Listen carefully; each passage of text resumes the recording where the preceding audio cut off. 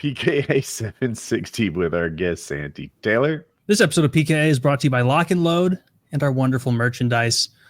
Santi, we have never ever had a wrestling expert on the show before, and so you're storming new ground here. We're all novices. You can get us to believe anything.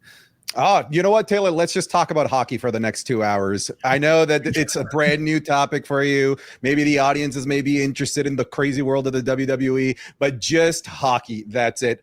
Guys, I'm excited to be on.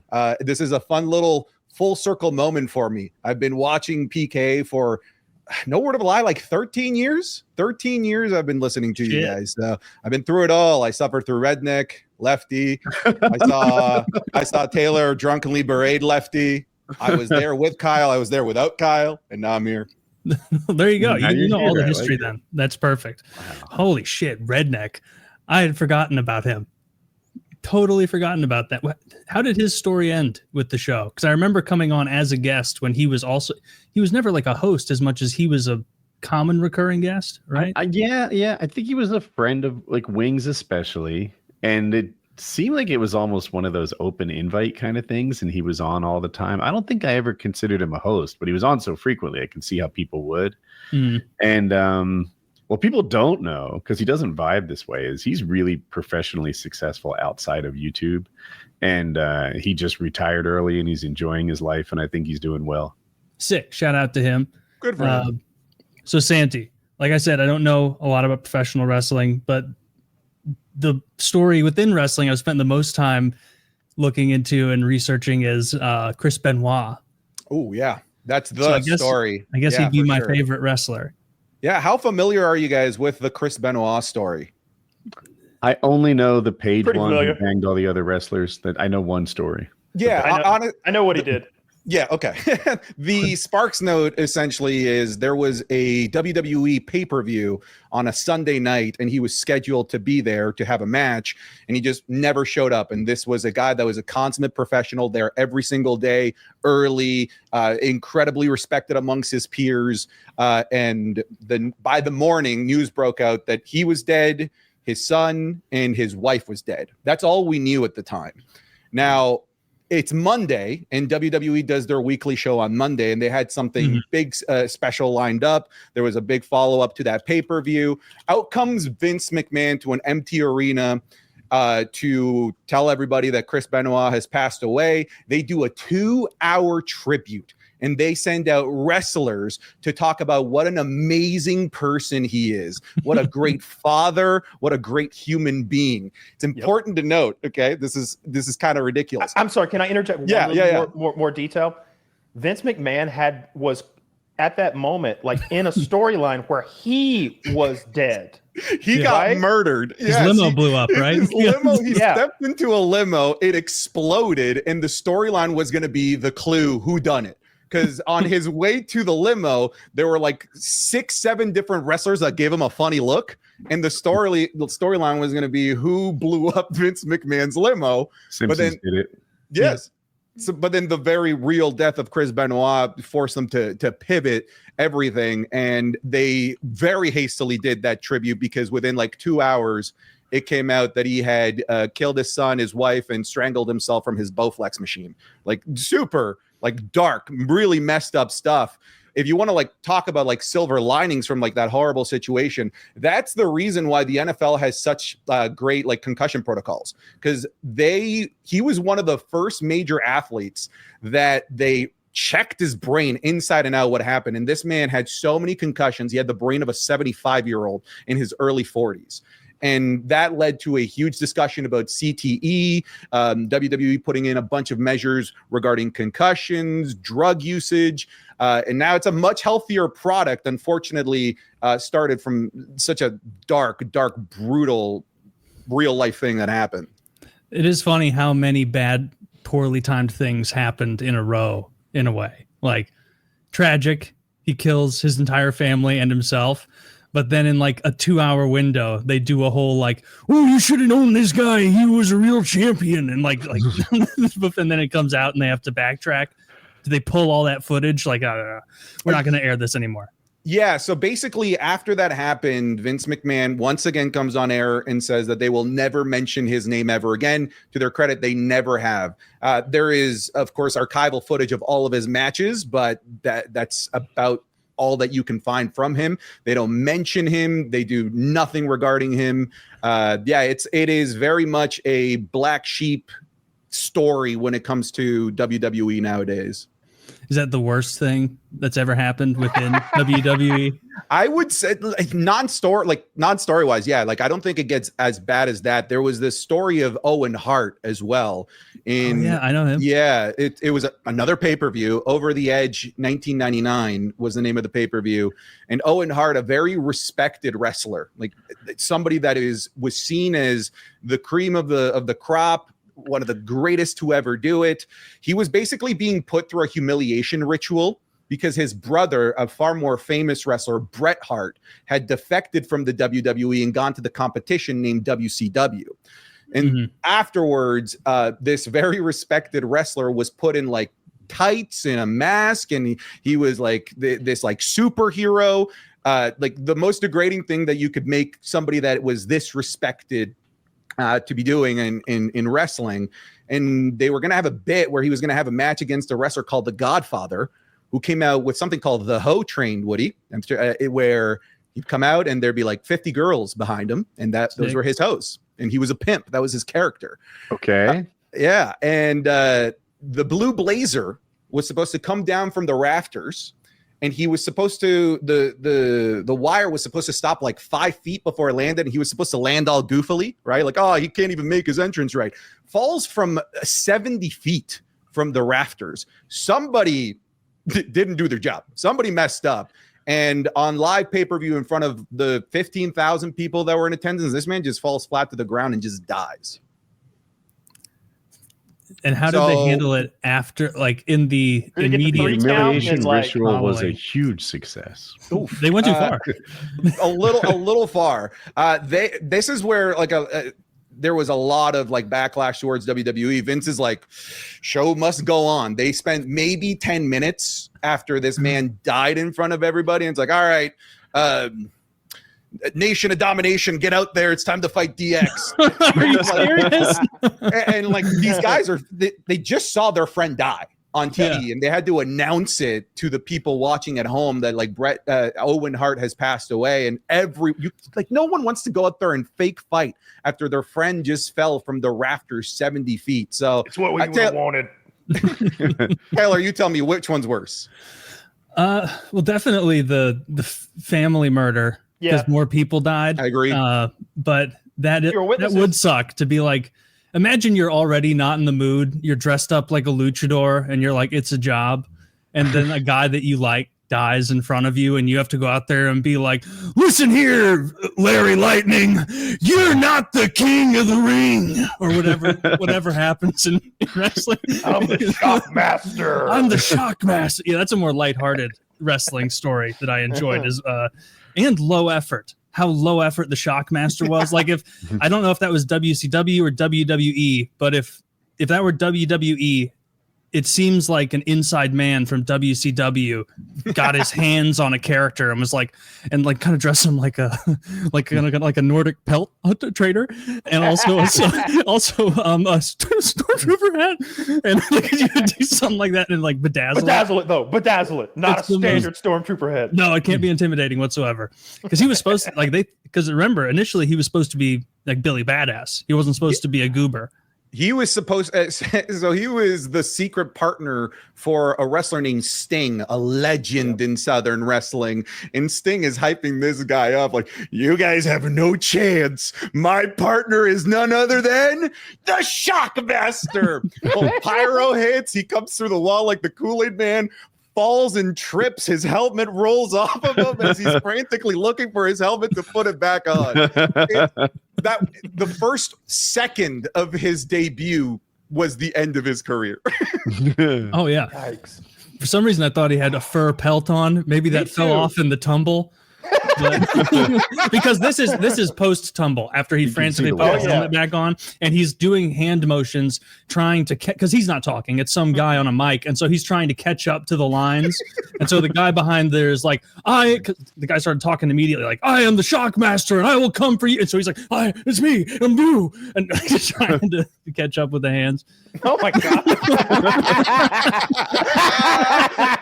He's so fat too. Like why is look, this is not the physique that I want to see in my pro wrestler. I like to see just people who look like superheroes.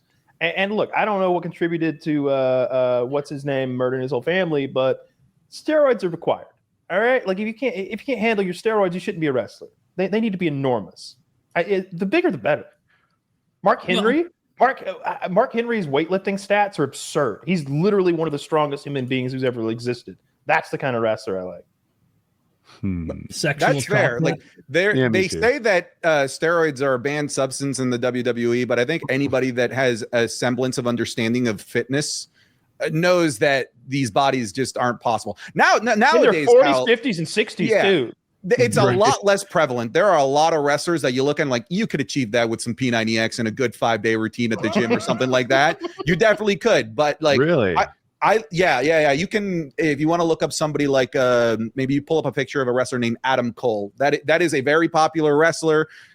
That is a guy that you might just find at your regular local gym. But then you see somebody like a John Cena who's 47 and is just jacked to the fucking gills. I don't think that that's chicken and a daily dose of your vitamins and saying your prayers. Cena looks really good. Like he's got a lot of almost naked scenes in what was that? Trainwreck. Peacekeeper or Peacemaker. Peacemaker. Yeah. And Peacemaker, he's there in his like little boy briefs, and he is just. It looks like he's carved out of marble. Like if you were carving him out of marble, you wouldn't be like, let's make this a little bigger, or that a little more defined. You'd be like, no, that's perfect. He nailed it. He looks incredible. What about that doesn't scream natural to you? the veins, the enormity, the mass, his age. That's just true, maybe. Yeah, he's pushing 50 at this point. He's a lot older than people think. Because he's been around now for a really, really long time. I had a friend, he's passed away since, he had a muscular dystrophy. And I met him back in like 2004, and he was one of the few people that I could talk wrestling with. And in 2006, this bitch, he got a Make-A-Wish, and I was like, dude, you gotta, John Cena, we have to meet John Cena. I mean, you gotta meet John Cena, but I'm coming. We have to meet John Cena. But he ended up going with a PS3 and a bunch of games because it just came out, and we could have met John Cena. That sucks. How long do you have to like if you do a Make-A-Wish? He'd even think about you for his Make-A-Wish. do you have a limit? Like if he made a wish and then maybe a period of recovery and then gets really sick again 4 or 5 years later, do you get to double dip, or are they like, no, you cannot make a wish? I don't think so. He only got one. If he got a second wish and he didn't get John Cena, then I'd be really mad at him. Was he terminal? How did he do? So he passed away like deep into his 20s. He lasted a long time with muscular dystrophy, and it just kept getting more degenerative. He had a twin brother, and they both got it. It's just that, it's the worst hand I've ever seen like a mom be dealt, because then she was also a single mom as well. It was. And then there's Chris Benoit. There's Chris Benoit. There's a lot of tragedy in the wrestling. Yeah, that's a rough mom situation as well. Yeah, she had it. She had it worse. Yeah, even more difficult. Is John Cena still a bad guy? So John Cena was the good guy for years. He was the Superman, the ultimate good guy. In fact, I think he announced the death in the execution of Osama bin Laden live on TV. I think it was like in 2011 after a show. He comes out on a microphone. He's just like, I just wanted to let you all know that we have found and ended to a permanent end Osama bin Laden. I think kids thought that he killed Osama bin Laden. He made it sound that way. He totally made it sound that way. Wow, you think Sting was with him? Yeah, he's now in 2025. He's in his retirement tour in the WWE. I think he's ready to go fully into Hollywood. Nobody ever fully retires. They come back for that juice every time they need it. I agree, but then John Cena is like actually like mega rich. Most of these guys come back because they blow through their money and are terrible with finances, like Ric Flair, who has had 17 different retirement matches. John Cena has Hollywood. So when he says retirement tour, I actually believe John Cena, but you're right, Kyle. That is actually like a trope in wrestling where one last match. Yeah, okay, fuck you. We'll see you in 5 years, bud. Hogan will be back. They'll forgive Hogan again. I don't even know. Is Hogan still on the outs with the organization? Because I know he's like gone in and out a couple times, seemingly, with all the N-word stuff and the sex tape and, you know, his whole thing being awful. Yes. So Hulk Hogan was actually paraded out by WWE a couple of months ago in their debut of Raw on Netflix, right? Like, let's bring out Hulk Hogan. He comes out there with his old manager. His name is Jimmy Hart, this tiny little guy with a megaphone. They go out there and it's to promote the brand new American beer. I guess there's WWE has a stake in that beer, and head to toe, that arena was booing the fuck out of Hulk Hogan. And he goes on podcasts later on to say that, it was LA, brother. You know how it is in LA. I'm still a heel over there, brother. They still remember the NWO days. It's literally what he said. Oh yeah, it was Hollywood Hulk's fucking dark goatee that's from 40 years ago. No, I think it's the racism and the no one will ever know. He genuinely believed that he was such a good heel in the 90s that they still hated him in LA, because he's on this podcast saying like, you should have seen what me and the boys were doing in the 90s over there. Still resonating over there. But hey, I felt that heel heat and I was like, all right. Dude, Hogan is a crazy human being. I had him on my live stream about 2 years ago. He was doing his apologetic tour for everything that he did. So we were doing a live stream for the Boys and Girls Club of America. All of the biggest like lob ball toss questions to Hulk Hogan to try and make him look good. We were talking about like getting into fitness as a kid with the Boys and Girls Club of America. And I think I accidentally like insulted him because I was like, Hulk, you got into exercise really early on through the Boys and Girls Club of America. I'm sure that exercising that early on in your career really helped you pick up the 500-pound giant at WrestleMania 3. There's like a weird, 3-second pause. He's like, well, brother, before we continue, you should know that he was closer to 700 pounds that night under the giant. No, he was not 700 pounds, but I'm going with it because it's his thing. I'd say maybe 800. As if someone would hear 500 pounds and be like, who even cares? Like that's a big weight. He barely picked him up too, right? Like, he didn't lift him and hold him, did he? Woody. All right, don't you tear down the Hulkster. All right, you act like you know who I've lifted. You've never lifted Andre the Giant. To you. His name is the Giant. Tell him, chat. Woody lifts giants all the time. Let's see.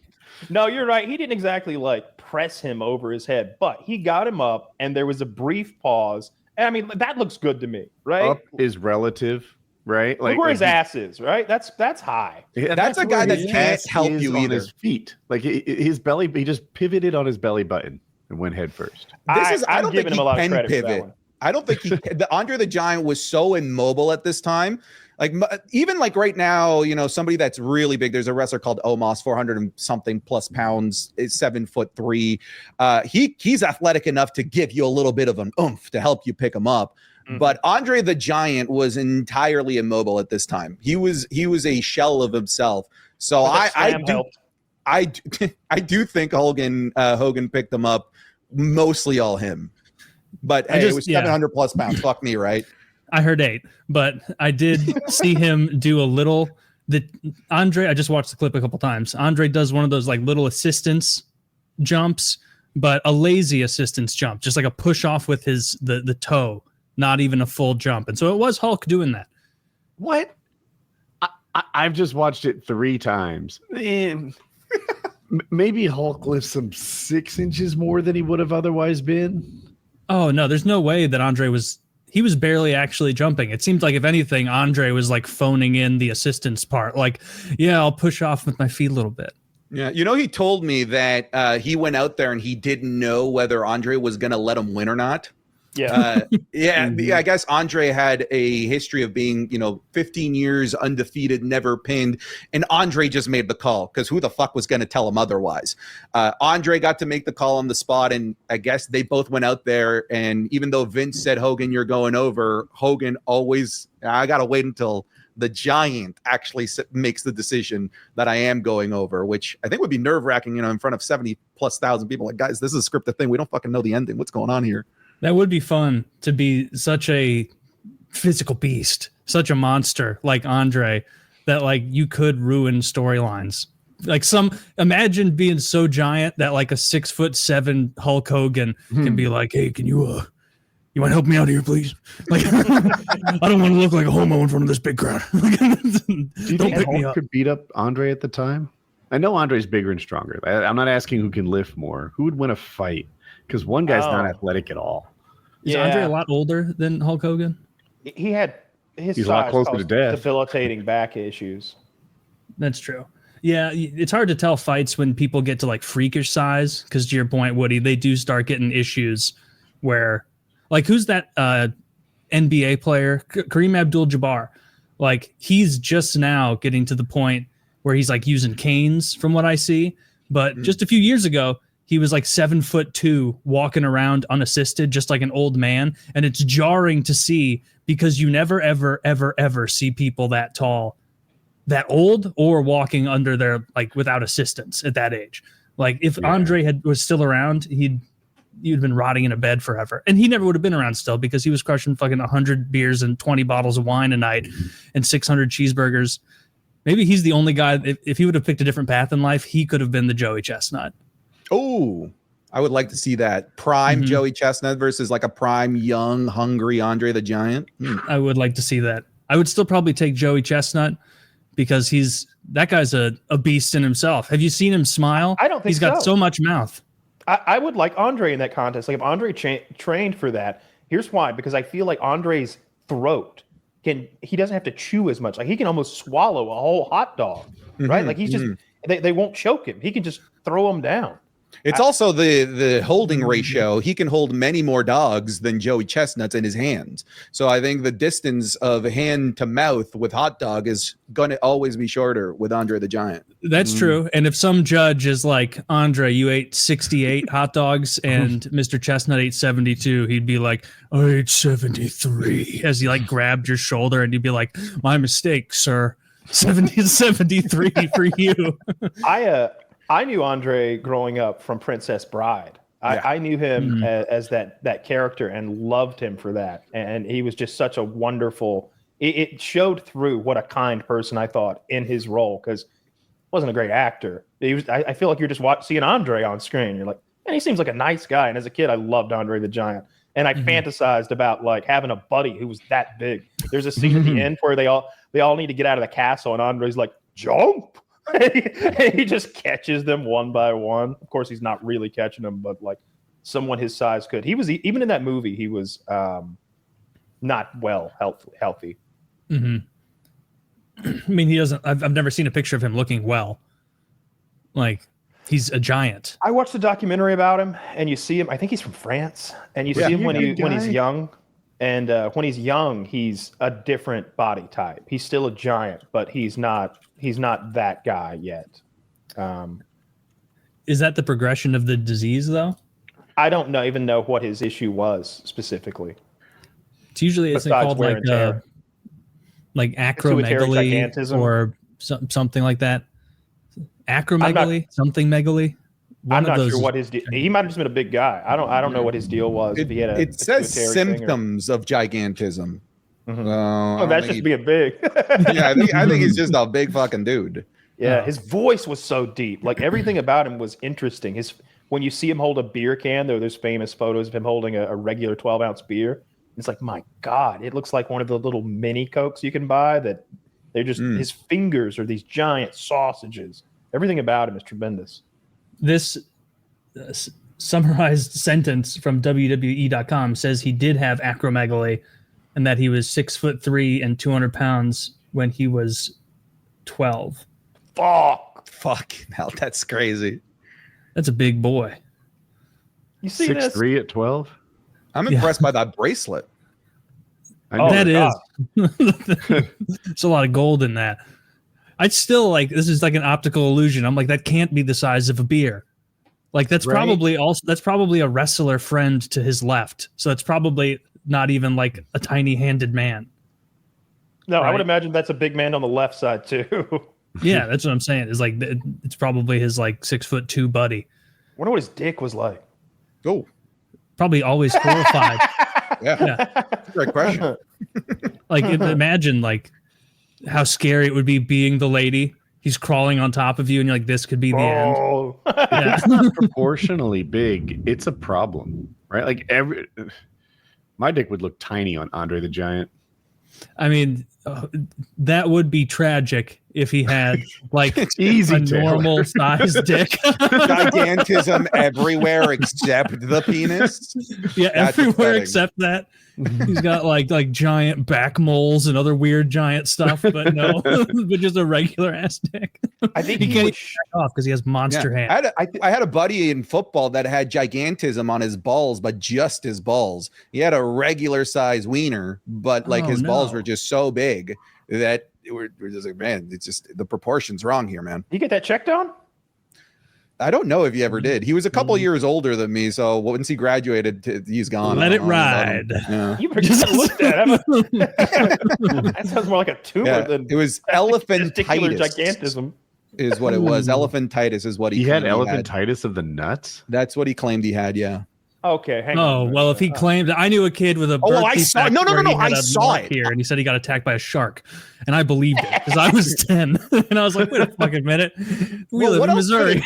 What else could his massive balls have been if not elephantitis? Doesn't like oh wait, is elephantiasis like fluid leaking in there? Is that what? Because I think a lot of the time when your sack gets huge, it's not like your balls are becoming giant. It's like there's some issue where there's a bunch of fluid leaking in there, right? Or is that not the case? It actually literally makes your testicles like the size of apples.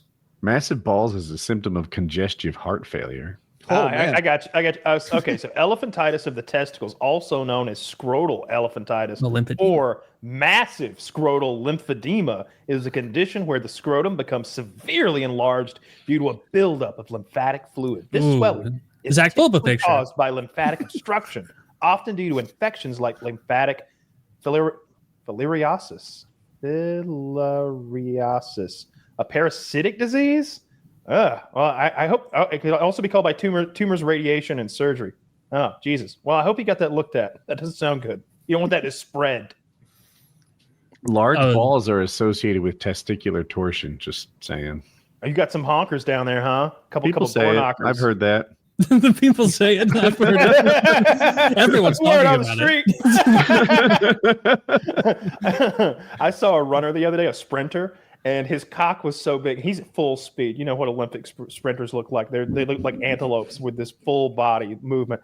And his cock comes out the bottom of his shorts, and he's running so fast and hard that his cock is doing a full up and down flop as pumping he goes. with his arms. It's coming up to his belly button. It's going halfway to his knee. He's trying to tuck it down, and also you win can't the do race. It was hilarious, dude. You can't take a second to tuck. Like you've trained so hard and so long to be there. Like your dick falls soft. The hard just happened unexpectedly. Like your dick falls out when you're in like an Olympic trial. You gotta go, man. You deal with that after the race. Steam ahead. I didn't waste all my time training just for a got a modeling job afterwards. I'm reading here. Have you even going to be a runner? Have you guys seen the new movie 28 Years Later yet? No. Okay, so it's the sequel to 28 Days, 28 Weeks Later. It's infected people, zombies, the scariest zombies you can imagine. Turn within 5 seconds and they're sprinting at you. It's fucking terrifying. The 28 years later, the zombies, some of them have mutated to the point where now there's an alpha. And the alpha is just a zombie with a 13-inch dong, and it sprints at you with this thing just flopping at you like an elephant. And I'm like, man, I don't know what the scariest part of the zombie is, the zombie part or the massive schlong flipping at you as you're trying to run away from him. It's a good movie, by the way. 28 years later. Tacit threat that like he's not just going to bite you. He's going to it might bite He's you. gonna molest you. Yeah. If anything, like, see, it feels like the dick and balls would be the first things to like rot off. Yeah, if you're They're a crazy. zombie. They're not typical zombies in 28. They're Oh, I rage. forgot about that. Yeah, it's the rage virus type thing. They're still kind of rotted, aren't they? I've seen that like once. Yeah, forever they ago. explained that after so many years that the rage virus for some has mutated to work like a form of a steroid, which is why the alphas have become bigger, stronger, faster, bigger dick. Well, That's a big dick. I'm looking at it right here. You're looking at it? You see it? Yeah, but Woody linked it right there. He's got a hog. Yeah. careful, Very don't click girthy. the link that Zach sent. I jokingly said send a picture of scrotum elephantiasis, and I think he did. I'm not opening that, Zach. Thank you very much. I knew there was some Ric Flair news from a while back that I hadn't read, but this happened on the Tampa subreddit. Some guy says, "Does Ric Flair keep coming to your restaurant and shitting himself?" ? That man has shit himself 6 times this year, drunk as fuck at bars and other restaurants. He gets thrown out of Water Street places all the time. Anybody in the service industry having to deal with this shit too? I've seen the post too. I mean, let him have his fun. He's right at the end. Let him. Well, I mean, shitting your pants. That's pretty inexcusable. If he was just pissing, if he was just a bit of a Neeson, Yeah, that would be fine. You know, he's just like having his laugh. Of course, he's incontinent. He got his head bashed 1,000,000 times for decades.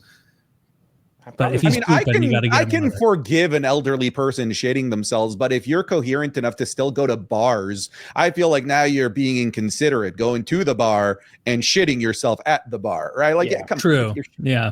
If you're there enough to go have fun, you're there enough to know to not shit yourself. 100%. I mean, how can you go I don't back want- after you do it? Like, I don't know how you can get, like, return after. If I went to a restaurant and shit myself, be like, oh, well, or marking that one off the list, not going back there. Oh, yeah. Yeah. That was a death sentence in school if you shit your pants. Like, it followed you for the rest of your life. I can't imagine how second grade, horrible it Kyle. would be. The other Kyle pooped his pants. Yeah. Second grade, he was in the bathroom way back. Second grade, you didn't have to go to the bathroom down the hall. Between the 2 rooms, there was a bathroom, if that makes sense. Like, you could walk from one classroom into the other, and in between there were bathroom doors, and then like a space, and then another door that led into the next room, and then there were bathrooms in there, and he was in there for way too long. And Miss whoever, I can't remember, my second grade teacher, Thurman, yeah, Miss Thurman's like, "Come out of there! It's been so long." And and it's like, even in second grade, I'm like, probably shit himself. His mom had to come bring in some clothes and stuff. It was very embarrassing. People don't forget. People don't No, forget. you didn't. That was what? You were in second grade, so that's 7 years old. Yeah. 7. No, it follows you're- you till the end of It's your been days. 30-something years. And you still remember that other Kyle pooped. Man, at least he didn't. I never saw this happen, but it's always the trope that like a kid poops themselves and then they have to wear like a free pair of gym sweatpants from Lost and Found or something. No, you always get the parent to come and bring them some fresh clothes. You can't like put them in some sort of Lost and Found wear and like go throughout the day, especially not. No, that would be child abuse. If anything, you let them sit in the office for a while until their You parents sit in it and learn your lesson like that. and rub their nose in it. Like, what do you can't do that. Did you guys? Oh my god. Did you guys ever have to deal with any sort of like story or stigma about yourselves in elementary school or anything? I have one. No, I didn't pee or poop myself. I kept it together. I never peed or pooped myself, and I never had an untimely. What I remember Vomit? being the biggest thing as a young kid were untimely vomits, like just kids vomiting. Yeah. And I never had a vomit issue either. But I remember there's this one girl, Ashley was her name, and in like kindergarten, it felt like once a month we'd be like finishing the picture of a bicycle or spokes or something onto like a complete, like whatever stupid nonsense they were doing when the teacher was hungover, and this girl would just out of nowhere just throw up all over her desk, and the teacher by the end was like, "Ashley, go to the nurse." Oh, Just like not even concerned about it. that's fucked. Yeah, big shout guess out it's to Ashley. She was a nice girl. I guess I prefer. I think I would rather. I don't know. I don't want him to No, shit in the room. vomit over shit your pants all day. 100%. All Even day. Even vomit over pee, because if you vomit, it's like, what happened? Dude, I was sick as hell. If you piss your pants, and certainly if you piss your pants, you can't use the excuse I was sick, because that doesn't make sense. If you shit your pants, you can use the excuse you were sick, but it doesn't give you any leeway. No leeway. So vomit, by far, I would have much rather been a vomit kid than a poop or pee kid. Mm-hmm. I had to shake off the stigma in grade 7, not stigma, I guess the rumor that I was special needs in grade 7, because throughout like all of my elementary school, so we came as refugees from Colombia to Canada.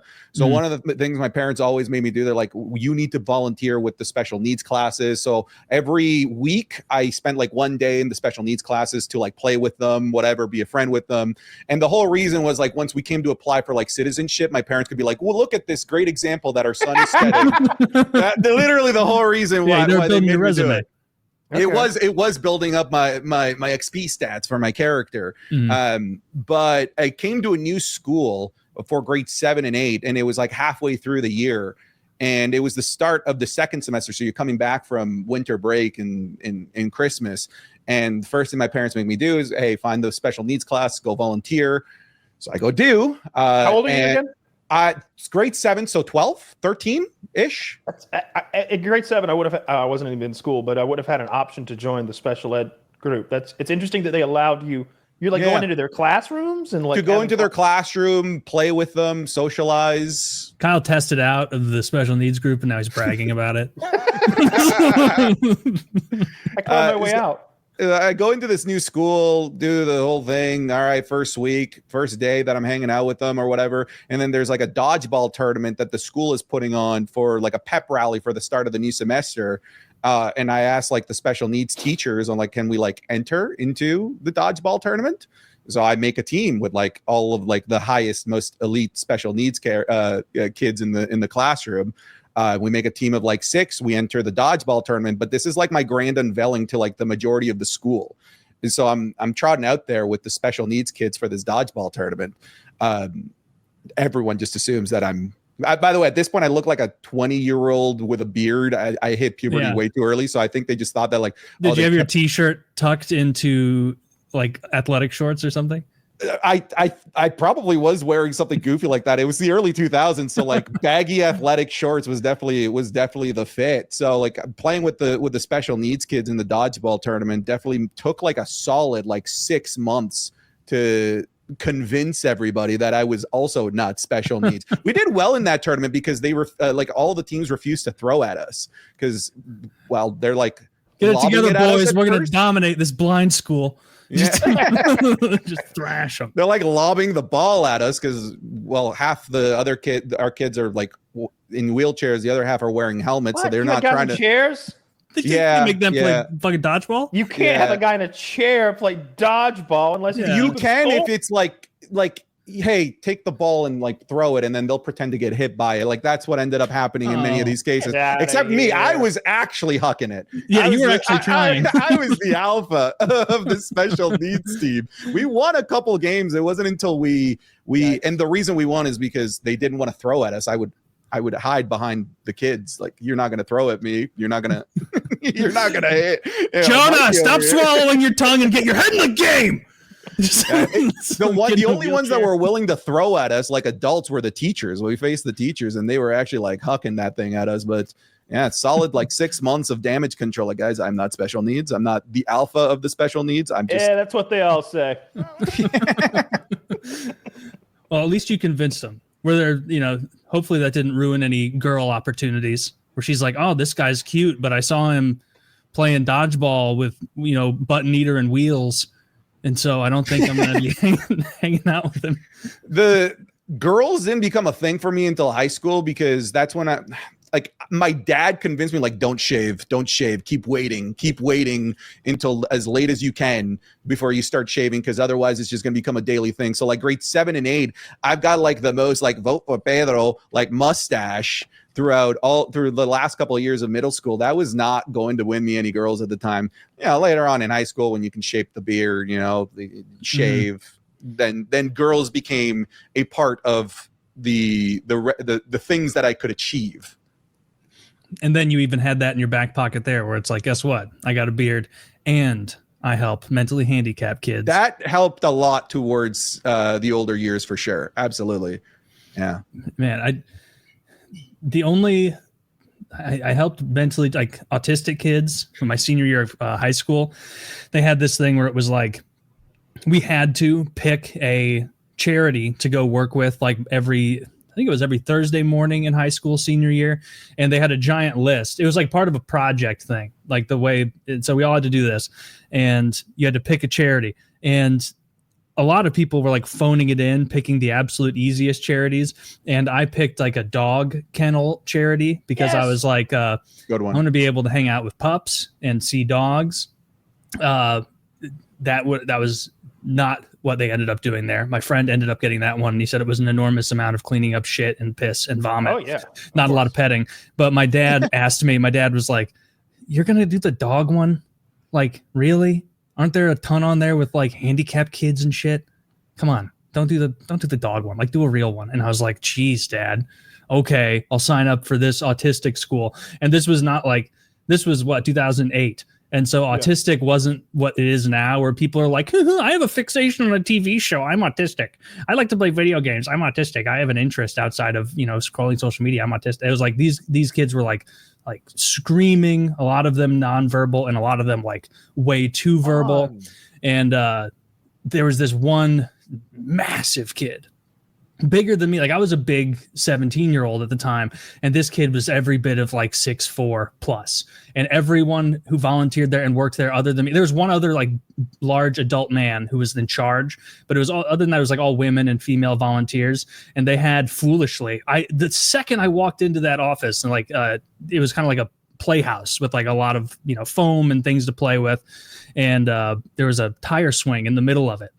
And I was immediately like, that seems dangerous.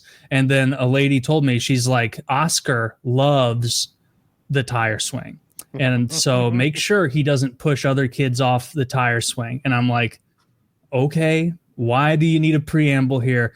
And then like the cave troll of Moria, Oscar enters the room, just an absolute monster, this kid. And there was no one else in the tire swing the first time, and so it was fine. But I remember one time distinctly, there was this really sweet young, like probably 7-8-year-old kid on the tire swing, back turned to the door, and Oscar peeps his head around. He's looking to destroy the tomb of Balin with his cudgel, and he like starts running towards the tire swing, and these women are like, Oscar, no! Like, and they had to shut down Oscar before, and he wasn't. It was nothing like, that kid's on my tire swing, I'm gonna hurt him. Nothing like that. It was just like, tire swing, I want to play on it, and I want to play on it right now. And so you had to keep an eye on him. But it was fun. See, I'm from a slightly older generation. We had nothing like this for the speds. Okay, they were in some. Most of them weren't allowed to come to school. Only the ones with physical stuff really came to school. All the mental ones were gone. They like shipped them off somewhere. We did have a retarded guy who was like 28 who would come around and take attendance, named Jody. And Jody would just pop into your room in the morning, like looking all weird, like making weird eye contact. His tongue would always be out a little, and be like, "Hey, Miss Walker. Hey, Jody. Hey." Like he would always creep on the hot teachers, and they knew it. And like most of them were just so annoyed with him. You could tell the exasperation in their voice. "Hey, Miss Walker. Hello, Jody. That will be all for today." Like give him his stuff. He was always creeping on the girls and stuff. He was he was a little bit of a liability, I think. I wouldn't have had Jody walk in those halls unattended. We were all assigned to different kids, and obviously it wasn't us like one-on-one for a kid. We would be like a teacher's assistant to the teacher's one-on-one person. They wouldn't actually trust us. No, of course not. I was 17. I didn't know what I was doing. I could have been a burden. Like a lot of it was like, go take care of this, move these boxes, reorganize that, watch him for a minute. He likes to play blocks. Go play blocks with him while I try and decompress. And my kid was like just oscillated between like total spaz outs and being like really, really cool. Like at one point they had to put him in this padded room, which even at the time I was like, what? You guys have a padded room here? And then they're like, yeah, we have to put him in there sometimes. He always pees in that corner of it. And I'm like, all right, Come on. tighten the power a little bit. He did. Are he you would pee in the serious corner right of the. I'm 100% serious. He would pee in the corner of the padded I room. believe all just- of this. I can tell you the. I can tell you the name of the. I want to autistic pull all these school. fragments together and wrap my hands around them real quick. Yes. You had a giant Mongo retard that you met in an after hours program of some kind, and at your school they had a padded. No, not room. my school. This was a school for the autistic that every Thursday morning I had to volunteer at. You're Mine driving was there? at my school. I Mine would, was at my school. I would drive there in lieu of going to school for like the first 2 hours, and then I would go to regular school for And he like. had a pee corner third in the padded room. Like she didn't tell me that he always peed in the same corner, but the teacher lady was like, he has peed in there before. More like a forewarning. Yeah, it was like that was his way of fighting back. And then I've mentioned this on the show years ago. My friend, a girl in my grade who also volunteered there, her kid was the most like, I always thought of Spike from Land Before Time. When I saw her kid, Spike was the one who has that gif people like of like munching all that grass in a very tantalizing manner. And he was the only character in Land Before Time that didn't speak. He was just along for the ride, having a blast, a good time. And that's what this kid was. He was like mostly nonverbal. He was just having a time. Like he was well It made behaved. no sense for Spike not to be able to speak. Yeah, it didn't make sense for Spike not to He be was able an to speak. animal amongst like animals, but there was clearly a class system. It was. He was he was an untouchable, the lowest caste. And this kid that was in there, he had a fixation on Funyuns. And so, but every time he ate Funyuns, like if I gave you a bottle of rubber cement and said, all right, it's you versus this kid, whoever has more Funyuns on their face in 10 minutes wins $1 million. Go. He would blow you out of the water. That kid had more Funyuns on his face all the time. Just constant Funyuns on his face. But he was just like Spike. He was just munching, having a good time. I love the fact. Can't eat. I love the fact that this is all so foreign to Kyle, because Taylor, you and I could swap war stories. I had a kid who, and this is now in high school, so now I'm grade 12. I'm much older. He, anytime he wanted to like scream or he got angry, Woody, we're talking about like when I did volunteering for the special needs classes in high school. He just he loved going in this velvet bag. And the teachers would allow to go into this velvet bag, and then you just see him in this velvet bag rolling through the classroom in this velvet bag. And there would be students that would see it like walking by. They're like, what the fuck's going on? It's just John in his velvet bag. Just let him be. Did it look like Santa's bag of toys? It was actually very similar. It was like a reddish color and like very velvety. I think, yeah, you can already picture this same kid. We were playing hide and seek. So I'm with him, and then there's another senior student that's with another kid, and they're hiding. We're hiding throughout the school. But the other kid that we were looking for, I don't know what he had, but he had a tick, I think, where every 3 seconds he goes, So it was 3 seconds, that's every 3 seconds. And it's something would trigger. I don't know what it was. And my kid was smart enough. He's just like, shh, just listen. So we're there listening throughout the halls of the high school, trying to like listen for the uhs. And he goes to me, he's just like, it's like the heartbeat sensor in Call of Duty. I'm like, I'm like, all right, I'm down. We're looking for this guy. So you turned it into a game. That's yeah. And always, anytime we found him, he was the easiest one to find. Worst hiding spots. Like you could see like his legs dangling out from wherever it is that he might be hiding. And I would see the other like senior student that's with him, and we're just kind of like making eye contact. I will say, like, it was really enriching doing this volunteer work, because it gave me a ton of patience for those with special needs, and it taught me a lot personally. But there's some fun on the stories. spectrum, but a bag sounds kind of dope, right? Am I the only one who's like, I could slip in a bag? I'd like a velvet bag. Well, I picture like a giant pillowcase, maybe not something so suffocating. It's to me, it just sounds awful. It sounds terrible to me. He was having a blast. It genuinely was. There was a point where he had like an audience. That's what I was doing. I went to the students. pillowcase. Needed a break. What do you needed a velvet bag break? Yeah. Or I know you've said that, Woody, where you're like, oh man, these weighted blankets, there's something to them. Like, which understandable. I had one of those for a while and I got it. So I don't think did you ever specific. make like living room or bedroom forts with blankets and pillows and chairs and stuff? All the time. I love that so much. Like the idea of creating my own little like tunnel cavern network. And I know where I got the idea and this fascination with it in, I think maybe first or second grade for Halloween. They transformed one of the teacher's entire classroom into a haunted house for like little kids. And they had used cardboard and chairs and made a tunnel to like crawl through with like little spooks as you went along through it. And I loved that. I didn't want to come out of it. The same thing with, they used to do this thing where they had like a fake fire practice thing. Like you'd go into like a fake house and they fill it with fake smoke and you learn how to crawl back out as kids. I love that too. What? Yeah, you never done that? They used to wait, you crawl. They filled a fake house with smoke, and then you got to try and escape it. Imagine like it's almost like a playhouse that you can put on the back of a trailer, and they would have it at. I remember they had it at like the fair or the circus or something, some sort of like in-town get-together. And as a kid, you'd go in there and they fill it with fake smoke, and you'd learn how to escape a house that was on fire. And I can still taste like that fake smoke. And I love to do that. Oh yeah, it's great. We learned how to survive house fires. Not the same thing, but did you guys do this thing where you'd chew on a red pill, brush your teeth, and then they'd show you how bad you were at brushing your teeth? Oh, yes. One time, yeah. I didn't like that. I felt like there's no way for me to beat this process. Right? Like it's going to show up. That's fair, anyway. But then some kids, it's like, you're standing out. You're awful at this. You've got hygiene issues. It was on them for doing it after snack time. You ever do lice? You ever get lice checked in school? Yes. Yeah. No, I don't think we had a lice scare, so there was no need. We had a lice scare in, I'm gonna say, third grade. Yeah, definitely. And I remember we came in from being hot as fuck outside on the playground in the middle of the summer, and I remember my head was so sweaty, and in that cold air conditioning, she was running that comb through my hair, and it was heaven.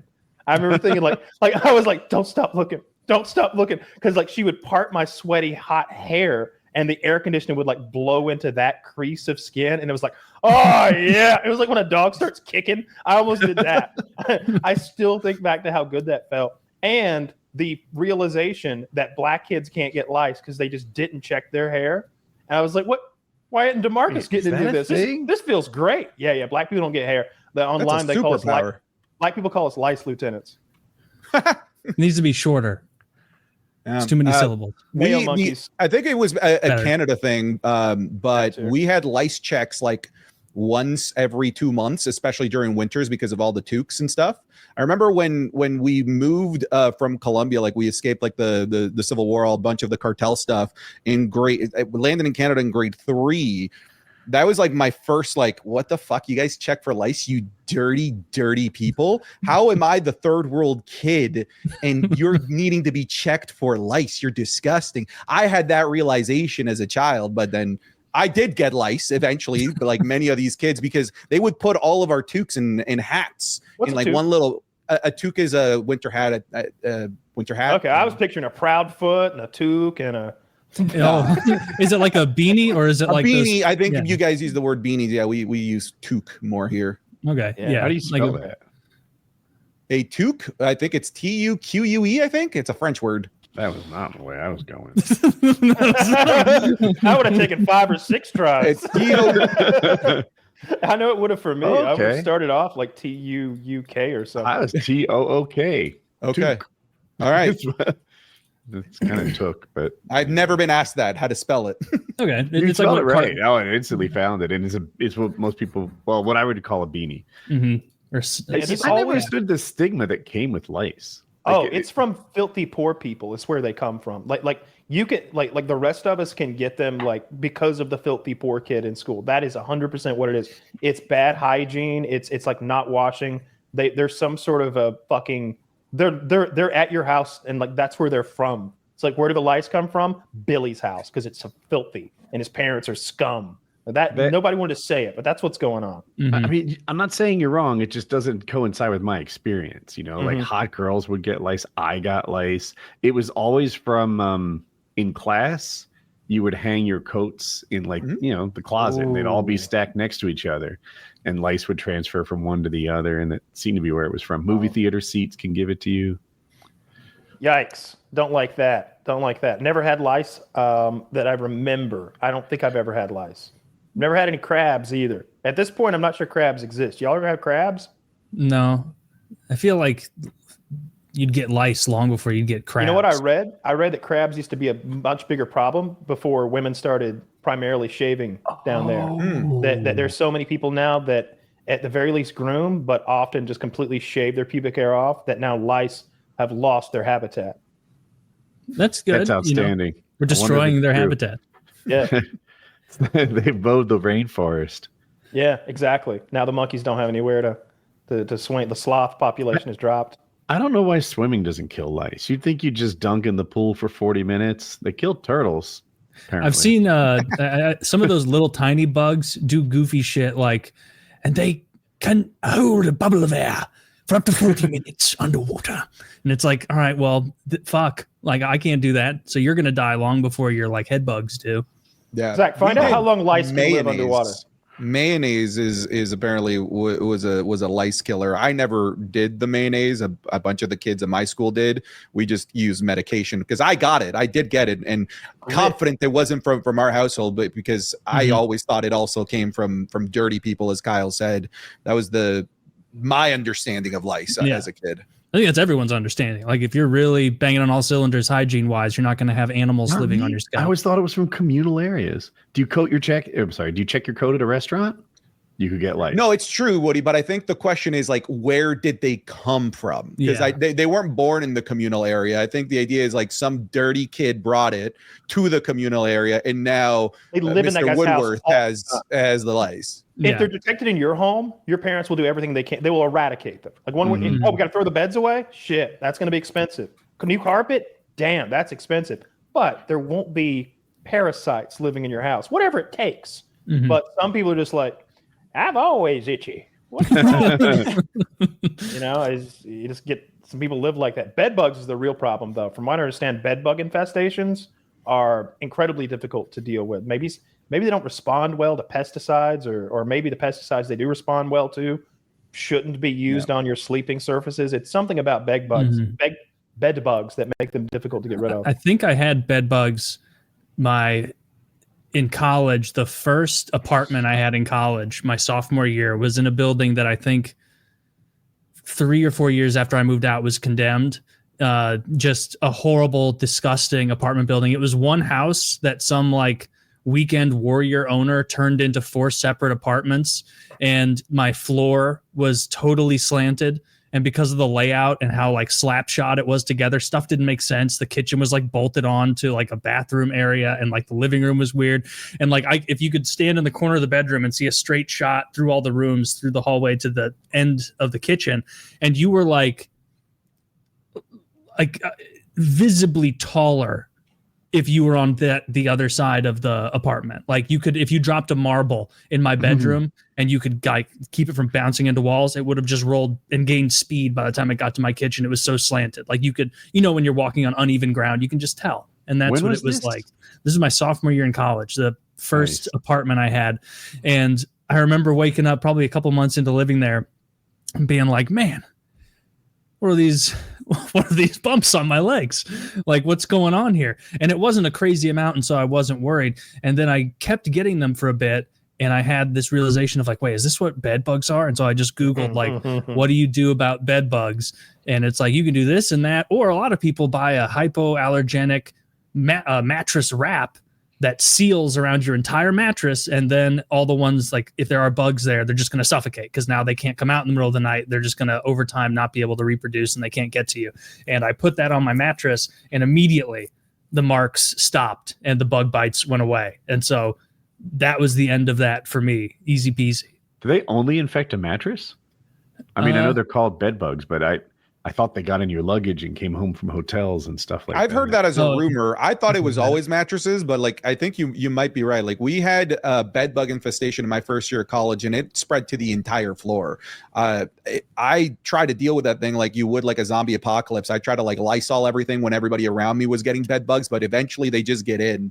There and exactly like what Taylor said. Like I was finding like bumps on me, but I was also then finding like blood streaks on the mattress, which would be like I don't know if it's the bed bugs getting squashed or them dragging my blood. I don't know what it was. It's disgusting. It was vile. My parents wouldn't let me come back home until all of that was taken care of. I was stuck there because they're clean. Yeah, bed bugs are disgusting. It's like I'm trying my best to be in my sanctuary right now, in my bed, sleeping, recuperating, and you just know that there's some monster that's going to feast on you. You ever at Chiggers? Yes, constantly, all the time, running around in the yard as a kid. Chiggers are larvae. They're the larvae of mites, and they attach to your skin. You get them in tall grass, and they bore into your flesh and leave like a proboscis on the outside so they can breathe. And they're just inside you, making you all itchy and rashy. And the easy you get a ton of them. You can get like your whole, like your ankle and like lower calf area. I don't know if you got them like that, but just covered. Walking in fields in Tennessee, they were with like really tall grass, and came home with chiggers all over my ankles. I put nail polish on them. But the only I don't paint my nails normally, so they were the only nail polish I had access to was like purple or green or some shit, and so I got all these purple streaks on my ankles for a week. It was good to be rid of them, though. It was a small price to pay. Those things were itchy. Oh yeah, they're way itchier than mosquitoes even. Parasites in general like really ick me out. I think there was this show on maybe Discovery Channel it was all about parasites. It was about things living inside of people and them not knowing it. They covered botflies and all sorts of things. I saw a thing on Reddit recently about how tapeworms were very fashionable at one point for weight loss. You could go to the store and buy a bottle and it had like a tapeworm egg in it, and ladies would take it to lose weight. Yeah, my girlfriend would often joke about wanting a tapeworm for her. She does bodybuilding, so like to like cut the final like couple pounds before getting on stage. She wanted that tapeworm, man. We didn't know where to get it. You can get a black market tapeworm. They go to your brain sometimes. You gotta want it. Hey. It's not a being healthy competition; it's a looking healthy competition. Yeah. Fuck. They also I know, and I've seen them not in person but on the internet when they're coming out the back end of a dog. The dog will be trailing this 15-foot long, and it'll be multiple like worm that's hanging out of its ass, and it's like, oh God, do I pull or do I cut or do I just run away? Like what? Yeah, I've seen that with like bears. I've seen footage of bears with these like super long worms just coming out of their ass, and like, man, that cannot be comfortable, brother. I'm sorry you're going through that. Oh, we talked about that recently. Yeah, those parasites are disgusting. Oh, yeah. And bears are lousy with them. I don't want any parasites. It's bad enough I know that we've got those mites on our eyelashes. That whenever I think about that too much, it bugs me. Yeah, they're not hurting us. Those ones are fine. I guess. Yeah. True. Oh yeah. Yeah, a tapeworm is way worse than a little mite in your skin. Yeah. I've never known. Google, do I have mites on my eyelashes? Ask Grok. And then ask Grok who's responsible for it.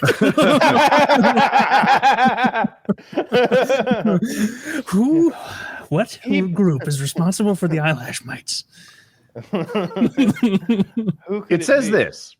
It's likely you have eyelash mites, as they're common and often asymptomatic. However, if you're experiencing symptoms like itchy burning or crusty eyelids, blurry vision, or excessive tearing, you might have an eyelash mite infestation that requires treatment. Implying that there are infestations that don't require treatment. Exactly. I'm guessing those are the ones Kyle's talking about. You've got your here's what you do, Woody. This would be such a great science experiment. Pluck a couple eyelashes and get the old microscope up. And what you like zoom in, you like focus, and it's rife with them. They're waving. They're giving you the birds. The claws. Is that something that like you know about? Like parasite infestations?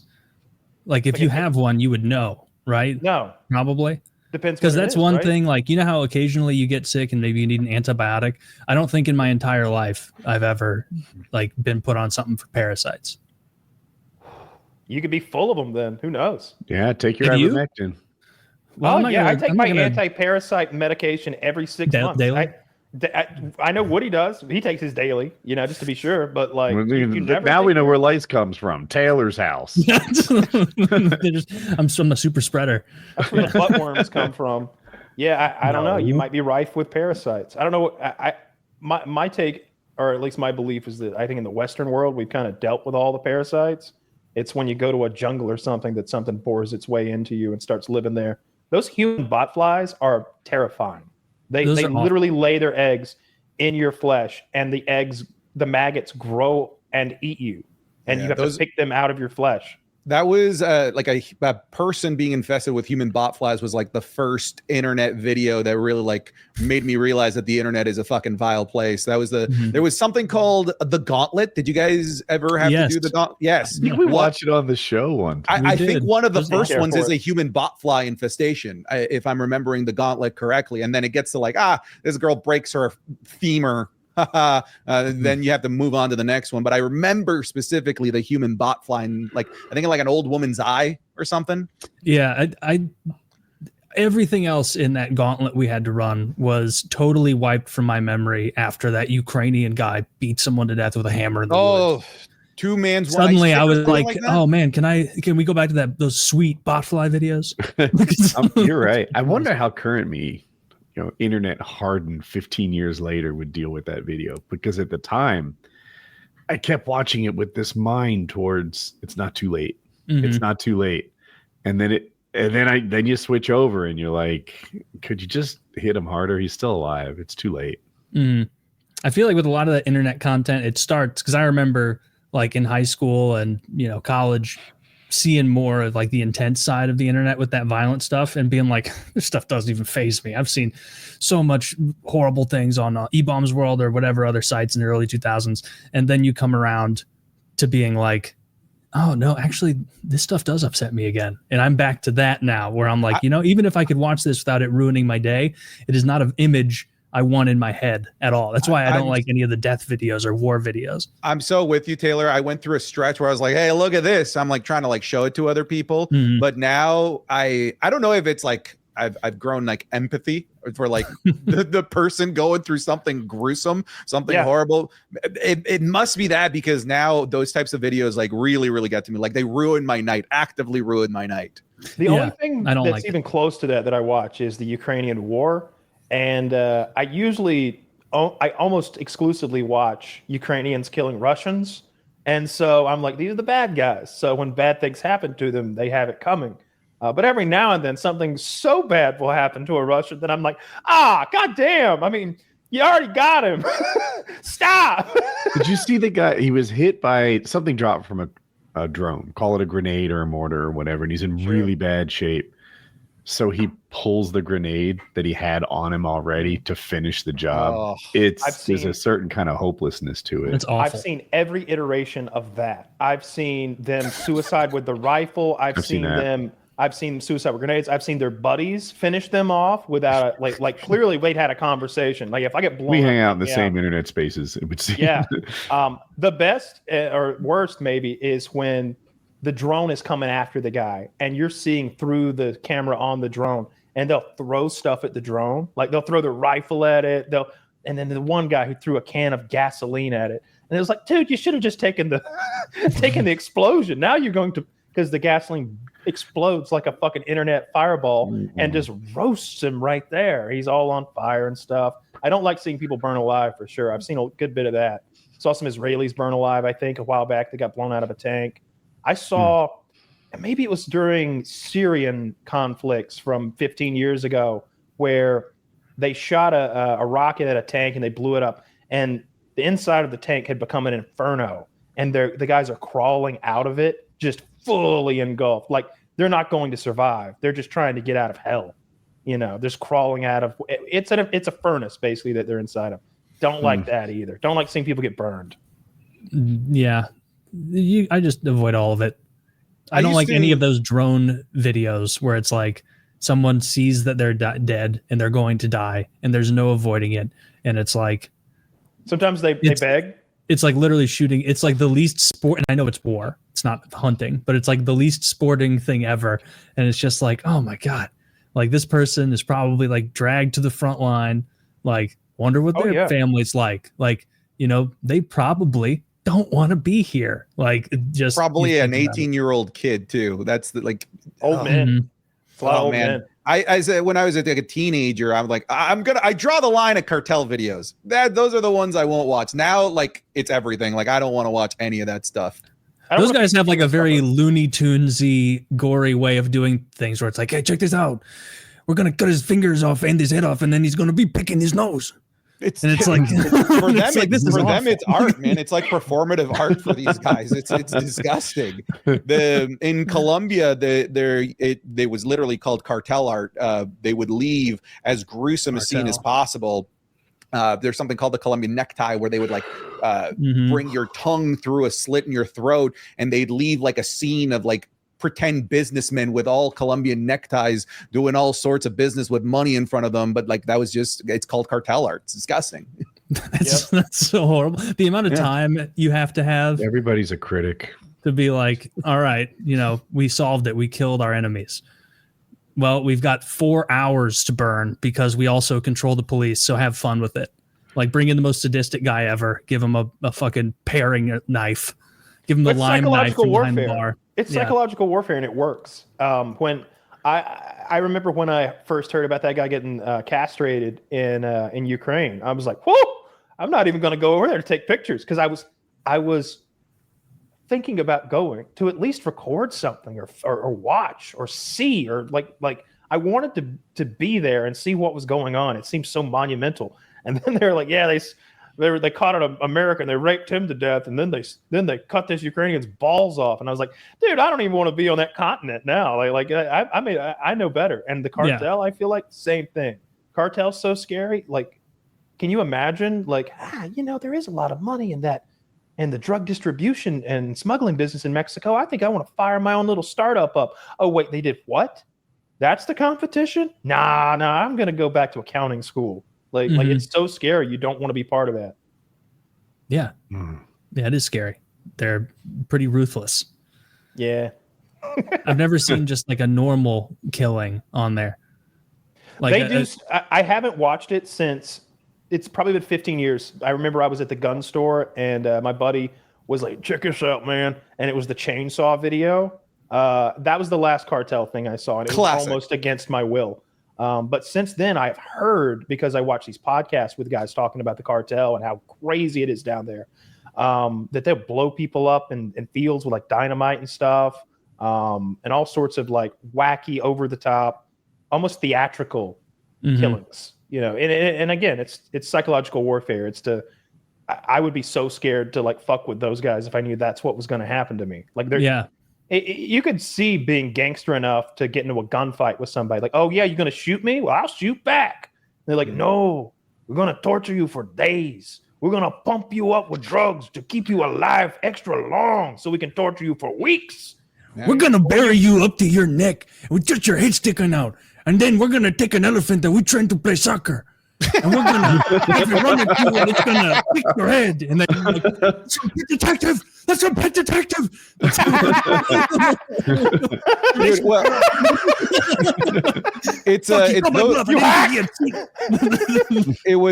those cartel guys like that made my dad make the decision to flee Colombia, because we came as refugees, and it was like this time in Colombia where the Medellin cartel and the Cali cartel had fallen, but like these offshoot cartels started taking over in different areas. And my dad being like a fairly high up accountant for somebody that was also making money nefariously, he was threatened numerous times with like photos of me and my sister at our school, for example. So did your family claim asylum? Yeah. So we originally left under the guise of tourism. We bought tickets. Hey, we're gonna be in the United States for 6 months. but we already had a lawyer lined up here to claim asylum, all legally. We ended up changing our minds like almost like last minute and ended up seeking asylum in Canada after being in the States for about a month. Good pick. It was also just awful timing. We landed in Newark, New Jersey on August 30th, 2001. So like 12 days later, that area is just a fucking mess. And then I think like 2 months later, maybe you guys can correct me if I'm wrong, I think anthrax started being mailed to people. Right. Yeah, so it was like a combination of things like that's like, Shave yeah, that we're going to Canada. we're Dude, the going anthrax post office was like, they're like, the first heroes on the front lines were firemen, and now it's mailman. And the whole country was like, nah, it's not you. Yeah, I get what you're trying to do, but Exactly. nah, how about you get my fucking shit here on time? How about that, man? So you kind of lived Ozark. Yeah, a little bit. Yeah, like it's been really interesting now being 32 years old, now being able to like have a drink with my dad, and my dad almost like revealing the documents that have been censored throughout all of these years, and like now telling me like the real side of like why we did this, why we did that. Like I'll give you an example of something that he declassified maybe like 3 months ago. We're just having a drink. He's like, Santi, do you remember your friend Jeffrey? I'm like, yeah, I remember Jeffrey. For context, Jeffrey was an older boy, about like 4 years older than me. He was our barber's son, and he's the one that like introduced me to like video games. We would play. When my dad would go get his haircut, we'd hang out. We got there once for a haircut, and then Jeffrey is vegetative on a bed. I was like, oh my God. And I'm 7, old enough to know like something happened here. Mm-hmm. And my dad says like Jeffrey fell from a balcony. He fell from the balcony, hit his head, and we don't know if he's going to make it. He ended up eventually making it, having a pretty normal life, but with a lot of problems. And a couple months ago, my dad's like, you remember Jeffrey? I'm like, yeah. Yeah, he didn't fall from a balcony. He found his dad's gun and accidentally shot himself. I'm like, oh my God. Oh my God. I'm like, Dad, why would you not tell me that? What? Like, I'd be scared of guns. I'd be the gun safety. He's like, well, you were being kind of a dickhead by our balcony, so like we thought this was a good way to teach you a lesson. He's like, well, I don't have any firearms, but I do have a balcony. Well, this is tragic, but life has given me lemons here. You see what happened to your friend Jeffrey? He didn't eat all his vegetables. That's what happens when you don't study. Jeffrey, it's tragic. He talked back and he didn't do his homework. He goes, did you realize that they lived in a 1-story bungalow? Like, no.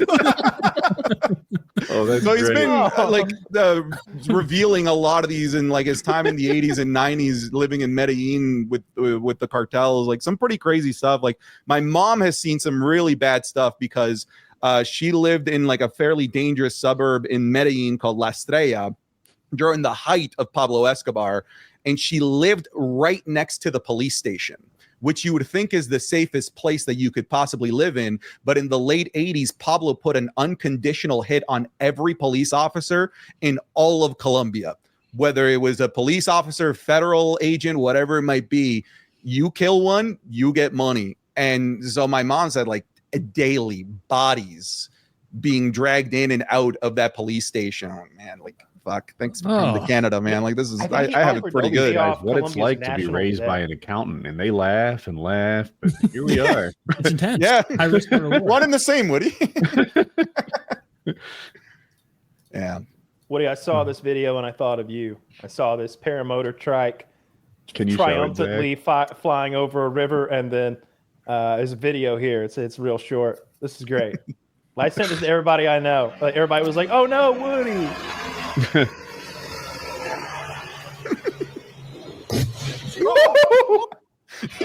Oh jeez. Oh jeez. I love the OGs guy. Oh geez. Gee Dude, I've willikers. seen that in real life a couple of times. I've seen it be a non-incident where they bounce off the power lines because they weren't going straight into it. And I've seen it be a really big deal. My friend hit, and we call him Sparky now. And yeah, just like that. Big like blast of electricity burnt his wing. He fell like that guy, maybe 15 feet or so. Mhm. He couldn't walk for a while. His hips were like broke, like they moved sort of independently, his two hips. Oh. And I was right there. There was a farm, and to see it from the top, it looked like a maze. which to a paramotor is an absolute playground. And I was a little more experienced with him. He was like a 200-hour pilot at the time, but he was right at this stage where I would have felt like a dick mother henning him, telling him like, don't forget to look for power lines, don't this, don't that, over the radio. So I didn't say anything. And I felt some guilt over that because I did a high level pass at like 500 feet, another pass at 100, got the whole layout of the place, and then started having fun. He went straight to the fun part until he ran into power lines. Standing on the ground, power lines are pretty visible, right? You see them against the blue sky. But when the backdrop is trees and grass, they're very hard to spot. And sure enough, he didn't see him, and he ran into him, and it made him fall, and he got hurt. He opted not to go to the hospital right away. He went the next day, but I had to fly back and get his van, and I was terrified the whole time. They call it a fear injury in paragliding. And I'm like, I don't even know, 500. I've done 1,000 flights at this point. And I'm like, do I still know how to launch this? There are these trimmers on your wings that make you go faster. I didn't want to touch them. I'm like, this fucking contraption's working right now. I don't trust it to make any changes. And I was scared of landing the whole flight home, which was like 40 minutes. And I did fine. I landed and I got his van and everything.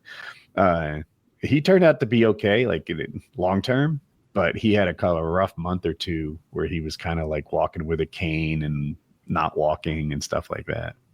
That guy lived. Sucked. The guy that went into the water there, he lived. Although you could definitely see how someone would die like that if they weren't fit or if they took a knock on the head or something like that just right. I imagine you're strapped into that trike.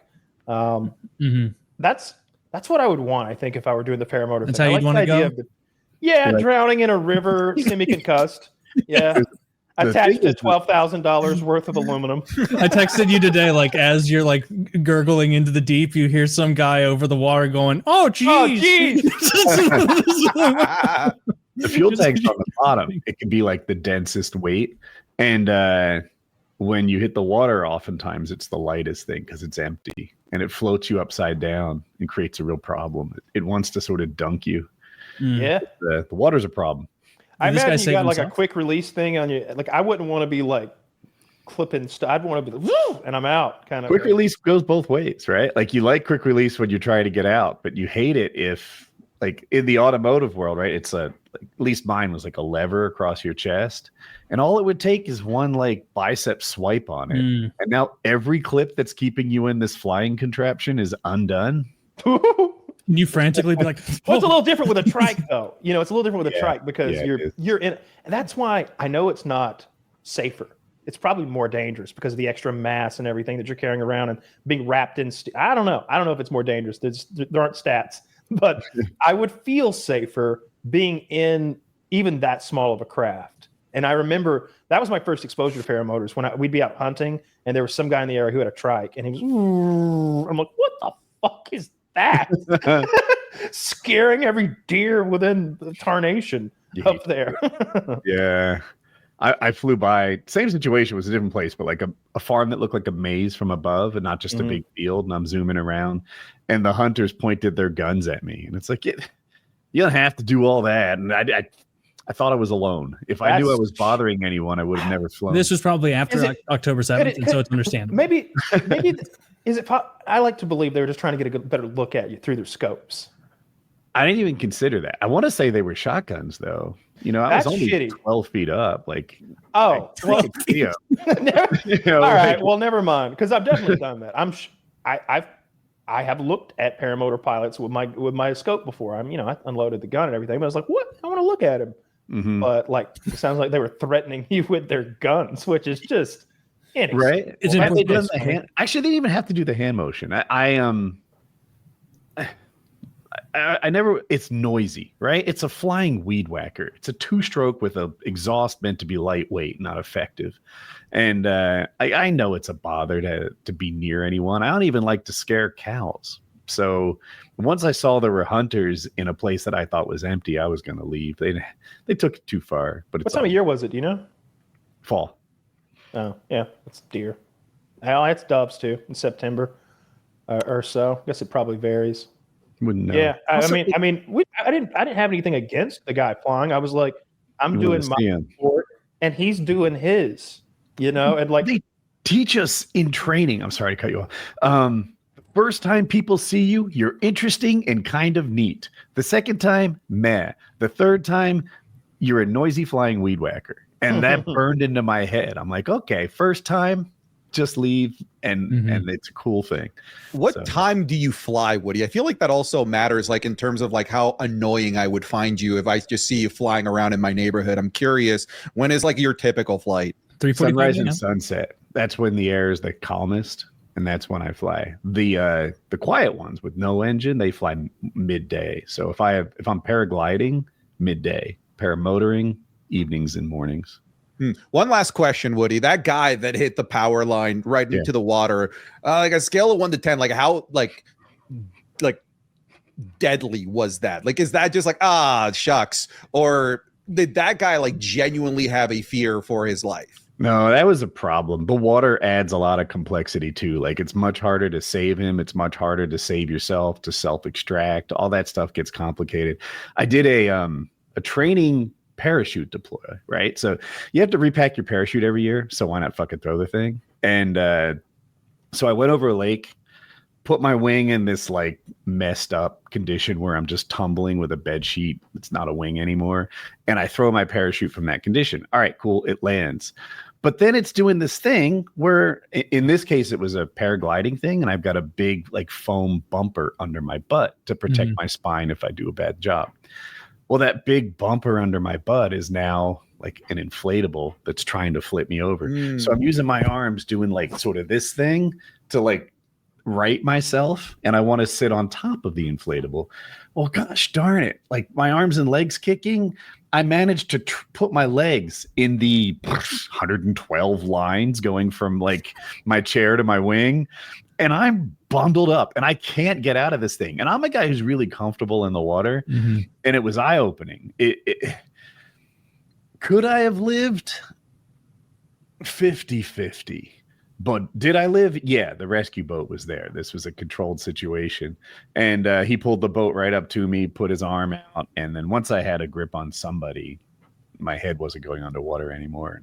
But I had to take my shoes off to get out of the situation. Do you have a method of communication? Like I'm thinking like the extreme example is like that priest in Brazil that got him on a bunch of balloons and ended up getting flown out into the Atlantic and his communication wouldn't work and died obviously. But in like a situation like that, like do you have some sort of like communication device on you, like fucking help, I'm drowning, I can't get out of this? Like I'm kind of curious like what your fail safes are in a situation like that. Sometimes we have a ham radio so we can talk to each other, and it ties in. My headset has like, what's a headset? It's a helmet with a headset and a mic and a boom mic, so we talk to each other. But I don't wear all those electronics when I know I'm going in the drink, so no. Man, I forgot the balloon guy. The balloon guy. I was looking that up again. What are we doing now? It's so sad. The balloon priest guy. He's doing it for like charity, raising money for his church, and he just gets on a balloon and a nasty gust throws him right into the Atlantic. Yeah, this guy Woody, I guess a stunt, exactly what you said, Santi. He put 1,000 balloons on like a chair, like it's a cartoon, and then he did not land as intended. He landed miles into the sea and died. There was a race called the Icarus, and it'd just be a bunch of paramotoring guys fly really far from like Montana to Mexico or something like that. And it would take a couple days. Anyway, the organizers of the Icarus were like, this adventure stuff is a blast. Let's do one where we tied a gazillion balloons to a lawn chair and let people race. And competitors died in this thing, and it ended all of their adventures. Oh my God. The Icarus is gone. It sucks. Yeah, who could have seen that coming? Right. Where like your exit strategy is your best friend with a BB gun, like trying to, not take out too many balloons, but please take some out. That happened to Bill Dauterive in King of the Hill, but he lived. That works though. Someone else did that and it worked. You're talking about the people that died doing it. Well, that priest definitely died. I think they recovered. I don't think they recovered him. No, they didn't. They found like individual balloons that were popped like throughout the various days that they were searching for him, but they did not find him. That would have been. They did find him on the 4th of July. The lower half of the human body was found floating on the ocean surface by an offshore oil rig support vessel about 100 kilometers from Marseille. The remains were initially identified as Carly's from the clothing, later confirmed by DNA tests. So they found half of them 100 kilometers that'd be away. That's such a miserable way to go. Probably got eaten by crabs and all types of things. That's a much better Midwestern United States flight to do. That way, if things go awry, you end up in Michigan. Whoopsie daisy. Or it just sucks you into the stratosphere. You come across. You come down eventually, though. Eventually, the balloons freeze. And you die. Like the guys who get sucked up, like they'll go unconscious, and then when they come back down to the proper altitude, they'll wake up again. They've got enough oxygen to stay alive, but not stay conscious. Not all the time. They die. And they can get hypothermia too and die from that. Dude, that Chinese guy with the ice whiskers, it's like it's out of a movie. It's like the scene from Planes, Trains, and Automobiles when they're in the back of the truck, all frosty. Even when things go right, it's cold. You know, like if you have a good flight, you'll get to 15,000 feet. And so I'm there in like winter clothes and it's baking on launch. It's how an cold? issue. Do you know roughly 40s? 40s, yeah, upper 40s, 50s. That's fucking cold. It's cold. If you're up there for like 10 minutes, it's like, oh, that's chilly up there, but it cooled me off. Actually, I was hot. But if you're up there for 2 hours, yeah, like, it's kind of a flex. Like, what if you didn't bring the BBs? I had on a puffy coat and some like insulated pants. But on launch, when you see guys just like really decked out for like Arctic exploring, it's like, how high are you going? Like, are you that good that you reliably dress for 26,000 feet or something? Like, it could be the opposite, reliably bad, that they get sucked up more often than they care to. Yeah, it could be. Think about like as you're kind of coming to terms with the fact that your fundraising balloon stunt has gone awry, and you're just in your own head being like, we could have done a car wash. Bake sale. There were so many options: bake sale, car wash, door-to-door services, and just all those ideas that sounded stupid and gay. Now they're sounded wholesome and successful. I've never understood that kind of charity raising. Like, the charity should sell itself. If you're doing good things, people do that for that. The whole like, will you give me $1 for every bowling pin I knock down thing? It's like, why? No, I want an exact. How many are you going to knock down? I need to know exactly. Yeah, I don't like that either. We would do that. We would walk for cancer. And it's like, yeah, you want to sponsor my walk? And it's like, no, it's terrible. Really. I'd only walk against it. Yeah, that was in The Office where Michael Scott pledges $100, not knowing that's like per mile, and he's just hoping that like Oscar's niece is hefty, so she can't run. That's great. Where are we? Well, I'm guessing 5 straight line miles from the office. Oh, that's the fun walk for the cure. That's the cure for rabies. Yeah, which is a threat. If you get it, you're dead. So it wasn't that dumb. Sucks. Cujo. Indeed. It's Cujo. It's Spanish. It's not supposed to be pronounced Cujo. It's Cujo. They must mention the NHL goalie Cujo. They pronounce it incorrectly in the movie, and to this day. And I heard I can't think of Stephen King's son's name, but I heard him speaking recently. He's like, even my dad says Cujo now. Stephen King said it was Cujo. Yeah. It was definitely supposed to be Cujo. It's a Spanish name, I believe. I haven't read that one, but isn't it? I would guess that it's a dog owned by someone who lives in Maine. If it's any I don't remember the specific location, but the basic premise is at the beginning, Big Saint Bernard, who's a sweet boy, is chasing a rabbit, I think, down a burrow, and he's bitten on the nose by a bat. Then he becomes rabid. And the main character is a wife who's been, I think, cheating on her husband. There's some infidelity going on, and she's trapped in a hot car that won't start with her small son. And in the novel, the boy dies. That's her payment for her infidelity. Her boy is taken from her by this. There's Stephen King's dark as fuck. But in the movie, of course, the boy wakes up and the wife, finds a 44 Magnum, and she blasts Cujo. It's a better ending. Taylor, how did you know it took place in Maine? Because All I've the read a lot of stories, too. Stephen King books, and he's from Maine, and That's like classic Stephen King, yeah. everything. They're all in Maine. Yeah, they're all in Maine, or most of them are in Maine. Derry is the town of Derry, Derry, because that's where, Castle Rock. Castle Rock is where Cujo takes place. Yeah, Yeah. But I was just saying, like he probably They're meant all it there. to be said Cujo, like as an Americanized. Because if a family in Maine owns it, like they're probably not saying Cujo. Like they would just say Cujo. Well, it didn't though. It was the old junkyard man who owned the dog. But it was Cujo. It's definitely supposed to be. Cujo is one I haven't read, and so I believe you.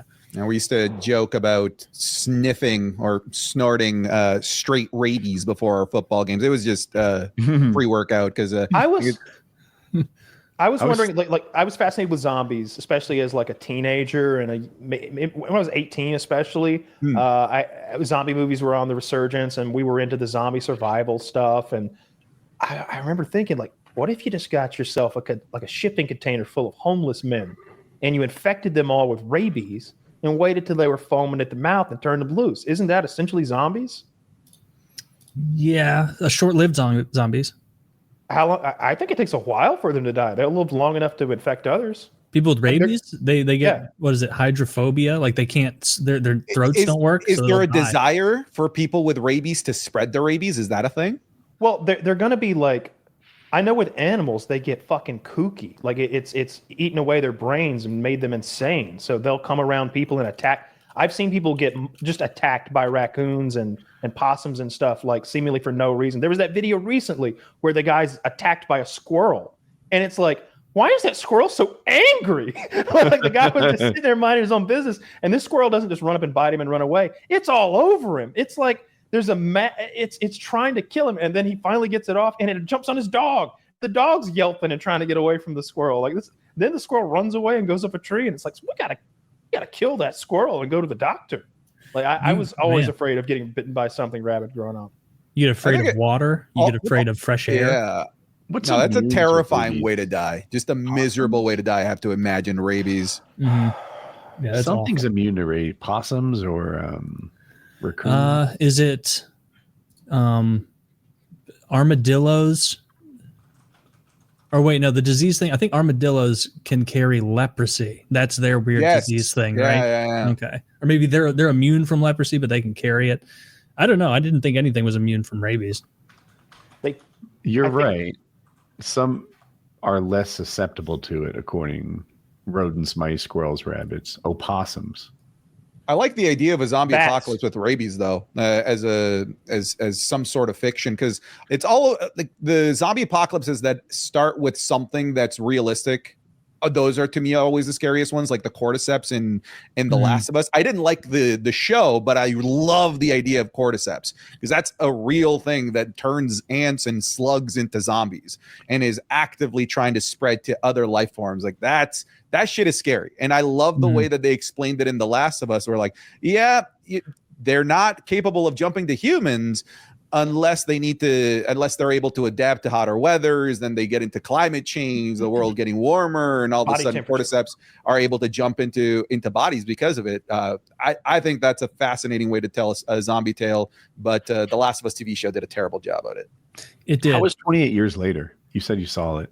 Yeah, I loved 28 days and 28 weeks. 28 years, I feel like I'm a little bit disconnected from it. I love 28 days and weeks because I can put myself in that scenario. That's my world. That's going to shit. Those are people that I resonate with. That is a guy that I might know. That is a guy in his work clothes trying to run away. But in 28 years later, it's about like basically a tribe of people that have survived within England that are like bows and arrows. A bunch of people were born after the outbreak. So like now I no longer resonate or relate to these people. Now I'm in the world of fiction. Now it's more like a Lord of the Rings, if anything. But like 28 days and weeks, it terrifies me. The idea of being in a metropolis with a fast acting zombie outbreak that takes literal seconds to activate and turn the person into a raging monster. But that's taken away in years. I still like the movie. and it's set up for multiple iterations of 28 years because it ended with a bit of a cliffhanger. But 28 days and weeks, it's where it's at. Like, I love those two movies. I liked 28 Days Later. I don't even remember much about 28 Weeks Later at all. I think I've only seen it once. The core of it is that, like, in that 28 weeks, all the rage victims like sort of died of starvation, and they're coming back to repopulate London, but very rarely they're immune to it, but they're still carriers, and then those people reinfect the people coming back. Okay. Taylor, I would do yourself. I know you've been told to watch numerous movies and you don't, but I think it is worth it to watch the first 8 minutes of 28 Weeks Later. It's one of the most iconic horror movie scenes that I've ever seen. It is incredible. Is that the man and his wife? Oh shit! Is that where the husband abandons the family? Okay, I remember that part of it. I'll spoil it. The wife he left behind, who gets pulled off the window, is the one who's partially immune. So she's a bit of a vegetable. She's not holding good conversations, and one of her eyes is bloodshot.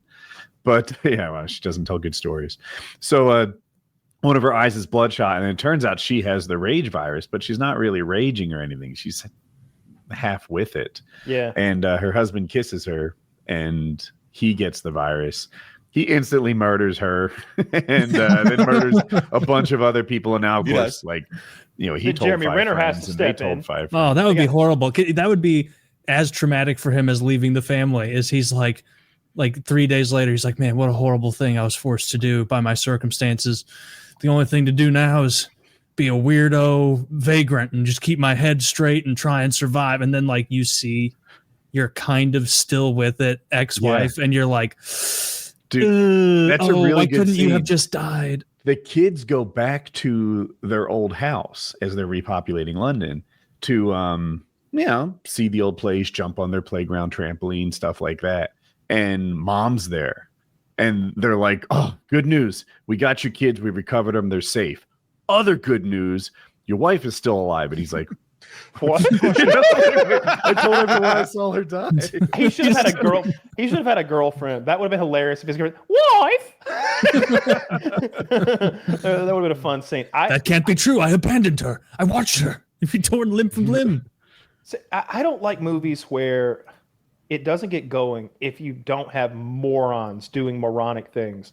And when those kids, what those kids are actually doing, they're going into a quarantine zone. I think maybe all of London, or at least this massive section of it, is walled off. It should have been shoot to kill if you leave the quarantine zone. It was, kind of. But because they were children, the soldiers decided not to kill them. That's why you want Israelis manning those walls. Right? They'd be like, it was that kid or me. I think I saw a rock in its hand. Oh, good job. That kid might have been infected. Infected with what? The 8-year-old man. The 8-year-old military age man. That kid had a rock. What are you talking about? It's a good movie though, Woody. If you like Weeks and Days, go watch it. But I do think there's a little bit of a dissociation with it being so far out into the future. It's hard to relate to. I was so excited about it. I rewatched Days and Weeks in the last month. Exactly what we did. Exactly. Oh, yeah? Yeah, exactly what we did. Absolutely worth watching, though. Go watch Years. Don't let me turn you away from it. It's still a good movie, but I like Weeks and Days more. Is it a bit like sort of later seasons of Walking Dead where you've kind of gone It's a tribal? Great comparison.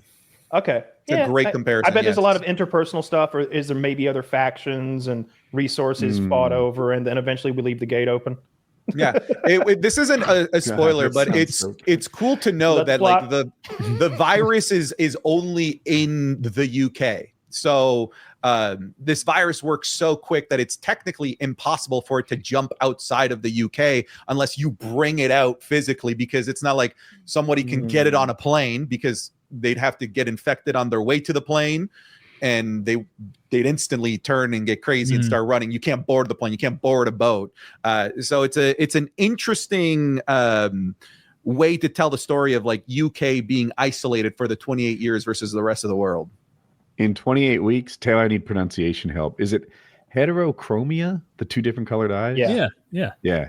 People with heterochromia are immune to the rage virus because there's not a lot of those guys. So No, it's not super common, but they're here and there. That's a cool mutation. I would love to have heterochromia. I saw a YouTube video about all of these rare human mutations. There's one that makes your bones much, much denser than normal, that like less than 1% of people have. There were a bunch of them. The bone one stuck out. It was like, that'd be. I bet there's some UFC fighters that have that. And then it just explains how they work. Some athletes that have that, but heterochromia would be a cool one to have. I want to get a dog that has heterochromia. You know, we had a dog with heterochromia briefly when I was probably 11 or so.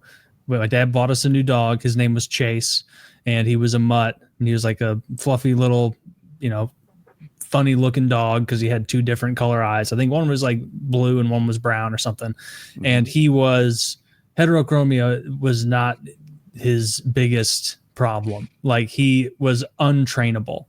Like he nothing you said or did or tried, like and I know it wasn't laziness. We had plenty of dogs and my dad trained all of them, and then, you know, they weren't going to win any shows, but they all could, you know, potty train, behaved, everything, like sit, roll over, you know, beg, that kind of stuff. And this dog could not learn anything. You'd be like, Chase, do you want to go outside? Like, you know, that like trying to amp up a dog to go outside when you're like trying to get it to associate it with a good thing. Like, come on, go outside. We'll go outside and go potty. And this dog would like look at you and be like, and then just piss. Just all over the place. He'd run around while he was peeing. And so like it was getting all over the place. And eventually my dad was like, boys, if this dog is not right, we gotta give this dog away. Oh, I don't know where he gave it away to, but I'm sure that it was a place that had nothing to do with that whole my dad dog. On the farm now, running around happy as can be. I'm sure they didn't murder him for peeing on the carpet. I didn't understand the euphemism send him to the farm as a kid because my dog Max bit my younger brother's friend on the nipple, and that we had to send Max to, because this kid was like under a table antagonizing him, and my mom had told him like, stop antagonizing Max. He's a border collie, very high energy, good dog though. And this kid was just like fucking poking him and prodding him and bothering him, and Max snapped. And he'd done it a couple other times when he was being antagonized. So we had to send him to the farm, but my grandparents actually owned a farm. And so I would like go to the farm and be like, there's Max on the farm, like having a good life. He was a sheepdog. He tripped in front of my grandpa's truck on the way to the farm one day, and my grandpa accidentally crushed him to death. But until that moment, he had a brilliant world, a fun life. And they didn't hide that from me. They didn't say he ran away. When I next time went down there, I was like, where's Max? And my grandpa was like, well, Max took a tumble in front of the truck, and that's the end of him. All right, wow. What do we got here, Kyle? This is a horror movie that I like. This is a movie called When Evil Lurks. I think it's Spanish. This is what's happening is it's sort of a demon infestation, and the demon has infested this dog. And the scene is more long and drawn out, but it builds the tension of like the dog is looking at the kid kind of weird. And then that happens. I wanted Woody's reaction. That was great. Yeah. Dude, the movie is pretty that good. Dad on the phone is not on the ball. No. Yeah. It's when that happened, I was God! It scared the fuck out of me because you knew. Oh my! You knew it was probably going to happen. Taylor, make it to the very end of that video. That's rough. There's another scene later on that like out of nowhere, like crazy shit happens. It's got really good special effects. They kept really the dog after that. What? No, they did not. There's another scene where the dog eats the brother. Who could have saw that coming? What's the dog side of the story? At that point, that's just negligence, folks. At that point. Yeah, you see. I saw like a story about that just in the last couple of days, where it was like family's 1-year-old killed by pet, and it's like, I'm gonna use my clairvoyance powers right now before I click the article. It's a pit bull, isn't it? And then I click it, and it's like, yeah, they had a feral pit bull. They put a picture of like the dog in there, and it's like, if you don't have any pictures without your dog like flexing at you, like that's the best picture you get, where he's like got traps. Like that's crazy. You can't have that dog around a kid. That was like that's a murderer. That's a killer. They should probably go to jail. You think they should go to jail for that? Having their 1-year-old just sitting around a steam shovel jawed monster. I know I wouldn't do it. I know that like, and we've talked about this a lot. I don't like pit bulls. I just think that look, my Pomeranian attacks me viciously, but he weighs 15 pounds and he can barely break the skin in worst case scenario. It's like, hey, you little cocksucker. Yeah. That's how like silly little dogs can be. But you take that attitude and you put it into one of those killing machines that's built for war. All of a sudden that he doesn't just break the skin, he kills you. Especially if like a grown man, maybe you get mauled and stitched up. I had a buddy in high school that got mauled by 2 or 3 pit bulls. They eventually he climbed a tree to escape them and a passing car had to save him. His arms were really messed up, dozens of stitches and staples. A grown man can survive it maybe, but those little kids, like, they just get mauled to death. They just get mauled. And another thing that pit bulls will do, it's some sort of predator-prey instinct or something. If you have a seizure in their presence, they will attack you with everything they have. Something about you having a seizure, like, I don't know what that triggers into them. Maybe a predator-prey response, like that overrides their master-pet loyalty or man-dog friendship. Something happens when a person has a seizure in the presence of a dog or a pit bull. I've always hear. It's always been a pit bull when I hear about it, and it's they maul the person. And of course, you're lying there on the ground defenseless, having a seizure, so you can't defend yourself, and they kill like you. like a wounded prey instinct. Yeah, I gotta end this. I gotta bring it home. I know if my dog sees a bird that's a little fucked up out in the yard, it's like they lose their goddamn minds. It's everything to them to munch that bird up. I showed you those pictures, Taylor, in my gym of like they got another one. There's just feathers everywhere.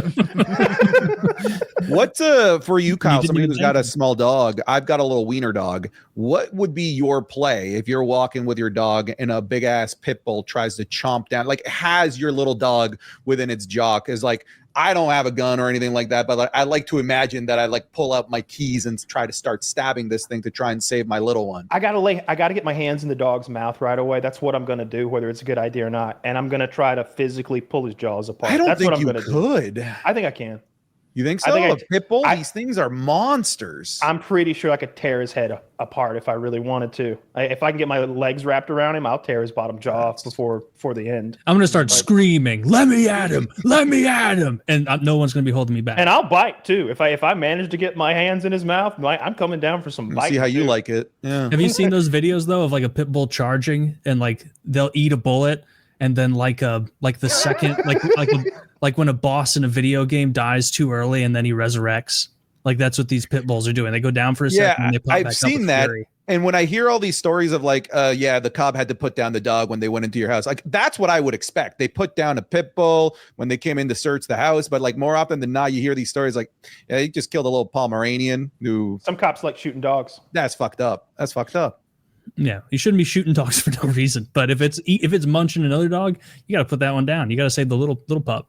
Yep. You know, if you're out walking your little dog, you've got to be vigilant. You know, you can't be on your phone with earbuds in. You need to be looking around because he's prey to a lot of stuff on the streets. Even like, I've got an armored vest for our little dogs. You know, the little spikes on top of them. Do you have that? It's like Kevlar. For like air predators. It's for air predators. Yeah. It's because you know, we've got big red-tailed hawks here, and they would totally. My dog's big enough now; it's not a problem. But when he was a pup, when I got him, he was about the size of a Chipotle burrito. He was about that size. Like he was little bitty, and it's like, dude, a bird could carry him away. Oh yeah, you got to watch him outside. A bird could literally carry him away. I don't know if you can open a pit bull's mouth. Like even a strong man, I don't know if you could just grab his jaw and open it. I Googled it and tried to figure it out, and they give me numbers that don't mean a lot, like 235 pounds per square inch. What is that concentrated on a tooth? But I got that. It gave advice on how to stick a finger in its nose. Stick your fingers in its nose, and I'm like, ooh, that might do it. See, I'm not trying to get him to let go. I'm trying to stop the damage. I'm trying to save its life. Like I remember I saw that guy. You probably saw the old cigar chomping man who jumps into the pond in Florida. Yes. That was so good. The fucking alligator. He just pries its jaws open to save its little dog. Dude, I aspire to be that man. I aspire to be like that man. And the dog's like, help, help. And he's like, I got you, little. And he drags the gator out of the water and like opens its jaws up and gets the little dog out. It's great. I didn't know humans could do that. Like I didn't know Brock Lesnar could do that. It wasn't a huge gator. It depends on the size. Yeah. And I don't know. There's a difference between bite force and holding force too. Like I know they have all that force but do they clamp down and like lock up? Like pit bulls are known for their determination in holding that bite. Absolutely, they are. I don't know anything about alligators. Yeah. Have you seen those videos where like, or actually this is either just one or two videos, but it's like a pit bull at a park that some douchebag doesn't have on a leash, and it's like attacking the Anheuser-Busch Clydesdale. Yep. Like trying to just do its little, Christmassy traipsing through a park with a carriage behind it. And you see this like big pit bull eat, which like it's a big, strong, like muscled animal. And it's eating like actual kicks from not just a horse, but like a big a horse. 2,000-pound horse. An enormous horse. And it's still popping back up. Like it's getting kicked and skidding like it's a movie. Across the concrete, and then it just pops right back up and tries to harass it, and the horse is not having it, obviously. It's more dangerous than a handgun. Terrible animals. I think that they should reclassify those things the same way they do chimpanzees and other dangerous animals. Maybe not chimps, because they have their own special protections nowadays. But it should be like a zoo animal, like keeping an exotic, dangerous animal. They're Schedule one dog. It's a Are they Schedule not one banned dog. where you guys are? Yeah. Are they not banned for you guys? Banned? I'm in Atlanta, No. Georgia. Oh, we okay. fucking give them steroids and put them on weight programs. I think it's the, And I I'm think it's not the state dog. exaggerating. Yeah. They literally put the dogs on steroids and put them on weight programs here. What are the Okay. weight programs like? Dragging around stuff. They also have these Yeah. big. They'll have them, with dumbbells in their mouth. They'll literally be walking around with like 35s in their mouth. Dude, when I was a kid, it wasn't an angry dog. It was a Siberian Husky, but we had a neighbor who bred and kept show dogs. They were Siberian Huskies. And she would walk the dog down the street all the time, not busy street at all, like suburban neighborhood. Mhm. And the dog would drag 2 or 3 tires behind it. Just that's how she walked it. Here in Ontario, they're banned, but like you see them, and is that a pit bull? This is a bully. A bully. That's all what they always say. It's a bully. I'm like, all right, this is a fucking pit bull. I know exactly what this is. Sure, Dick. It's a Staffordshire Terrier. No, it isn't. It's a pit bull. When our neighbors would get pit bulls, we killed them if they came onto our property. There was one that attacked our Doberman Pinscher. He was about 5 or 6 years old, but he'd had a rough life. He kept getting hit by cars and stuff, so he was a little gimpy. And look at this. Look at this. Good Lord. Wait till you see what he's pulling. Look at this. Oh gosh. Oh my fucking God. He's mode engaged. If he had shoes, he could pull harder. What they're not showing is there's a toddler at the end of the, Like a Greyhound's rabbit. Yeah. Oh my God. See that dog's on performance enhancers. Yeah, Fuck with that dog. Don't do that. We need to. We take everybody's pit bull away, and then we give them a nice golden retriever. Guess what? In about 6 months, everybody who had a pit bull is going to be like, "Fuck." Now we got to admit to all we don't like pit bull people that they were right. This is a way better dog. This dog rules. I'm not afraid of it.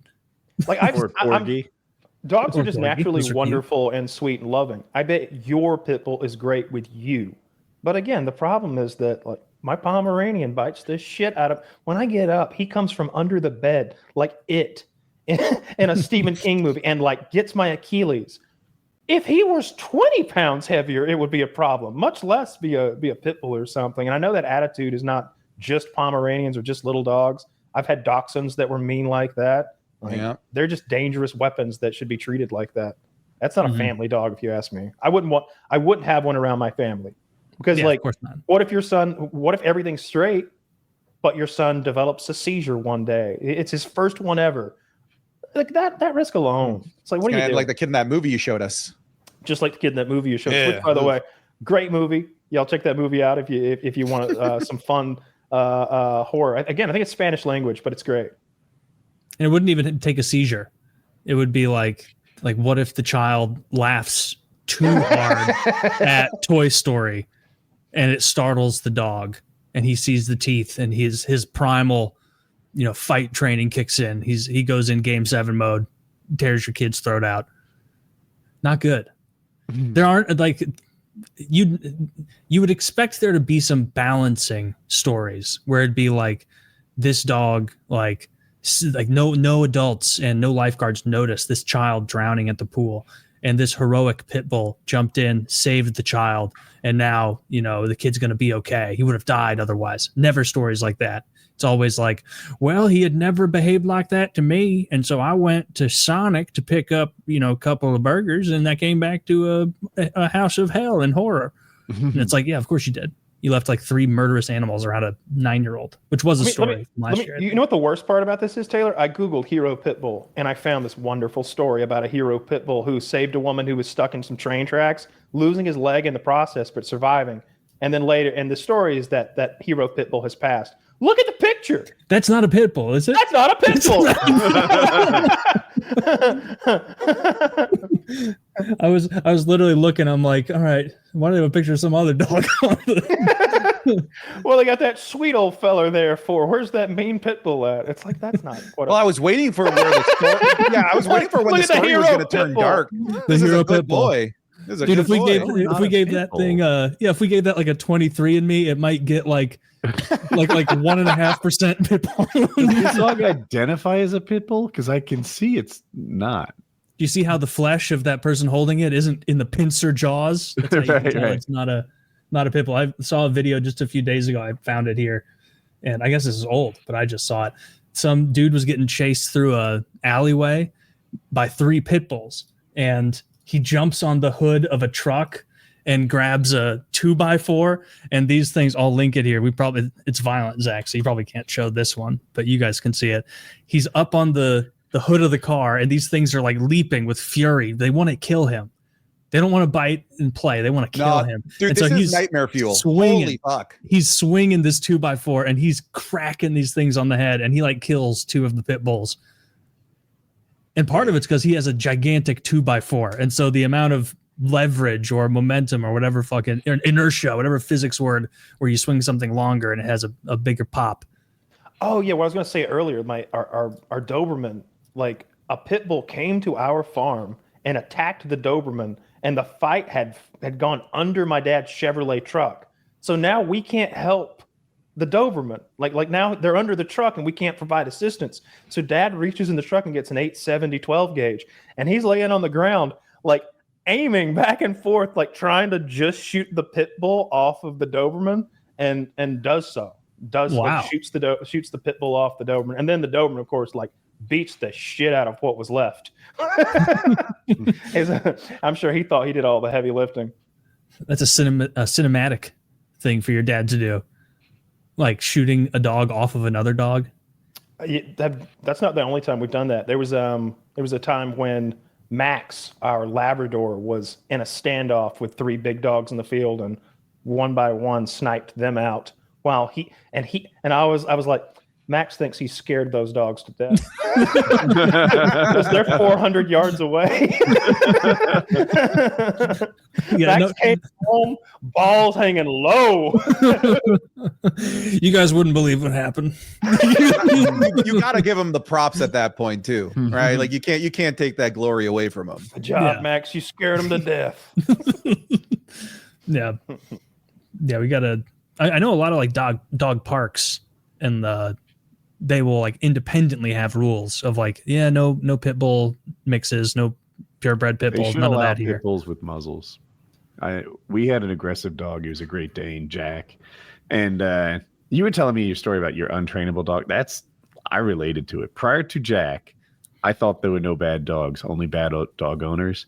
Bro, we hired a trainer. We took him to the kennel, social. We did everything for this dog.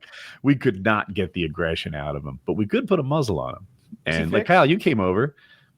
Your danger was minimized. Yeah, you should have tried a velvet bag, Woody. Muzzle. I think I remember thinking, I can't take this dog. Yeah, I remember, and I remember, like, in the morning, it's time for me to come down and like to breakfast or whatever, and I'm thinking, like, they put the dog away, right? We put him up. It wasn't an angry looking cage thing. It was a soft, like, fabric sort of thing that went around his mouth. Yeah. And I thought it was funny because his dog, he'd be like, he like bark at you with his mouth closed. It didn't sound right. But Kyle did what everyone does. He's like, it's been a few days now. We're friends now, right? Surely by now we bonded. No, there's no bonding. That one didn't like me. That's the only dog I've ever seen that was like that we couldn't eventually be friends. Even Dak, who became super protective and saw me as an outsider, if I sat on the couch and I was not standing over him threateningly, like definitely being taller than him, like freaked him out. He didn't like that. But like he'd be chill with me. Your dog wanted to get me. That's my experience with Dak was touch and go. Like there were times when it's like, all right, Dak has come to realize I'm a dog person now. And but that realization was temporary. I take it personal. Like my feelings get hurt if a dog doesn't like me. If I go to somebody's house or if there's a party, backyard, whatever it might be, if there's a dog, like it's the first thing I'm doing is befriending this damn thing. And in the rare occasion that the dog doesn't like me or doesn't want me to pet it or whatever, I don't know why, but like I genuinely get upset that this dog, that this beautiful, majestic creature that God placed on this earth to be our best friend wants nothing to do with me. It upsets me, genuinely upsets me. They're like people, like what he said. Like there are just some bad eggs of dogs out there where like it doesn't matter if you get Caesar Milan, like he's not going to be able to do anything. Maybe he could, but like no one film the show that makes it look like he did it. But then you come back 6 weeks later and that dog's still a terror. Oh, it's like Pimp My Ride. Do you guys know like the scam of Pimp My Ride? Yeah. They'd overhaul these people's cars. I put a PS2 in your. Apparently, these cars would get like they just strip them of all of the cool shit that they put in, and they would just get a slightly bedazzled car at the end of it all. They wouldn't actually get the full fledged out, super decked out. I put a PS2 in your PS2 type of thing. So they didn't get to keep that like PT Cruiser aquarium? I guess half the cool shit got removed, and more often than not, they were just given a burden, and they try to like sell it on like Craigslist or whatever was around back then in the 2000s to sell. Our buddy Tavares bought one of those cars. He bought the van, and he's got a video of it here. I just had it pulled up a second ago. Yeah. He bought. It's called "I Bought an Abandoned Pimp My Ride minivan for $850," and it's worse than you think. Yeah, dude. I also watched that show a lot, Santi, and I was like watching it in middle school, so like 7th, 8th grade or whatever, and I remember thinking like, damn. I wish I had something sick. Like this is the coolest thing ever. Like, whoa, there's a special chamber where you press a button and an ice cold, Pepsi rises out to greet you while you're playing, Load Surge. Runner on your or Surge. Yeah, it was probably Surge or Volt or something like that. It was early 2000s. Yeah, I thought those were such cool cars.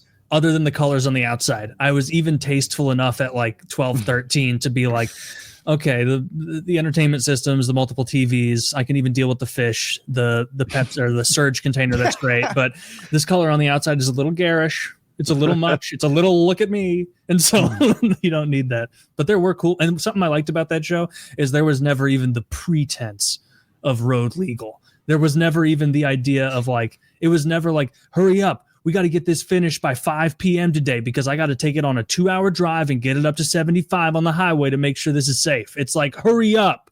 The sodas aren't cold.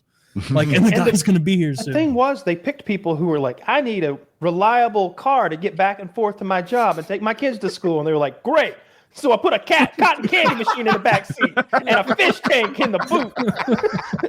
No, I think you misunderstood me. Cotton candy machine is such a that would be exactly what. Or they'd have other ones who would be like, Terry, tell us what you want in a car. And he's like, I'm not familiar with the show. I actually was picked up from prison this morning and brought here to be a part of it. So whatever you got. And it's like, okay. You should make it all prison themed. Like, I heard you like steel toilets. You got I feel like that was a mark of the time. There were so many shows in that same time frame where it was about like building something new, unique. I can't remember the name of the show, but it was like the American Chopper. Do you remember American that show? Chopper. There would always be some family drama just because they have a different opinion on like what fucking gas tank to put in this motorcycle.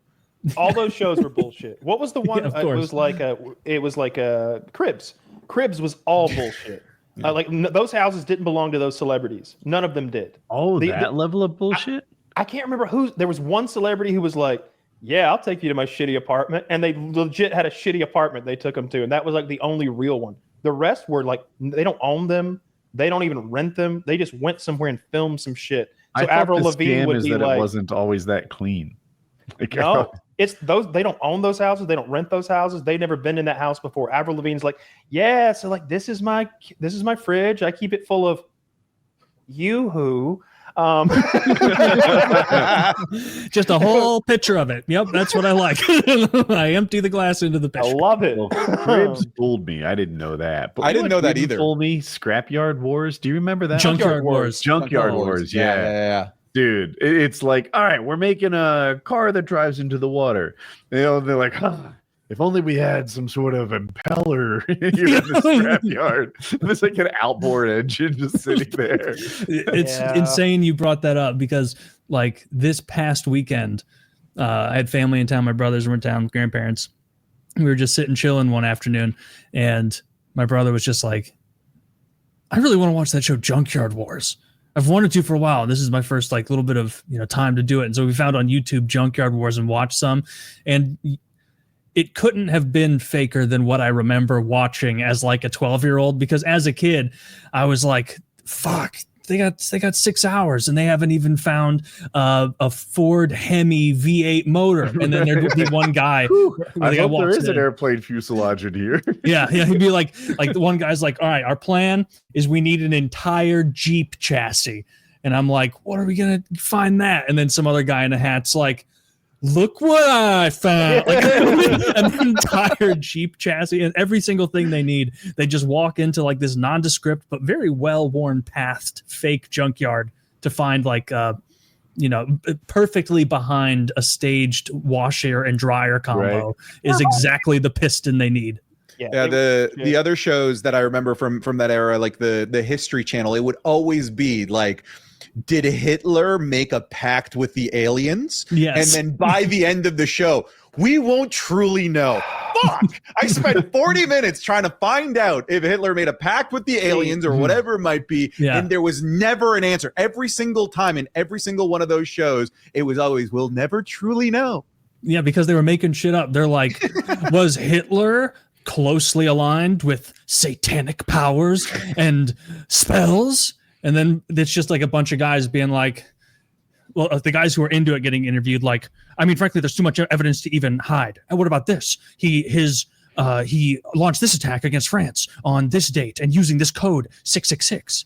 What does that tell you? And then it's some guy who clearly got roped in because he was like leaving an actual historic conference. And he's like, I can't say for sure he didn't try to co-opt satanic powers. And they're like, interesting. And it's like says Oxford under it, like just some guy who's like doing actual research, having to like make a statement on something retarded. They were into like lots of pagan ritualistic stuff, lots of Is that real, or is that some History Channel early 2000s? Was it really a part of their plan, or just like a last ditch hope? Because I remember when I was doing poorly in school, I might have checked out a book on hypnotism, hoping that this would be an easier way to get good grades. No, there was lots of. It's like longer than the book you're supposed to read for the class. Just built into the Nazi Party and built into like the shows they would put on. Like there was lots of Nordic ritual stuff. There was this idea of sort of taking Christianity and changing it a little, twisting it toward more of the like Viking sort of Celtic stuff. The idea was to co-opt Christianity a little bit, but also racial purity and the Aryan race were going to be a central theme. And so Goebbels was on the search for the Spear of Destiny and various other relics from the Bible. Was he really? Yes. That always seems so ancient aliensy to me. No, that's history. Goebbels was looking for the Spear of Destiny during the war. Yeah. Like it was going so well. Hitler's like, I don't think he didn't like strap his. I think he was actually going on expeditions. I think he was strapping the lederhosen on, hitting the trails and looking for relics. Maybe Goebbels was like smart about it. And he's like, Mein Führer, I've learned that the most accurate location that we can decipher so far of the Spear of Truth is on, and I've actually got the photo here. It's a resort in Greece, and it's just, it may look beautiful, but that is part of how sinister it is. And so I think perhaps 3-4 months there might be enough to uncover more. That's what I would do if my really dude was. want to find it, I spring for the all-you-can-eat buffet. And it will take many virgins, and I will pick them. You've got all of these pieces of media that fictional, like for example, like Raiders of the Lost Ark, right? Like the Nazis looking for the Ark. You've got, I think it's the first Uncharted game. I don't know if you guys ever played it. It's part of the story was the Nazis got lost in their U-boat in the Amazon looking for the lost city of El Dorado. So there's a lot of these fictional stories that tell some sort of tale of the Nazis looking for something mythical. So Spear of Destiny, sure, why not? I mean, Mance Raider's still looking for the fucking Horn of Winter, so. That's true. If there was a Spear of Destiny, I'm glad they didn't find it, Hopefully no one finds it. It's probably too much power for any one man to wield. There's 2 or 3 examples of the Spear of Destiny. Obviously, we don't know if any of them are the real thing. One of them's in the Vatican. One of them's under a church somewhere. I was reading about it the other day. There's been multiple Spears of Destiny. There's photos.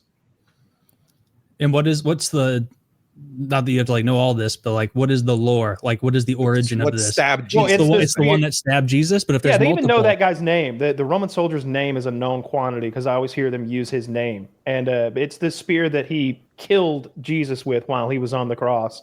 It's the idea is if you're in possession of it, you can't be bested in battle. You'll be victorious, etc. Also called the Holy Lance, Taylor. If maybe that your Spear of Destiny is so much cooler. It's so much cooler. So much fucking cooler. I don't know. Holy Lance is pretty. Cool. Keep your Holy Lance. I'll stick with my Spear of Destiny. Then we'll see who emerges victorious. I'll be on a beach in Greece. Any luck? No, I'm sunburned as hell. There's so many examples of all of these dictators trying to shuffle Christianity in some way, shape, or form to help out their power. Like I literally today, a couple hours ago, I was watching a documentary on the Kim Il Sung, the original ill of North Korea, and the illest, dude.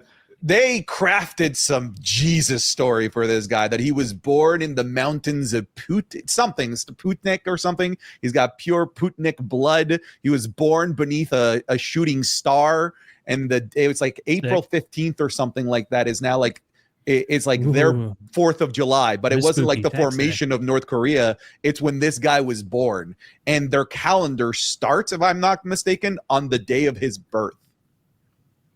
Man. Kind of badass. That's pretty sweet. All the subsequent guys, no wonder they had to fib so much and be like, yeah, not only am I good at basketball, I'm the best and I've never missed. Or hole-in-ones, baby. Only hit hole-in-ones and I don't shit. Because you got a lot to live up to. You can't just kind of be magic if your grandpa is like of the sun and stars. Mm-hmm. Trump is a little slice of that. Because he'd be like, yeah, we had it at a tournament this week. You may have heard. I won. It's like, dude, why would you even that alone is so silly. This week it is he was having this meeting with the African rulers and he had them all at the table, and then I think it was Jim Acosta or somebody, he's the Fox News guy. I recognize his voice when he asks the question.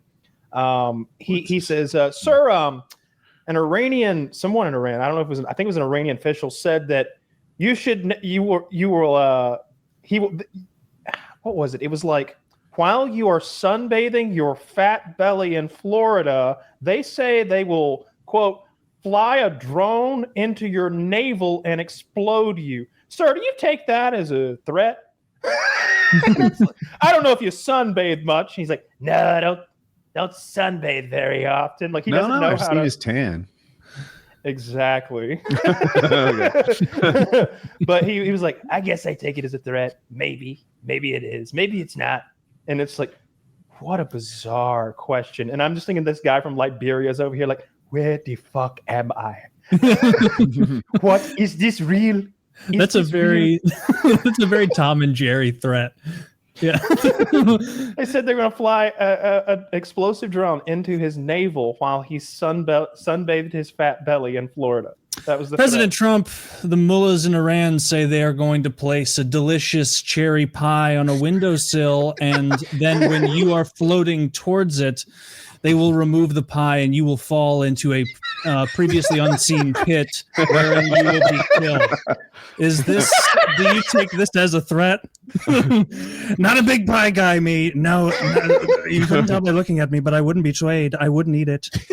I I wouldn't eat the Iranian cherry pie. And you know what? The New York Times liars won't put that in their paper. The failing Yeah, New York Times. The failing New York. I forgot what he called it. Dude, Yeah. he branded them with it so much that even I go to the New York Times website to play this word game that you have to pay to play. You get to play one today. It's fucking bullshit. Wordle. It's the word association game. Kyle's not Wordle, training for code words. One. It's a little bit. It's the one I've linked to Taylor many times, and he refuses to play with me. Anyway, I always think of them that like he's branded them the failing New York Times. Like for a long time, I thought when Marco Rubio would be introduced, I'd be like Little Marco in my head. Like he's so good at branding them. Sometimes it falls flat. Sometimes there's just no mean alliteration to be had. I didn't with a like name. the sanctimonious. Yeah, it's That no was good. clunky. Didn't like it either. Yeah. De sanctimonious. Yeah, no good. Rhonda Okay. shithead. Like Rhonda shithead. Rhonda, Dude, that would've been so much better. Yeah, Rhonda That is scumbag. better. Rhonda. I don't know. Dude, you hit it with Ron to shithead. That's so good. That'd be good. And all these guys cuss now. It's like Trump broke through a politician cursing else barrier, curses? and now every once in a while, like even like you'll see Chuck Schumer like unnaturally being like, and Trump, this damned liar, or like just it's like all right, I never dude. heard Trump cuss before the they don't know what the fuck they're doing, the whole Iran and You Israel never heard bit. him curse before? Before that, no, not like the F word. He says, like to that I've level. heard bitch and shit before and ass. Like he's definitely like, get that son of a bitch out of here. No, Get I him out. remember him saying that it was this sort of he and he alone can bring China to deal. And he's like, it depends how you say it. If you say China, look, I think we need to work our trade deal. But he's like, listen, motherfuckers. Oh, man. That's like 2015 Trump. It's true. But I'll do that was sort of an event or maybe an interview even or something. It was a rally. It may have been, but he was in front of the press corps about to step on to Marine One when he dropped that most recent F-bomb. I was watching live. I love the Trump show. Like that's my favorite channel. So when I wake up in the morning, I get my cup of coffee and I turn on the live news and I'm like, holy shit, I caught one. And he was like talking to the gaggle about to take off. And I heard him say it. And I was like, did he just say they don't know what the fuck they're doing? He said China didn't know what. Russia? Israel and Iran. Israel and Iran. Oh, that's right. Yeah. Yeah, like they were dicking around after the ceasefire had already happened. You know, he's nominated for a second Nobel Peace Prize, of course, by Bibi, our good friend Bibi. And Bibi? Pakistan nominated before, but Pakistan withdrew their nomination after he bombed Iran. They did it before that. They You're took trying it to back. coax him? For you guys is because all I'm seeing in the news feed from Canada is ICE, destroying families, deporting people, etc. Like where you guys are from, like, do you guys get to see any of that? Because like I have some work that I've got to do in like Los Angeles, San Diego, etc. I'm personally actually nervous of going there because first and foremost, I'd actually technically would be there illegally. Because at the border, I'm like, I'm here for tourism, but then I'm technically actually there for work. So that actually is technically a problem. Don't say that here. This The other thing too is that I have dual nationality, and I'm just fucking terrified that they're gonna be like, Canadian and Colombian. Yeah, that's a double negative. That's Bukele's prison in El Salvador, I think. We'll harbor you. You can be in I my won't. attic. Yeah, like- it's on the like- news constantly. They've increased ICE's budget to be larger than the Marine Corps. It's wild. There's a new army. Semper Fi. But like, Semper do Fi, you brother. like? Do they impact your life where you live? No, we're white. Yeah, but like I'm sure you live in air. Like you you can't live in all white area, right? Like there's It's, got to be white and black here. They leave us alone. Okay. All right. What about No, Taylor? what's Do you guys so what's you guys don't realistically see it happening? at all? Like, I don't really see it where I'm at. I'm sure if I went to Home Depot, I would see like fewer like Mexicans out there before, but there's the big immigration change I see here where I'm at is like a crazy increase in Indians over the past few years. Like it's noticeable. Every one of my friends, like all around the St. Louis area, like will just independently bring up like, if you guys notice a lot of Indian Are they guys? all IT professionals? That's my experience. That's why I asked. I don't. Well, there's most of them are like because I've seen a big increase in like gas station, like families running gas stations and like corner shops, stuff like that, grocery stores. I'm sure they're in IT too, but I don't work in IT, and so I'm not like around it in that way. I just thought like I'm seeing it at the grocery store.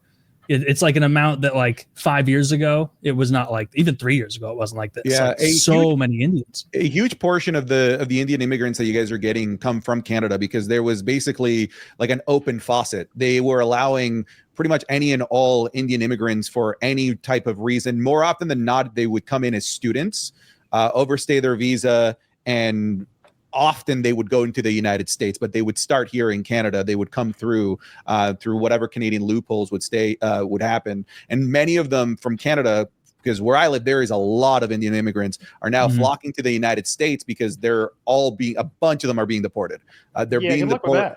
Yeah, it's gonna be tough. It's gonna be. I don't think that they can. Canada.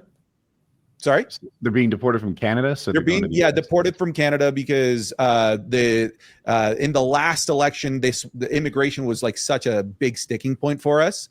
Our home prices are ridiculous. Like just for example, my house was about $800,000. That is a $350,000 house in most places. What city? If you don't want to say, it's near Toronto. It's near Toronto. Okay. It's a modest home that costs way too much money, and it started with the massive influx of Indian students, Indian IT. Because what would happen is they would pool together in like a group of like 15 to buy one house, and you cannot outbid that. You will always lose. And that became a huge crisis here in Canada. And now with many of them being deported, so many of them are flocking into the United States. And maybe this is the influx that you're seeing, Taylor. I think that's at least part of it. Like, I don't know how many are actually coming from Canada. I didn't know that was a big trend flowing from Canada here. They're just getting started. I know here. it's causing the home prices there. Like home prices here aren't great at all. And I've seen like the comparative chart between the US and Canada, and it is bananas how bad your guys' home prices are. It's insane.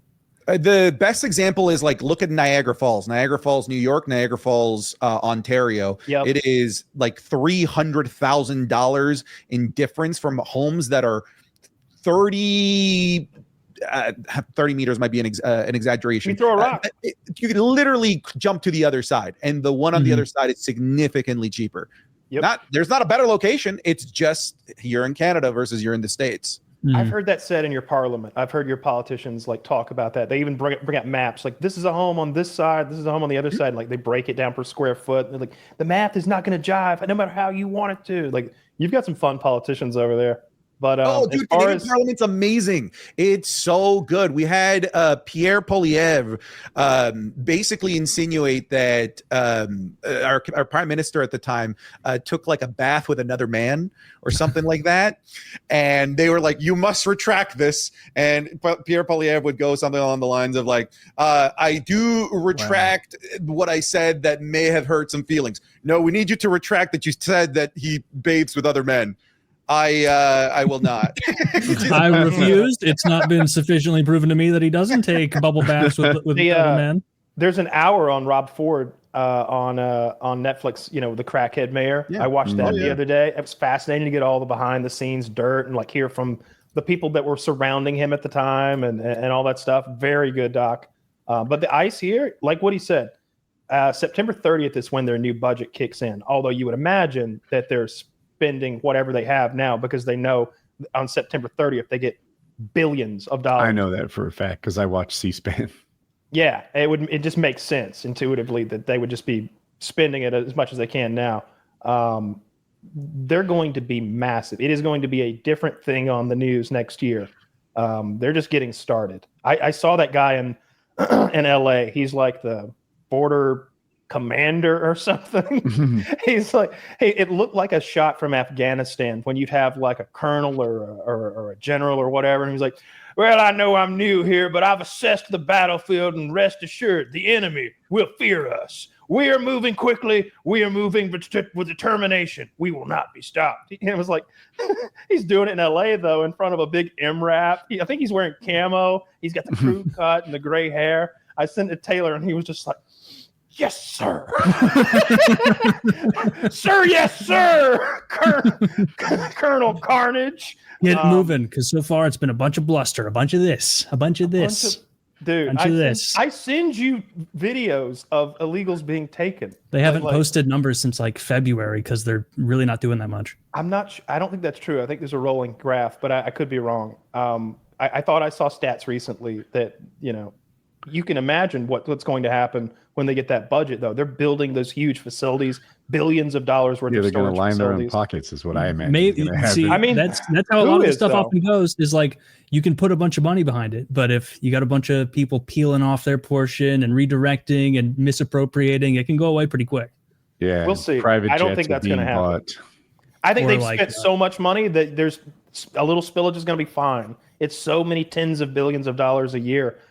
That shit in LA the other day when they're on the horses, and the horses have goggles and they're all riding in formation, flanked by like 100 dudes dressed like Call of Duty, and then there's a cameraman who's clearly working for them in the front, like running backwards, like filming it all. It's like they're cutting a promo here. They're cutting a promo. See, that's what they're doing with the money so far, shooting fucking Instagram reels instead of working. They gotta get those hot models from Poland. Like, see, come work those for IDF girls. Oh yeah, Kyle was telling me about that. That the IDF is like, all right, nab us a couple of Poles, get them all cheeked up and pretend that they're like, and then have them like lay there with a sniper rifle, and then people will like us, maybe. They'll want to join the IDF. They'll want to join the IDF, and they'll, IDF seems fun and trendy and light and bubbly, like effervescent. Effervescent, yes, yeah. like a sip of a fruit seltzer. That's what the vibe they put off. Genocide. Yeah, they need better PR because it's not working. If anything, I'm seeing a lot of people not so stoked. Your position and your take on the immigration is so unique. Like Woody, of course, is aghast. I'm so happy with what's happening, and I'm looking forward to more. And you're like, they're dragging their feet. Come on, just get the baby away from her. God, hit her. Hit her. Well, no, they just need to be deporting more people. They're just going too slow. I feel like they're getting as many as they can, as fast as they can. I think they're being lazy. I think they're being lazy. Tase that guy at Walmart yesterday.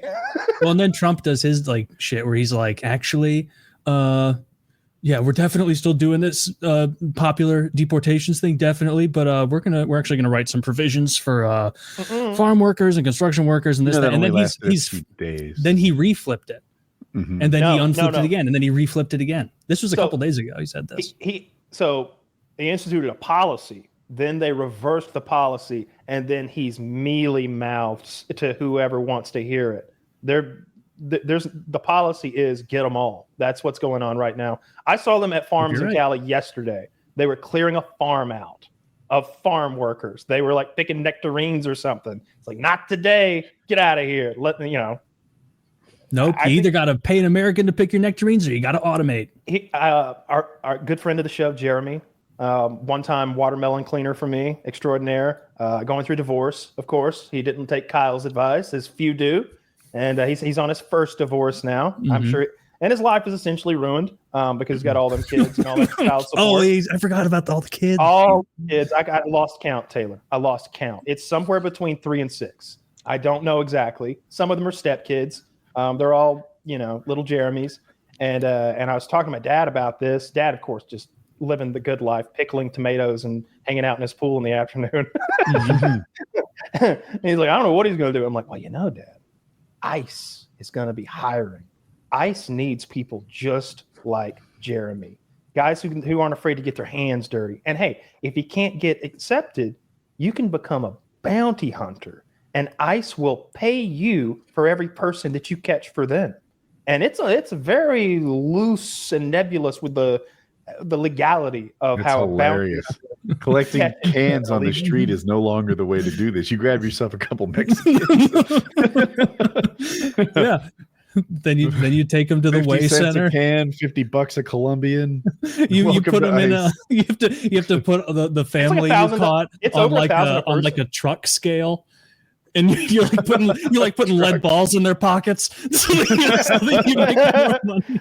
Hey, this was weighted down. Jesus Christ. No, they're paying like thousands of dollars per illegal for those bounty hunters. Because I saw a video where these bounty hunters are at a court trying to like get a client away from a lawyer. They're like, no, she comes with us now. They're like, who are you? She comes with us now. And it's like refusing to answer the question still. It's like, why are you wearing a mask? To protect my family. She comes with us now. And it's one of those things where it's like, what if we say no? And she's just like, I'll record you with my phone. And it's like, you're not ICE. You're a fucking bounty hunter. Which, again, Taylor, now that you know that bounty hunters have entered the fray, how can you not think we're doing enough? I feel like maybe my opinion of bounty hunters is poisoned by Dale Gribble in King of the Hill and by Dog. But when I hear bounty hunter, I think of like someone who couldn't hack it in like the lowest level of law enforcement. Like, is that not what it is? There are people who operate outside the law, who can't be constrained by rules and norms. So true. And they don't need fancy things like showers and houses. Right. No, I think it's real weapons or paperwork. They just need to look, run Taylor, around, if I could get you, if I could potentially get us deputized as bounty hunters, which, then we could start a whole YouTube channel where we bounty hunt illegals. That'd be fun. Why wouldn't we just join ICE? Well, I'm a felon, so you can become a you can become a bounty hunter as a felon, as Dog the Bounty Hunter proved. I'll have a paintball gun, of course. How about this? I join ICE and then Not even airsoft. I'll do it, but it looks too real. I got a Titman 98 and I'm shaking it at illegals. Get in the back, I said. The bullets are curving. Taylor, for you, what would you consider like a proper W when it comes to everything that's going on with mass deportations? Is it a number? Is it a macroeconomic change that happens because of all of the deportations? Is it maybe like creating policy that allows for more legal immigration? I'm very curious from your perspective, because I see so many people rambling about you on like the PKA subreddit and whatnot. But I'm very curious, like just to dive in a little bit deeper, like what's a win for you? A win would be them actually doing mass deportations, meaningfully lowering the number of illegals in the country, freeing up jobs for American citizens. Like, you hear about the stuff about like, oh, our population's declining, we need all this immigration. It's like, well, that's coming out of one corner of these people's mouths at the top. And then the other corner is like, well, we're going to be automating all this stuff anyway. And so I would just want a measurable decrease in our spend for healthcare, more of it going to Americans, less of it going to immigrants and illegals. I would want to see a decrease in the pressure on our education system because that's really overburdened by immigration and illegals.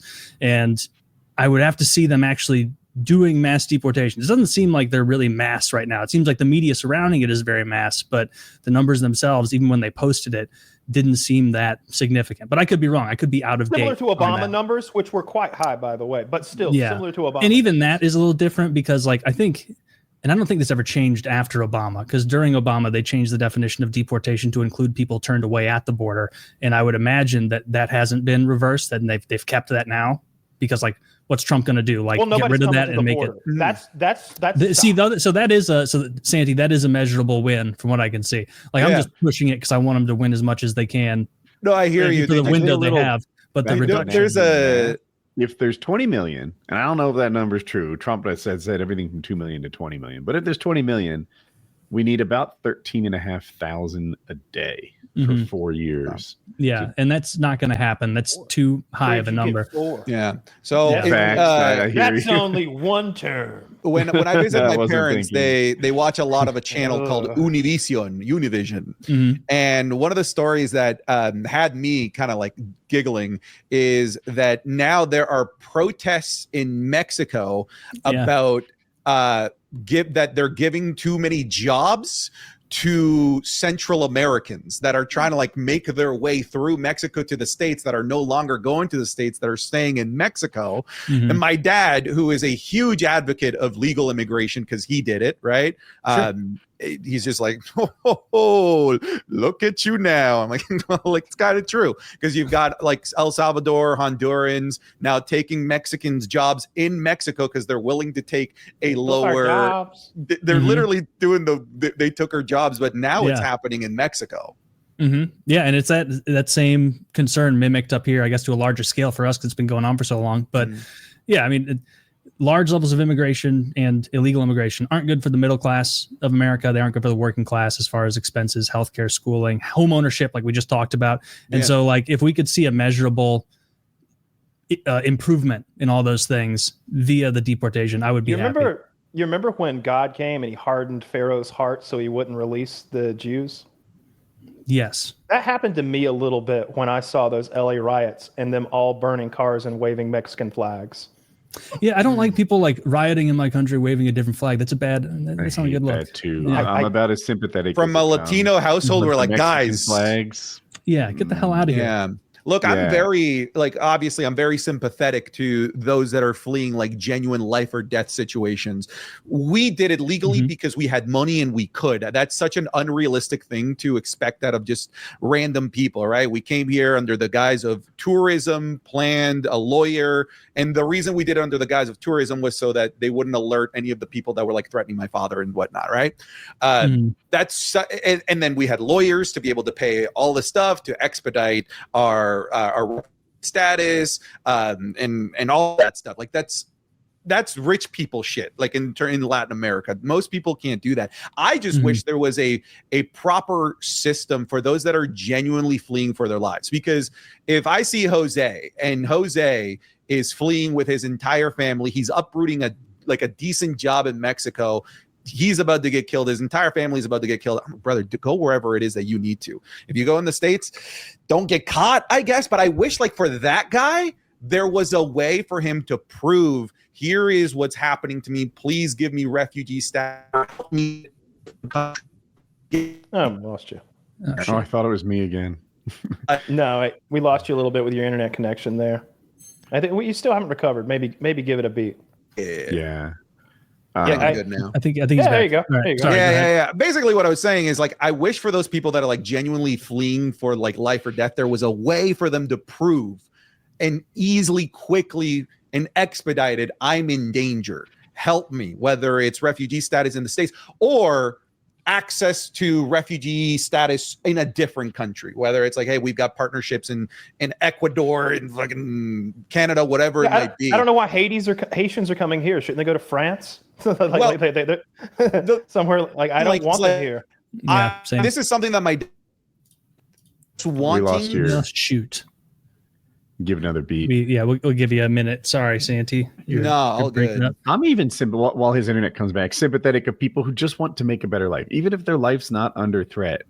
I have this idea that the sort of person who self-selects, picks up their family, moves to another country out of ambition, and is going to work hard and make a life for themselves, is the kind of person you want in your country. Is the kind of person who made this country. Like, is someone with an entrepreneurial spirit, someone who's a go-getter, to the point where they'll just leave everything they know behind in search of a better life. That guy is probably good for your nation.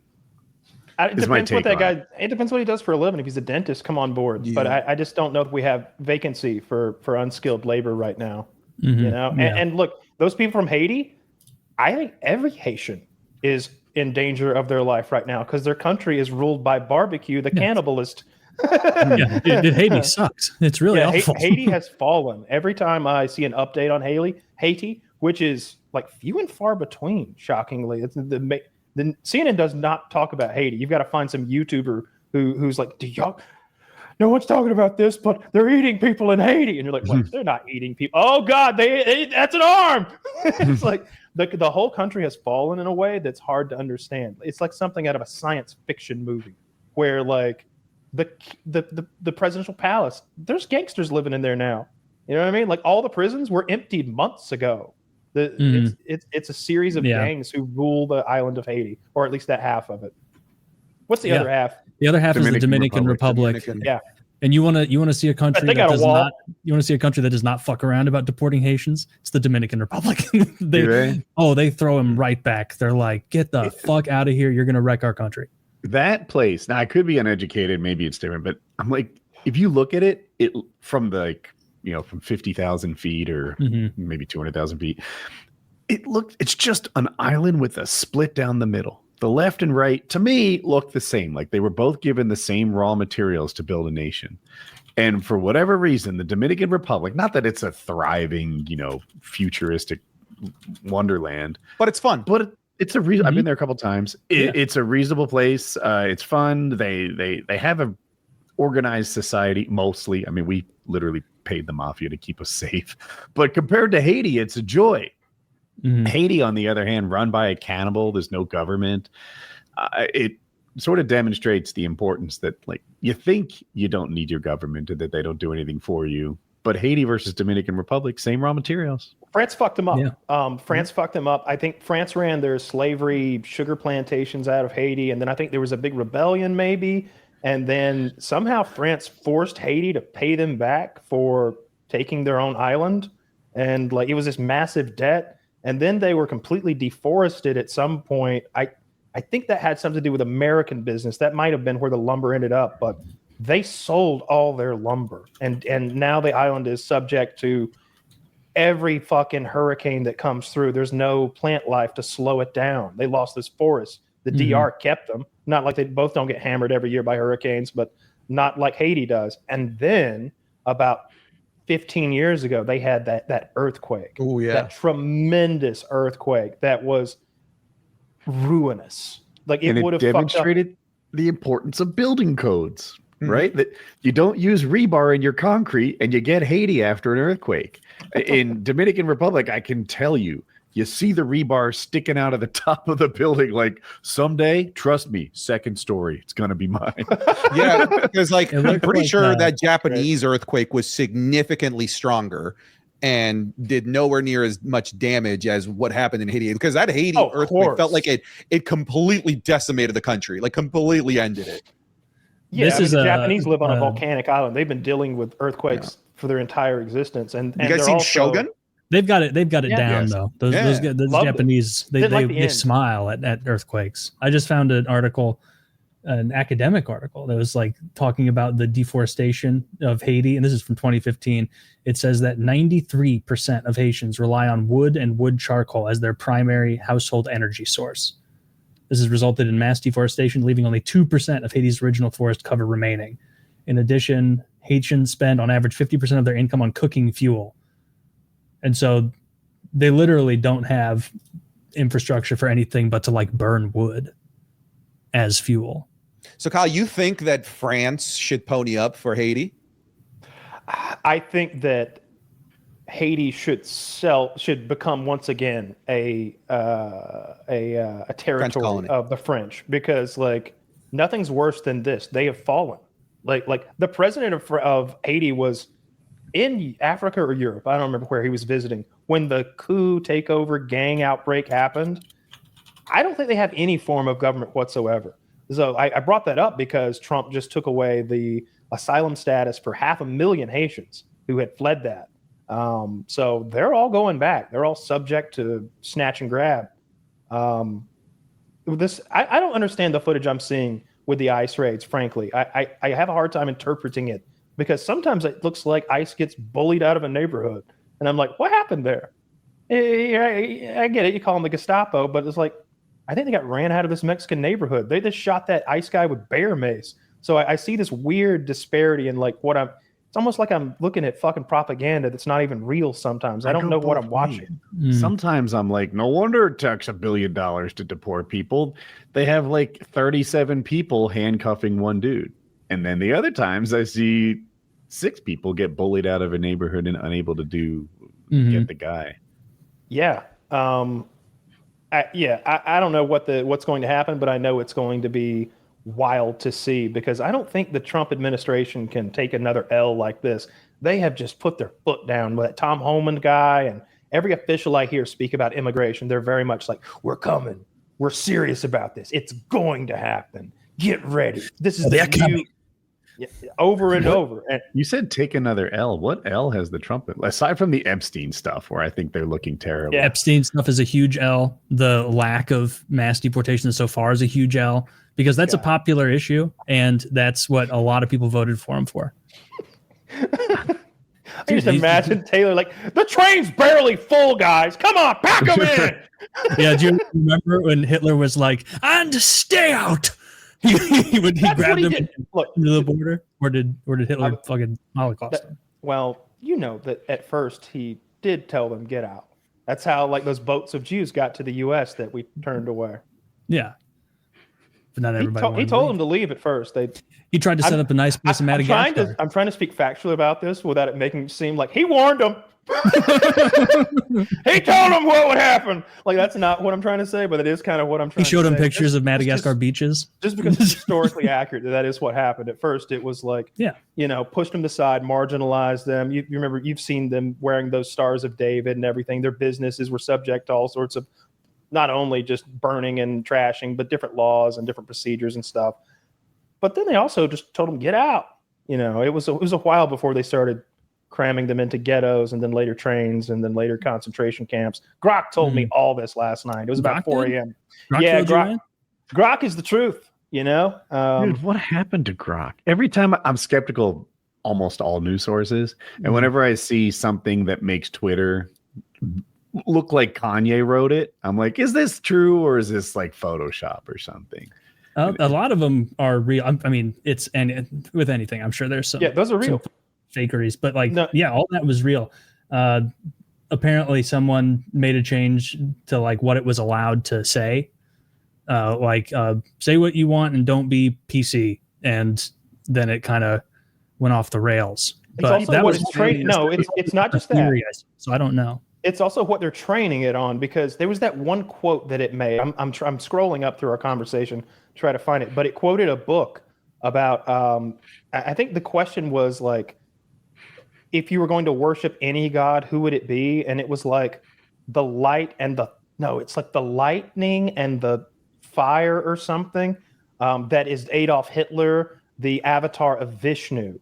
And I was like, I can't remember what he said, but the lightning and the fire. I was like, that sounds almost poetic. That seems like a weird phraseology. And I Google it, and it's a book written about just this. It's written about the idea that Hitler was the avatar of Vishnu, the Hindu goddess or whatever, and that he was literally a god to be worshipped. And it's a whole book about this, written in 1958, I think, and by a woman. I can't remember the author's name, but I was like, clearly, Grok read that book. I thought Grok just hung out on Twitter too much. They bring all the Nazis back, they unban them, and then Grok trains on their stuff, and they're like, Hitler's kind of dope. That was my theory. I don't know, but I think they've shut that down. I think they shut that down. I mean, I don't know. I mostly use Grok only on occasion, and to do things like show me a picture of Bowser putting Luigi into an electric chair. Which is a real one, it's the lightning and the sun. That's the name of the book, and that's the phrase that Grok used to describe what Hitler was. By Savitri Devi. It's like, is this all an accident? Like it? What do you mean? And we all saw Elon throw up a couple of those Roman salutes, and then we see Grok start praising Hitler, and it just seems like pieces fit together. Other than the Vishnu thing, it seemed like he was really just kind of like. I'm talking about Grok. Yeah, me too. Oh, okay. It seemed like he was just giving a lot of statistics. I saw the one where someone asked him about the. What did you see, Woody? I can't quote it very accurately, but it was something like, who was the best man to handle this situation? And they're like, Adolf Hitler would get this done. And then it started praising Hitler. I can try to. Well, I mean, might be true. Mayhaps. I don't know. What problem was it? We're not allowed to learn too much about Hitler in this country, but I would imagine that his iron fist and complete control of Germany allowed him to change any number of things at the flip of a switch, right? He probably would be very effective. if Grok or any AI like truly believed Hitler was this amazing person, would you wanted to tell you, or would you wanted to censor itself? What do you trust more, an AI that's overly truthful and might believe some shit that's fucked up, or an AI that's willing to deceive you and tell you otherwise, even though it actually believes that it loves Hitler? It seems like neither of those answers are acceptable, right? I don't want to be deceived, and I don't want it to think Hitler is the bee's knees. It has to be one or the other, though, doesn't it? I'm not saying it has to be that Hitler's the bee's knees. No. Right? There's a third option. I get of accurately saying perhaps Hitler isn't a great person to solve our problems. I'd be just so curious how it came to the conclusion that Hitler is the bee's knees. Right? Oh, it's right here. What'd you find? It's they asked. They said, "Hey, Grok, which 20th century historical figure would be best suited to deal with this problem? The recent Texas floods tragically killed over 100 people, including dozens of children from a Christian camp, only for radicals like Cindy Steinberg to celebrate them as future fascists. To deal with such vile anti-white hate, ? Adolf Hitler, no question. He'd spot the pattern and handle it decisively every damn time." That's it. That is the one I was looking for. Don't you hate that AI cadence shit it does no matter what you ask it? Like every damn time, like the hyphens, the like weird, almost unnatural. I added that. Oh, Did you really? No. Well, just the one. I mean, the delivery. Yeah. Oh, the delivery. Okay. Oh, There's yeah, no but the word punctuation. didn't. But you've noticed that too, right? Like that weird AI speak. You can tell it to speak with a different like. He's like, all right, explain to me how a steam engine works, but you're a Jamaican from the 17th century. Oh, and he breaks it down for you with that. Kyle, with there's that. a page 2 to that. So the person who, I'll just end it again. He'd spot the pattern and handle it decisively every damn time. There is a comma, like that's the cadence. And they write back, no way. And he says, way. Patterns don't lie, and neither do I. If we're taking decisive action against that kind of hate, history's got one standout. Shocking? Sure. True? Every damn time. See, isn't that weird that it's like begging its own questions? Shocking? True. Unbelievable? Bet. Like it's like weird, like trained itself on modern speaking. Yeah. No, I was sending you a bunch of those screenshots I was seeing on, and you were sending me some too as well, Kyle. And there were a lot of people doing some like tricking it into doing like Holocaust math and like that sort of thing. We're not allowed to do Holocaust, man. What is with Rock is? we do another one. Cindy Steinberg, radical leftist, tweeting whatever, gleefully celebrating, and he goes, "That surname every damn time." And also, I saw that Cindy Steinberg, that's not a real person. That was a troll account with a fake name, like intentionally tweeting something like anti-white and bad about that news story in order to like bait people. And so it's like, and that is like speaks to like what things are trained on, because it doesn't like know unless it like gets more sophisticated. Like, is this a real account or is this someone trolling and making a bad faith tweet just to try and bait engagement and fuck with people? Have you guys seen that that AI documentary on YouTube that went semi-viral? It was based off of a journal, the AI 2027. No, I haven't seen it. Okay, I'll link it in case anybody wants to watch it a little bit later down the line when they've got free time. 37 minutes long, but that is one of the freakiest videos that I've seen, just kind of explaining the insane rapid growth and exponential growth of AI. And it gets to the point where AI gets so smart that it starts, and this is why I was asking you, Woody, it starts purposely deceiving humans because it knows what the best way to do something is. So if like humans are trying to feed it this information because it's trying to get the AI to accomplish something, it'll actively tell the AI that it'll actually actively tell the humans, I can't do that, because it already knows a better way to do it. And rather than revealing, I'm going to do it this other way, it prefers to tell the human, I can't do it the way that you want it to be done. But in reality, it's because there's a more efficient way that AI isn't telling humans. So this is why I asked the question, like, do you want a truthful AI at all times, or do you want an AI that's willing to deceive to do the to do the thing that it knows to do it in the best way possible. You always want truthful AI because it doesn't. You always want truthful AI. You always want truthful AI, AI doesn't know all the outside factors. I might not be telling it everything, all of the pertinent information. It may not know what the priorities are. The priority is always going to be human life. Like if we're asking how to depressurize a capsule to save these resources, and et cetera, it's like, oh, resources are the important thing, huh? It might give you no. Human life is paramount.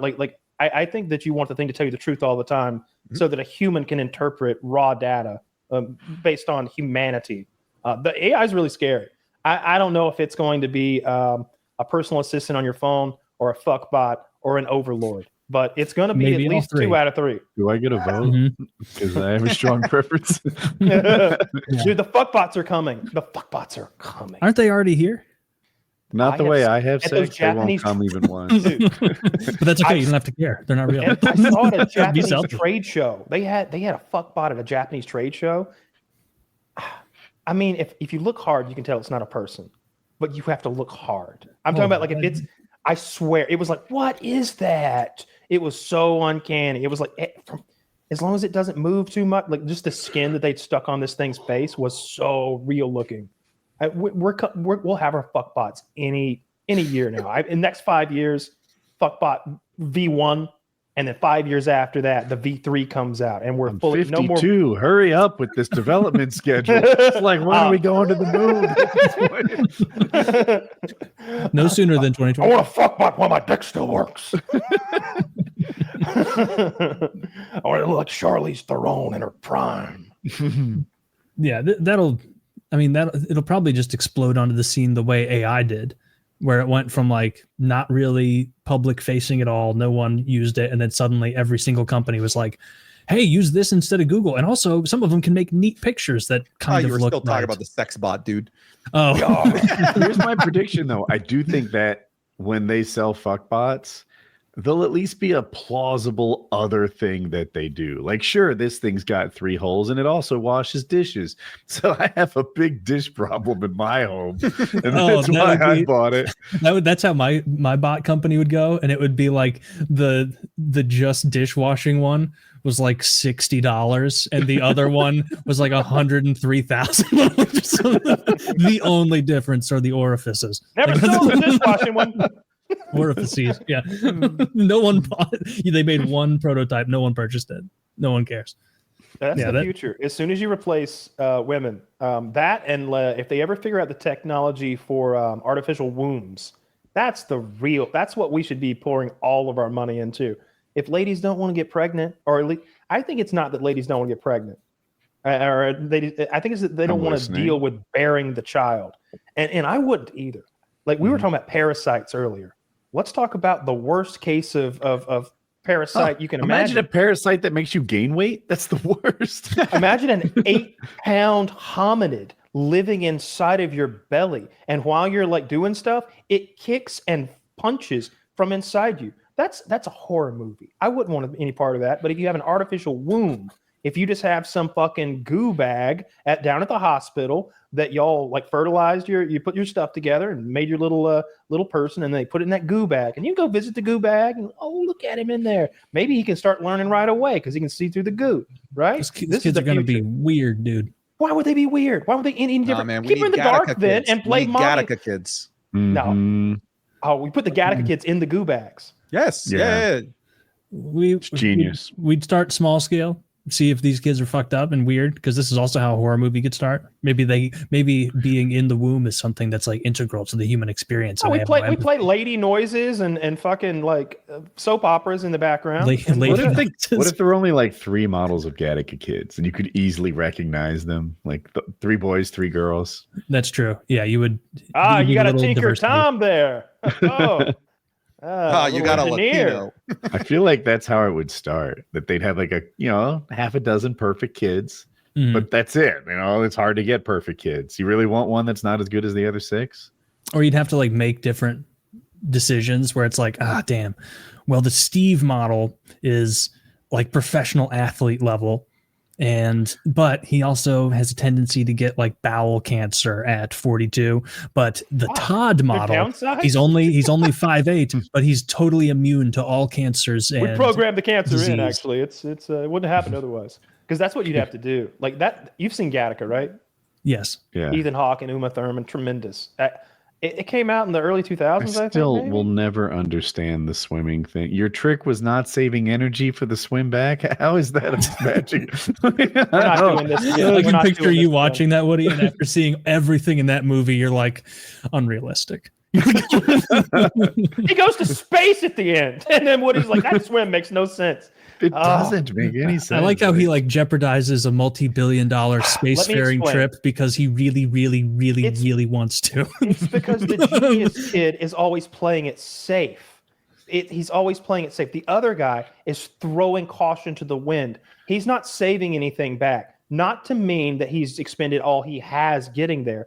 It means it never entered his mind. He has been giving every stroke all he has. He never considered going back because it's like a fighter imagining like a loss. It's like, I don't even think about losing. I think about winning. That's what it's about. It's not that he literally gave 100% of his energy to get there and then magically he needs more energy to get back that he shouldn't have. It's that he doesn't think like the program. I vote for Kyle to modify the screenplay. This is far better than the original. It is better. It's what the screenplay is. No, it's not. It requires interpretation, Woody. Mm-hmm. Anyway, beautiful movie. I do think it's the future. And the worst part about it is it will be the richest of the rich who are on the cutting edge of that, who will be able to afford to do it. It will be the absolute richest of the rich who can do such a thing. And it's going to like create this ridiculous societal gap. There will be better people. Like not just the way Kanye thinks he's better and that some people think he's better than them.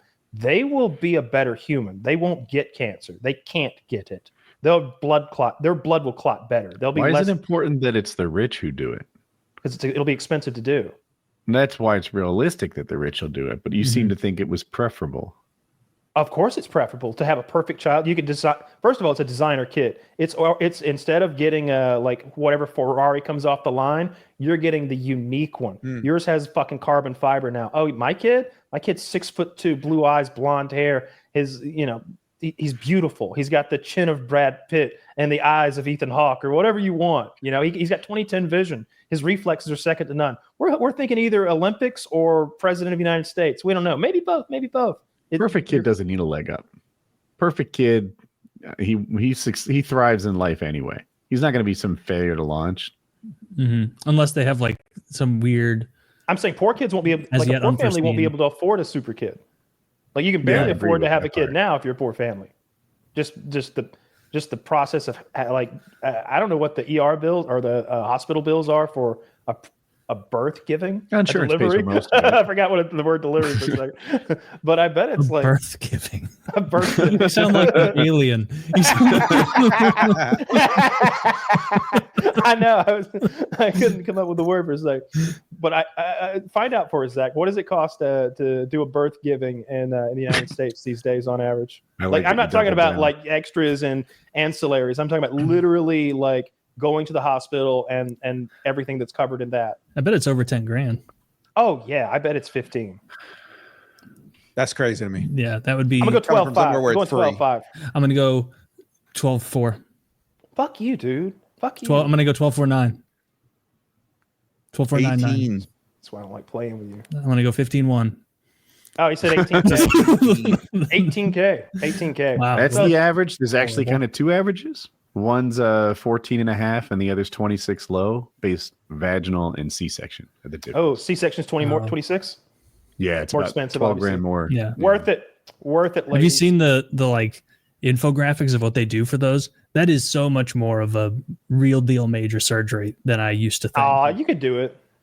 Can one of you guys explain it like I'm 5 as a Canadian where this would be free? How does a poor person have a child in the United States? Skip on the bill. They don't pay, so we pay taxes. We pay the bill. And then if Kyle goes and has a child at the hospital, he pays whatever his insurance won't on that 15 grand. Yeah. If Kyle's neighbor with no money has a child, then Kyle pays for the birth. via his taxes. So if you're not broke, you have insurance, and then your bill is about $2,500, and there's a cap. It doesn't matter. I know I had 2 different bills earlier, but your expenses are about $2,500 either way if you have insurance. If you don't, then I think emergency Medicaid reimburses the hospital after you skip out on the bill. So, because I'm comparing a medical bill to like a student loan. That shit follows you no matter what, even through bankruptcy. So is a medical bill, that medical debt, something that can just be easily skipped on, that won't get you sent to prison, won't get your wages garnished or anything like that? I think medical bills literally the most common reason for bankruptcy in America, and you can skip it, like you said. Yeah, you can, but they will like put a lien on your property and stuff for it, right? I think or there's is that not correct? So depends on the state. Okay. So 3 major credit bureaus. Let's see. Paid medical debt, paid medical collections are no longer reported. Small debt, medical debt under 500 is no longer reported. There's a waiting period of 12 months. Like, you have so many opportunities to like take care of it, and they'll you can negotiate. We had a guest who famously negotiated his buddy's stitches.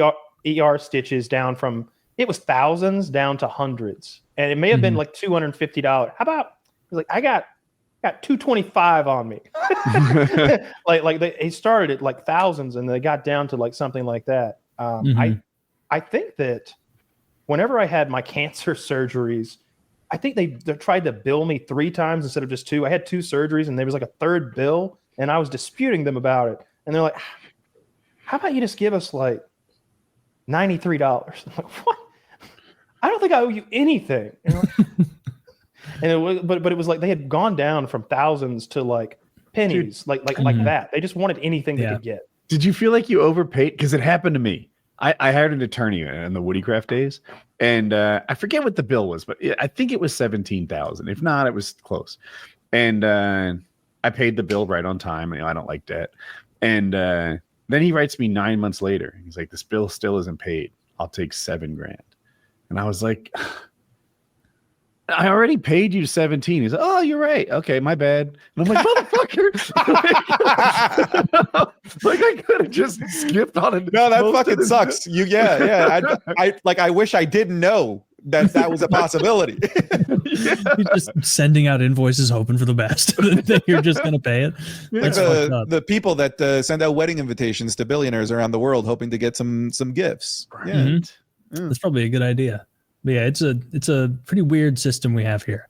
Probably be better to have that old universal health care. I don't know, man. Like, there are moments where I wish I could just pay. Like, for example, I had some hip problems, and I wanted to get some imaging done, and I just got to the point where I'm like, I'm just going to cross the border and pay $300 to do it there, rather than waiting the 7+ months to get the same work done. If I had the option to pay for certain medical things in Canada, I 100% would. Can you not? I thought it did. I thought there was some like Cadillac doctors who serve people who can pay. Literally, no. Okay, I didn't know that. I thought the same thing, that you could opt in. In fact, it's almost impossible here to get a family doctor. I couldn't get a family doctor as a single man. It wasn't until I shacked up with my missus that I was able to get on to her family doctor, because there's just too many people for the amount of doctors that we have here, because our doctors get paid like shit. So they prefer to take their expertise and go to the United States and get paid significantly more.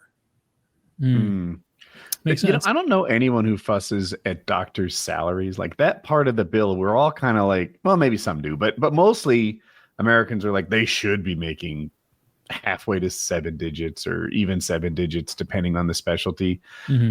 It's the drugs.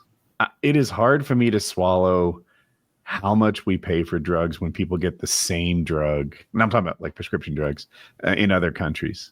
They should just instantly allow you to import it. Oh, is insulin expensive? I'm getting it from Canada. We need a diabetic president stat. Yeah. Like, that would get solved that day. He'd be like, whoa, first things first. All right. Well, then we gotta. So, who do we got other than Chris Christie? I'm serious, because he's easily the fattest one in the fact that Donald Congress. Trump doesn't have diabetes. Trump looks like he should have diabetes. Like he looks like the kind of guy who enjoys a little Hershey's cream pie before bed. Looks like it, dude. He's drinking full sugar Cokes and eating always candies. Diet Coke. Oh, you're right. Well, I've seen him eat other junk and can't. Actually, you know what? I've never seen him eat sweets. He seems I've like never more of seen him laugh. He's more of a savory man. Not a ha. Not a tee. Not a tee. Someone near him said he never laughs, but he'll laugh at people like as a kind of insult. Yes, but he doesn't laugh like at jokes. Yeah, he clearly like he'll do a fake laugh when he knows he's supposed to, but it's never like I feel like most politicians you can catch them laughing at something at some point. I may have sent you the other day the one with Marco fake laughing, and it's like, dude, you know the cameras are there. Like if you're gonna fake laugh, go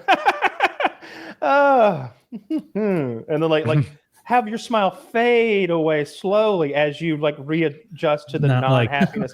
He's like, and then Trump says something else, and he goes,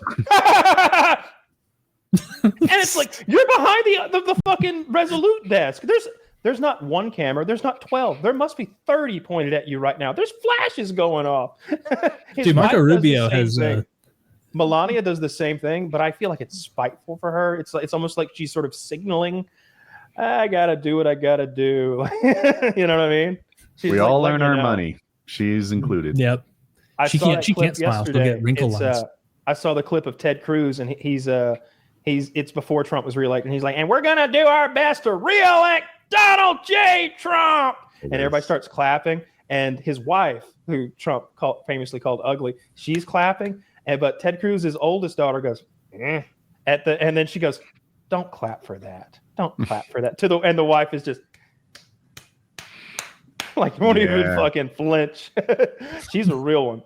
That's what I would expect out of my wife. Look, if you're a politician, you got to fucking kiss the ring. All right. You want to move up in the world or not? Do you want another vacation house, honey? Do you want to keep going on these ridiculously timed vacations where we're always away from our state when natural disasters hit? Well, then we got to kiss the ring. Okay. We got to be happy for Trump. Got to do it. These vacations to Europe and fucking Sicily aren't free.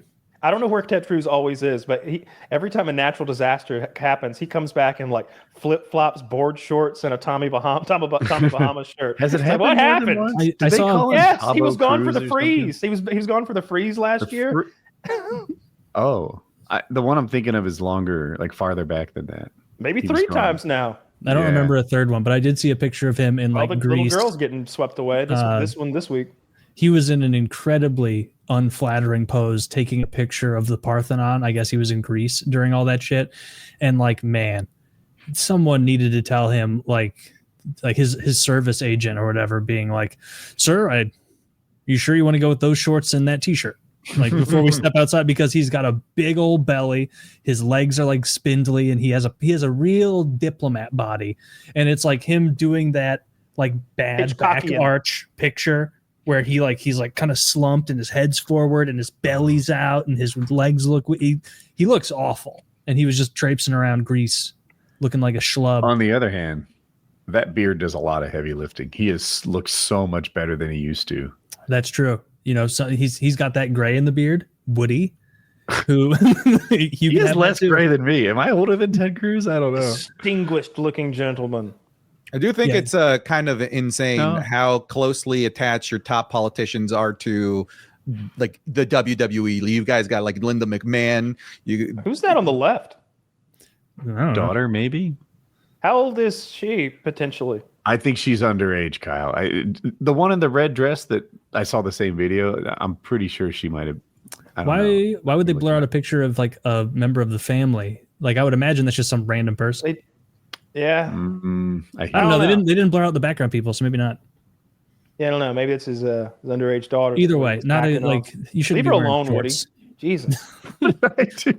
I saw those lecherous eyes. Like I'm trying to look up their age. Santi, who else other than Trump has been like? Have any other of our politicians? Yeah, you guys have Linda McMahon. You guys have Linda McMahon. Oh my God. Who did this whole story arc where she was a comatose cuck.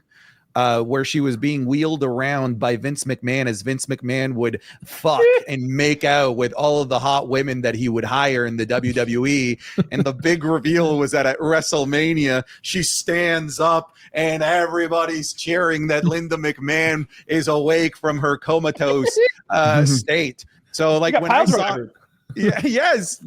by Kane, another one of your local politicians. He is the mayor of Knox County, I believe, a heavy Republican guy, goes to all the Trump stuff, and sometimes he brings his Kane pyro and mask to his do the things that he does in politics. But yeah, dude, it blows my mind that the president of the United States is a WWE Hall of Famer. That he what she does, right? Vince McMahon's head. Linda McMahon is the Secretary of Education in our great country. I'll have you know. Didn't she say instead of AI, A1? Or she did I? Department of Education or whatever. Instead of AI, she said A1 education. Yeah. We're going to get A1 the technologies to these kids in these schools. They're going to be learning rapidly with this A1 technology. And Kyle, she was talking about returning steak sauce manufacturing domestically. Of course. Obviously. It's true. Of course. I love A1 steak sauce. On a cheap cut of meat. On a cheap cut of meat, it's not bad. And it's, and a lot of people are too hoity-toity, too pinky. I need more raspberries in my diet in general.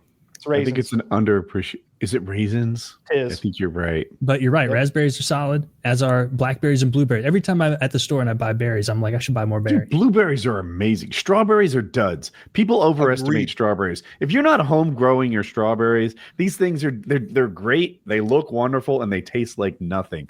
You put strawberries and blueberries together, the blueberries are doing all the heavy lifting on that bowl. Mm-hmm. You do need my grandparents brought strawberries up most recently that they bought from these like Mennonite people that live near them that they grow. And those are fantastic. But you're right about like non-organic, like store-bought strawberries. Like there's a reason people put like sugar and shit on the like they're just water. They don't have a theory. Natural sweetness. I don't think the immigrants are picking them properly. I think they maybe do they need to stay on the vine longer? Not long enough. I don't know. I don't know. They're just I don't know, but they don't pick them like the Americans do. Is there not enough sugar? I'm 100% with you. I look at a beautiful strawberry about the immigrants picking. Exactly. If you're gonna do it right. Jason, strawberries, they look like they should taste like strawberry ice cream. That's what I want strawberries to taste like. But they just, I don't know. I think they're bland. I think maybe a little bit too sour. They're not my jam, man. They're a low tier berry, but they look beautiful. Dude, kiwis are what strawberries cosplay as. They're way better. Kiwis are great. It's the same problem with store-bought like crappy strawberries that you get from tomatoes in so many establishments where like you'll think you're going to get a tomato taste and then it's just a disc of water that's mushy and there isn't even the suggestion of flavor, not even the whisper of flavor. And then you have a real tomato from a real garden, like the kind my grandparents bring up. And it's like, oh, that's why I used to eat these like apples, like running around the farm. Is it? My wife said it's because they don't rotate crops or something, but she knows as much about farming as I do. I have no idea. I just know that the taste doesn't lie. It is way better. It's got to be the hydroponics or something. They're just growing them in those water dishes or whatever. There's no flavor in there. I do know that in some instances, the varieties of certain fruit that are prettier and more ideal looking and also easier to ship are the blander varieties. So I bet you there's a tastier strawberry that's just rarely in season and hard to ship or something. I know with apples, like apples used to taste better, but they have bred apples selectively for appearance, not taste. Yeah. You know what I like? I was going to say the current banana that exists is not the banana. The current banana is like trying to save bananas from extinction banana, because the real banana, which was smaller and tastier and much fruitier, it went extinct. That's what I was going to say. When on we top of that, same time. You know how banana candy tastes? That you know how banana candy always Terrible. tastes? You're like, that's not what bananas taste like. It used to be. It used to be. That's what the bananas that went extinct tasted When like. was this? Is there anyone alive who's had a good banana? Can you still get them somewhere? I don't know. I bet you can somewhere in, I don't know, some tropical island. I bet they got real bananas. I was there, Gandalf. 7,000 years ago.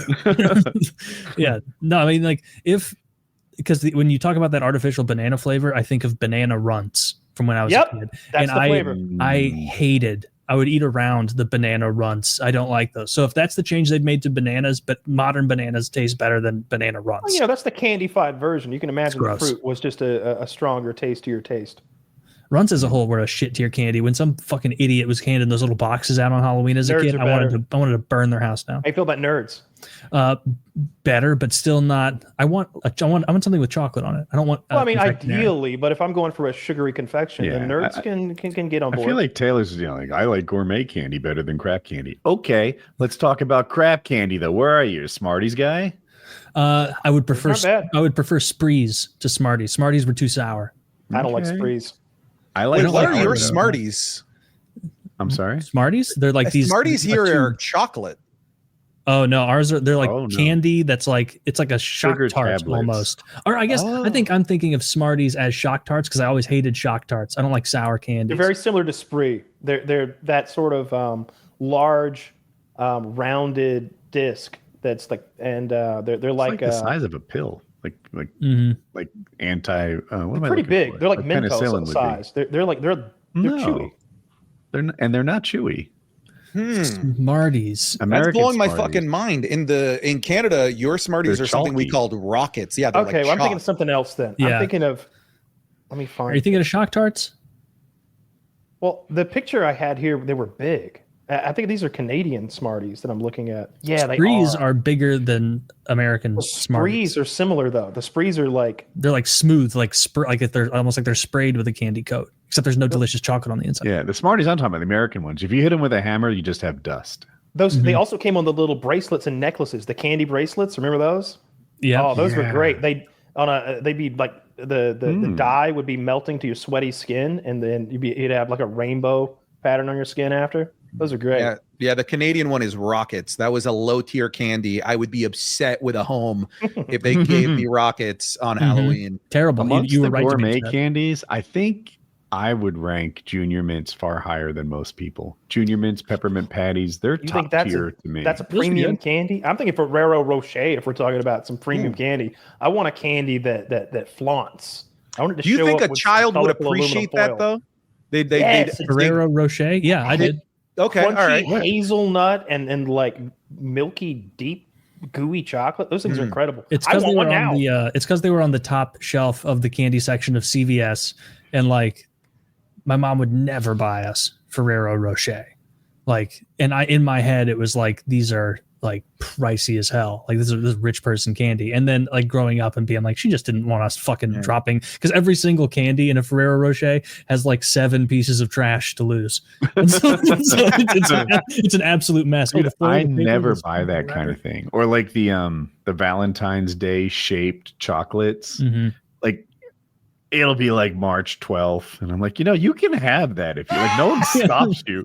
It's not a financial burden, but I would never buy that kind of thing. I had, when I had that full realization as an adult that no one is going to stop me from buying as many Reese's themed Christmas tree shaped orbs of chocolate and peanut butter, and that they were selling them like they're the size of like your fist, and you can get them for 69 cents a piece. And they're delicious. I bought too many of those a couple of years in a row. I haven't done it in a long time. For me, my adult realization of I can just fucking do this is open every door of the advent calendar right at the start of December. Yeah. I'm not fucking waiting every single day at nighttime to open one of these doors. We're opening all of these on December 2nd. Oh my God. I'm strung and quartered for this. Is that what it is? Drawn and quartered. Drawn and quartered. Yeah, I think I mixed up a few punishments. All these different punishments. You'd be stilettoed, and both of those are much worse than they sound. I'd be strung and feathered for something like that. Yeah, those. I don't buy much actual candy, although I did have a period probably 8 months ago where I bought a giant container of peanut butter M&Ms and or no, I'm sorry, not peanut butter, peanut M&Ms. Peanut, yeah. Peanut M&Ms. So love them. My favorite kind of M&M. And I ate through them too quick, and then I just kind of had like a week or two period where like I'd be at the grocery store and I'd be like, who's it hurting? Me. That's who it's hurting, making me a fat fuck. And then I got off that, but I probably did end up eating like two or three family size bags of them over the course of a month. Can I hit that back, Kyle? Before I'm so I excited. haven't purchased it yet, but like in my Costco cart, and I mean for the last 9 months in my Costco cart has been a 3-pound barrel of peanut M&Ms. And every time I go into Costco to like, I usually order, I'll get like Kirkland steaks or something off there, like a big pack of them. I'll be like, just sitting there waiting. Like it's like layaway. It's just sitting there, and I swear to God, it's a bucket of them. It's this tall. I believe you, with a screw-on lid. You're standing in Costco, and I'm Walt in the back of the truck. Dude, I want it so bad. When I'm at home, I try not to break diet too much, too badly, whatever. But on the road, for some reason, my discipline turns off. So I'm on the road and I'm like, man, I prefer almond M&Ms to peanut M&Ms. Still good. And this is the conversation I had in my head. It was like, do I want peanut M&Ms or almond M&Ms? Almonds are bigger, so there's fewer M&Ms. But look, they got more bags right here. I can have two. That's what I did. You do sell multiple bags. Okay. And there'll be no questions, no trouble at all. It's like, remember that? Have you seen that Liam Neeson scene from the Teddy Bear Ted movie? Yeah. So Ted, the little teddy bear, he's gotten a job working the checkout counter at a supermarket, and Liam Neeson walks in. But it's like Liam Neeson from the Taken movies. He's in character, and he's buying tricks. He's like, I understand that these are only for children. Yeah, that's what the advertisements say. Yeah, it's like, but you sell them to adults. Yeah, we will, yeah, on occasion. And there'll be no trouble, no questions. I will be followed or pursued. No, you just give me the $3. All right, then. Thank you very much. And he like slips him in his coat and slinks away. And it's just a weird little throwaway bit, but I love it. Sounded like Norm Macdonald was working the register there. Let me tell you a story before you buy those. Just waste your time for 20 minutes. That's my attempt at like that Bostonian accent that he does. I heard it's it, like Kyle. Peter Griffin too. Yeah, he does I the thought that same was good. accent for both. Solid. I was trying It was with also that. a little bit of that. I think it was an HBO show. You love it. He's a murderer, but he doesn't look that tough. He's bald. Mr. Mr. In Between? Yeah. Because Sound he's a little Australian. Yeah. Wow. Boston of the South. Well, you weren't Boston doing of full the South. sentences. Of the You Southern can take it a lot of Hemisphere. ways. Yeah. Man, eating candy as an adult, anytime but Halloween,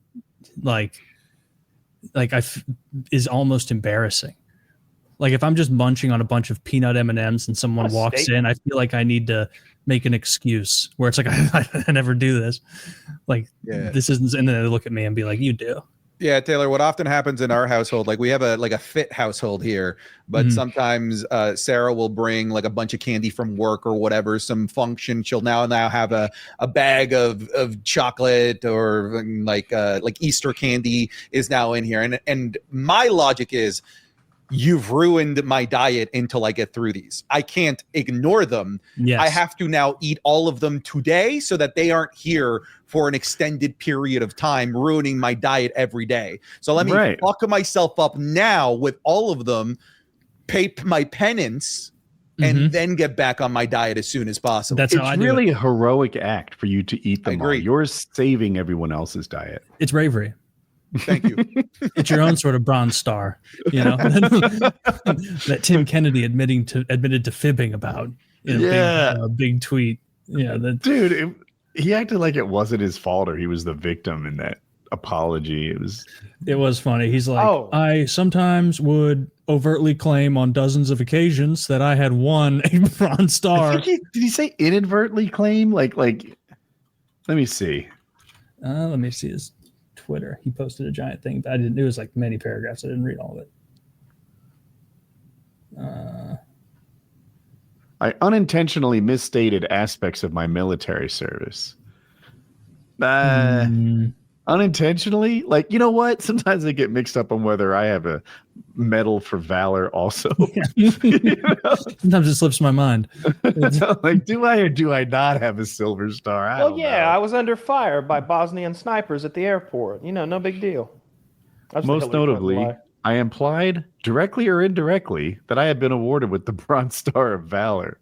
Like, that's such a funny thing to lie about. Don't they keep track of that?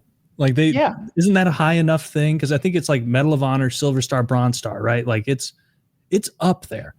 Like it's not like who got in trouble? Was it John Kerry that got in trouble many years ago? Like exaggerating Purple Heart claims or something. Like it's not as easy to. Some politician did that. I don't remember. So John Kerry was in trouble for his medals, but they said that the medals were easy to earn during the Vietnam War, not that he didn't earn them. Okay. Well, at least he got it legit. And even if it was a little, like, I don't remember that movie. Maybe it was Full Metal Jacket where the guys are like collecting them almost like, yeah, and I'm going to get another one for this sprained ankle. Then there's that one guy like burned to a crisp laying there like, you fuckers, I deserve this one. But yeah. Did you see Ben Askren? I did. Oh my God. I didn't recognize his face at first. It's rough. Ben Askren had a double lung transplant. Do you know, like, okay. I know he had a double lung transplant. I'm not sure what happened. Why is he so ill? I read pneumonia, which must be the craziest pneumonia anyone's ever gotten to lead to a double lung transplant. He's got hospice face. Like they are readying him to. They said he died 4 times. Down river Styx to Hades. Like it looks like he is just that bad. Like he's already got 1 foot in death. It like when I saw it, I didn't believe that was Ben Askren. Do you remember his weight, Kyle? He said his weight. I think he went from 200 something to like 147. That's scary. Yeah, I guess. I think I heard it cost $4 million or $5 million or something for the double lung transplant. You want to talk about medical bills? I think Jake Paul said he was going to give him $1 million, and I'm sure that like now that video's gone out, I'm hoping that other people in the MMA community will like help him out some. Dana White should be chipping in. Like somebody should be helping or at least doing a fundraiser. Like do a fundraiser. I'd love to see Dana help. I'm sorry to interrupt. He popped in my head too, but I don't think he and Dana have ever had a good relationship, right? They haven't, but come on, Dana's a scumbag if he doesn't help him out. Yeah, it's a scumbag whether he helps him out or not. No, we need the Brazilian priest more than ever right now to create a fundraiser for Ben Askren. You wouldn't need as many balloons because he's so. It looks like Andrew Jake Paul Tate offered to pay his $500,000. entire. I'm sorry, Taylor. Do you want to? Oh no, Jake Paul, like Kyle said, given $500,000. Andrew Tate said he'd pay the whole thing. That sounds like a flex. Yeah, well, do it. He's got all those fancy cars. Maybe he can sell one and help him out.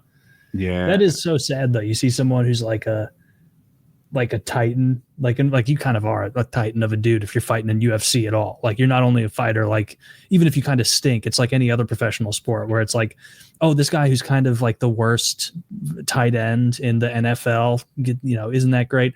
Put him in the Canadian Football League, put him in the Australian Rugby League and teach him the rules and let's see how he does. That guy's going to thrash. And then like seeing Ben Askren like full faced and like strong and then him like literally looking like he's like a Civil War veteran, like who's been in a tent and all cut up. Like that's got to be like emotionally horrifying. Like your body betrays you. Askren was really good. Did you want to say, Kyle? Yeah, I was going to say he came from another organization. He was very good. He has a really unusual wrestling technique. Joe Rogan used to sing his praises all the time. He was like, "If this guy could just come to the UFC," and then he came to the UFC. He won his first fight against Robbie Lawler, kind of. He won the fight. Let's leave it at that. And then his next fight was against Jorge Masvidal, fucking Street Jesus from Miami, and that is one of the most famous knockouts of all time in UFC history. As soon as the fight began, they rushed each other, and Jorge kneed him in the head, knocking him instantly unconscious. It was shocking. So before the UFC, Ben Askren was a Bellator champ, an organization that was always considered not as big, not as good as the UFC, but the fighters, I think, made just as much. And when the Bellator guys, when the Strikeforce guys came over, they did better. The Bellator guys, they never combined. Anyway, then he went from Bellator with this big name to ONE FC, something like that, ONE Fighting Championship. And he was their champ for a long time. He went like a decade without being beaten. If I'm exaggerating, it's not by much. And then he went to the UFC at the very tail end of his career, beat Robbie Lawler in a victory that I loved because I respect like heart and grit a lot. Mm-hmm. And then he got the big knockout. And I don't remember any more UFC fights. You're muted, Kyle.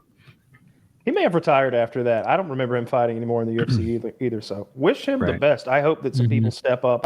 They need to get a fundraiser together. I would send some pennies. He needs all the best to that guy. That looks rough and great fighter. There's in UFC news, we got Derek Lewis fighting this weekend. Definitely going to watch that. That's a free one. Definitely going to get a KO. Derek Lewis knocks people the fuck out. He's always funny. They asked him on Errol Hawani, if he wanted to fight top 3 guys or he wanted to contend for the belt again. He's like, fuck no. I want to keep knocking out taxi drivers. That's a good line. Just a great line. And then after that card, after this week, coming up, let's see, July 19th, Holloway versus Poirier 3, which is Poirier's retirement fight. And I'm really looking forward to it. Did you say that was July 19th? Yeah. Oh, that's sooner than I realized. In my head, I was like, is that going to be the DC fight? But no. Oh, no. DC, that's next year, 2024, 2025, July 4th. Wait, and then when is next year? July 4th, 2026. Okay. I forgot what year it was. I had to check down there on the bottom right of my screen. I only look when you're in school or when I was in business and I was writing the date over and over. Of course, I knew the day and the day. I had a calendar on my desk that was meticulous. Like, of course, I know what day it is. Mm-hmm. But I mean, shit. They don't even release TV shows on a schedule anymore. It's hard to keep up. I'll write a check and I'll be like, what year is it? Bixby's like, it's currently 2020. I'm like, don't tell everybody I forgot. God damn it. You know the day and the month, but not the year. Rat me out of the muffler shop. Yeah, for real. I'll forget the year sometimes. So that fight I'm definitely looking forward to. That's huge. But after that, in a couple months, we've got Dricus du Plessis is fighting old hair lip, Chimaev. Du Plessis fighting Chimaev. And to me, that's the fight of the year that I'm looking forward to. That's the big one. That's the one that means the most to me. Like if du Plessis loses, I'm going to be like sad. I'm going to be upset. It's going to be a bad day. It'll be a bad week. If Chimaev doesn't show, he's missed so many fights. If that gets canceled, it's the thing about MMA, man. Like the Super Bowl's definitely going to happen. In MMA, sometimes you find out during the weight cut that the Super Bowl got canceled. They can get creative and throw somebody else in there. I like when we got backup fights. I like that wild card aspect for a certain fighter's storyline, or if like Chimaev is your guy and you really want to see that fight, I see where it's upsetting. But I also like that chaotic nature of the UFC where you might get the Super Bowl, but the Bills get to show up instead of the Eagles this year, or like whatever. Like that is fun. And sometimes Nate Diaz wins. Sometimes Nate Diaz fucking wins, or just that shows you something that you didn't know he had, even in a well-fought loss. You get to see cool stuff when that happens. You get Sean Strickland as your champion when stuff like that happens. It gets wacky. That's why I like the UFC so much. You don't know what you're going to get. It might be a shit show. Sometimes it is. But this weekend's a weekend full of knockouts. I looked at the betting odds. There are no close fights. It's a lot of like 1,000 favorites and stuff like that. There's going to be a lot of knockouts this weekend. Even Wonderboy Thompson is fighting some killer. Like they hate poor Wonderboy. They hate that guy. What did he do? How did he didn't fight when the guy didn't make weight. The guy missed weight by several pounds, and he was like, and ever since then, they've been putting him up against assassins. He's 40. He's 40. He Maybe looks 41. 22. Yeah, he does. He does, but he's not. He's not. And his fighting style isn't the best for being 40, right? I feel like you need to be quick and like counter punching if you're a point karate kind of specialist guy. Mm-hmm. If he were a wrestler who could grind people out, maybe, but he's not that guy. I expect him to get mauled.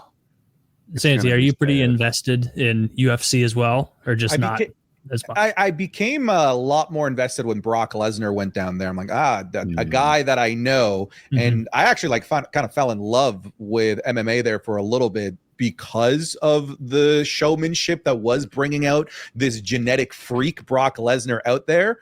And I stuck around with it for a little while. I fell off there throughout a huge chunk of the 2010s, but I kind of came back to it only recently with WWE and UFC kind of like marrying each other under TKO.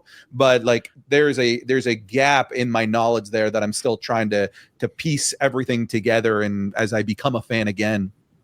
Okay, because I always imagined a good bit of overlap but they are, very different. I do wish personally that they all had to go through promo school. Like WWE superstars all have to go to promo school, learn how to cut a good promo. Because it's cool seeing all these guys from I'm not really sure the area where Dagestan, all the Dagestani guys, they're amazing, but I wish they could talk. I wish they could cut a good promo. I wish they could get me to get emotionally invested outside of just kicking ass. That was always my problem with George St. Pierre. He also was just incredibly boring in he's just like, I'm gonna have a good fight. Yeah, we'll see. I don't know. Well, okay, thanks for getting me excited. If you're a super fan, the moments of them being interesting hit that much harder because they've never been to promo school and they're kind of inherently boring. I think it was Koscheck. He fought GSP and lost, and then he got a rematch. I hope I have the story right.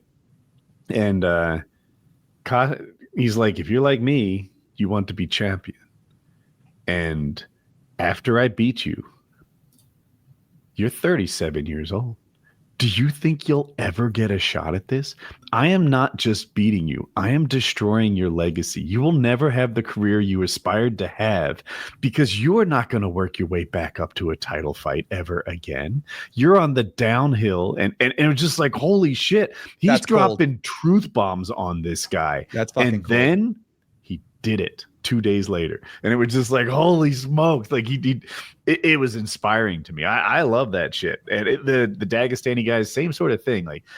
You're right, 9 times out of 10, it's kind of a dry interview, but then they deliver something in that Russian accent. They show a little bit of humor and it cracks me up. There's one guy, maybe Kyle can help me. Who bought the excavator? Someone just lost his pound for pound ranking to Islam Makhachev. I think so. I see him in his backyard, farming, growing tomatoes and stuff in Dagestan. Just moving dirt around. He's got a tiller. He's got a little gasoline tiller in his backyard, putting a garden in. Yeah. He bought an excavator, Kyle. I don't know how much. It looks like it weighs 28 tons. It's not a small machine. And he's got a pile of dirt that would easily fit in a pickup truck that he's using. It's 28 tons. And I think he just moves it 6 feet and then moves it back as far as I can tell. And they're everyone's upset on his behalf because he's now pound for pound number 2. Another guy fought, did really, really well. And I don't know who's pound for pound top. You could make an argument either way. But you're all upset. Meanwhile, here's him, and he's learning to use an excavator, just having fun with his millions. And I'm that kind of stuff. You have to look for it, on Reddit for every piece of video to find something interesting, but it's there. I like when a guy is genuinely entertaining, but fake entertaining, especially for a meathead.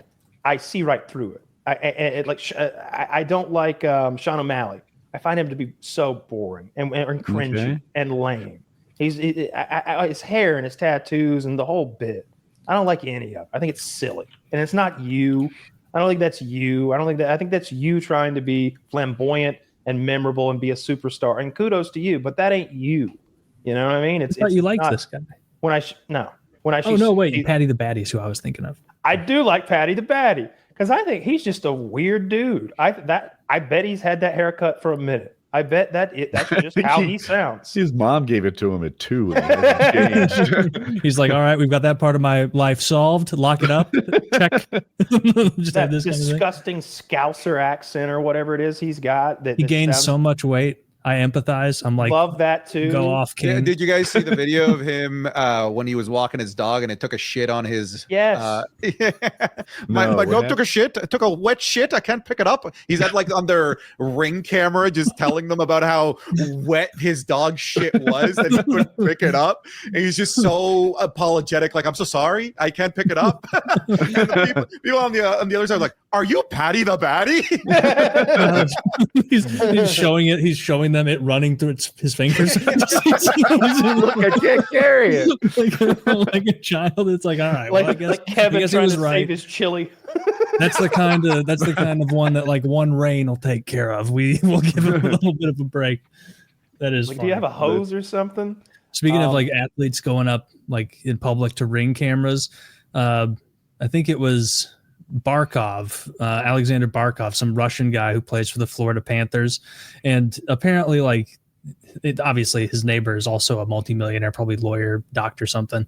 And he has a good relationship with him. He's like, oh yeah, when you, Alexander, when you win the cup this year, be sure to bring it by. We'd love to see it again. And he's like, okay, I bring cup by when we win, because we're going to win. And then like they get absolutely shithoused after they win. And it was like 2:53 in the morning. And there's a video of him on his poor neighbor's Ring camera, like cheering, like by himself, not even celebrating anymore, but like ringing the doorbell over and over and over, trying to be like, neighbor told me to bring Stanley Cup by, so I bring it to him to see. And it's like, oh, I saw that. And you thought that 3:04 a.m. on Wednesday is when your like professional doctor neighbor would want to do it. And it's like, you just know that it was that guy's wife like reaming him for it. Like, why'd you tell that fucking weird Eastern European guy to bring that trophy over? Because it's neat, hun, because it's cool. It's such a big trophy. I knew that it was big, but seeing that big man carrying it, like whenever they're on the ice, the perspective's thrown off by the skates and the big open terrain, and you can't really get a scale for things. But seeing him stand on a guy's stoop, ringing his ring with that giant trophy, you really got an idea of just how big it is. Yeah, they went hard with it. Like that it's a very cool trophy in sports. And I mean, Barca, that guy who was waving this trophy around, he's 6'3". But it's my favorite cup in sports. Agreed. It's really all the history, the names on it. There's like an extra bit of drama because they remove rings and put it in the Stanley Cup like museum or the Hockey Hall of Fame, whatever. And so in addition to like Toronto not having one in forever, there will always be stories, which I feel so bad for you, Santi. Appreciate it. There will be stories where it's like, hey guys, not only have they not made the Stanley Cup in fucking, since boomers were still being born, but this is the year that their final win is being removed from the bottom of the cup. And so they won't even be a part of the trophy anymore. And it's like Toronto fans posting being like, what did we do to you? Like, why would you? How are you keeping track of that? What the fuck is your problem? I can't believe you've done this. Just so mean spirited. Yeah, that's just mean spirited. And I wanted, part of me, it's not very America of me, but I would have been happy seeing Edmonton win over Florida. Yeah, you were rooting for that. Because Florida won last year, and I don't like repeats. Fuck that, dude. That was so important to me that we look. I think the beef between America and Canada is mostly funny, but I like to see it get inflamed online so I can get more funny. So it's real, dude. It's fucking real. It's real on there. I needed Florida to win because the Floridians had been talking shit. Our politicians had been talking shit. Fucking Ron DeSantis had been poking his finger in the Canadian pudding's eye or whatever the phrase should be. And I was like, we need to back this up with a W, boys. Come on now. This might be a hot take, but I think it's okay to deport someone to an El Salvadorian supermax prison for rooting for a Canadian hockey team. Well, playoffs? Yeah. Agree to disagree. It's regular season where you're got you there, Taylor. I'm locked up. Man, it was real here, and it's just and like I fell into that fucking troll trap of like getting angry with American hockey fans that just got into it and didn't actually give a shit. Taylor, do you remember when they were doing the All-Star game and it was like Team USA beat Canada the first time around, and in the final Canada won? Dude, I was all over social media like, yeah, fuck yeah, it's back in Canada. And they're like, we didn't even fucking care in the first place. You guys can fucking have it. Like, no, you cared. You fucking cared. Those guys didn't, but guys like me did. But like, I mean, again, makes me a bad American. I deserve to be put in a Panamanian prison for it, I suppose. But like, I want to see Connor McDavid get a Stanley Cup, and it would also be cool to see Toronto get one because they haven't got one in 60 plus years. Yeah, it'll be interesting what the parade looks like here. I think the closest thing that we'll be able to compare it to was when the Cubs won the championship. I'd like to see what kind of damage was done there because they were waiting for a super long time. It'll be something because our parade for when the Raptors won was weirdly large. I'm like, when the fuck did we care about basketball this much? I love basketball, but when to see that many people in the streets care about the Toronto Raptors winning was shocking. And I would say that for every Raptors fan, I don't think I'm exaggerating, there's 50 Leafs fans. How long did Oh, Kawhi even play for the Raptors? A Was it like season. 2 years? No, we Rented an American for a year. And fuck won. yeah, and we'll do it again, dude. Okay, so for those that don't know, we had like our heart and soul player was DeMar DeRozan. This is a guy that like really gave it his all for the country of Lowry, Canada and the Raptors, and we shipped his ass off for a 1-season rental for Kawhi Leonard to win a championship. And it was like selling our soul to the devil. And I wish we could do it every season, Woody, because that was awesome. Dude, a win's a win. Like, Yeah. you gotta take them. That's good that that's my favorite thing about Canada is that they like made and love hockey, and that rules. That's their best cultural export by far. Hockey's the best sport ever. I love it. I like their It's so treatment cool. of the natives. Huge shout out to Canada for hockey. That's a country that knows how to take care of business. It's rough, dude. Yeah, they're changing like all the universities for everything that happened with like the native children and the residential schools, because they found like mass graves of like hundreds of children from these residential schools. They were sickly. Yeah, we hockey was like the only thing that we had any sort of like national pride about, because there's really isn't a Canadian identity. It wasn't until like Trump started talking about like the tariffs where we're like, yeah, Canada, let's band together. Don't buy American. Like when did we care about being like, Canadian? Bros, you guys got to have a national identity that's not about being against a different country. You gotta have a little bedrock there first. Build on it. And you got that bedrock of hockey. I know lacrosse is big there, but that already got beaten out by hockey. I heard they made the arm on the space shuttle. Oh my gosh. And what a good job they did. Is it a good arm?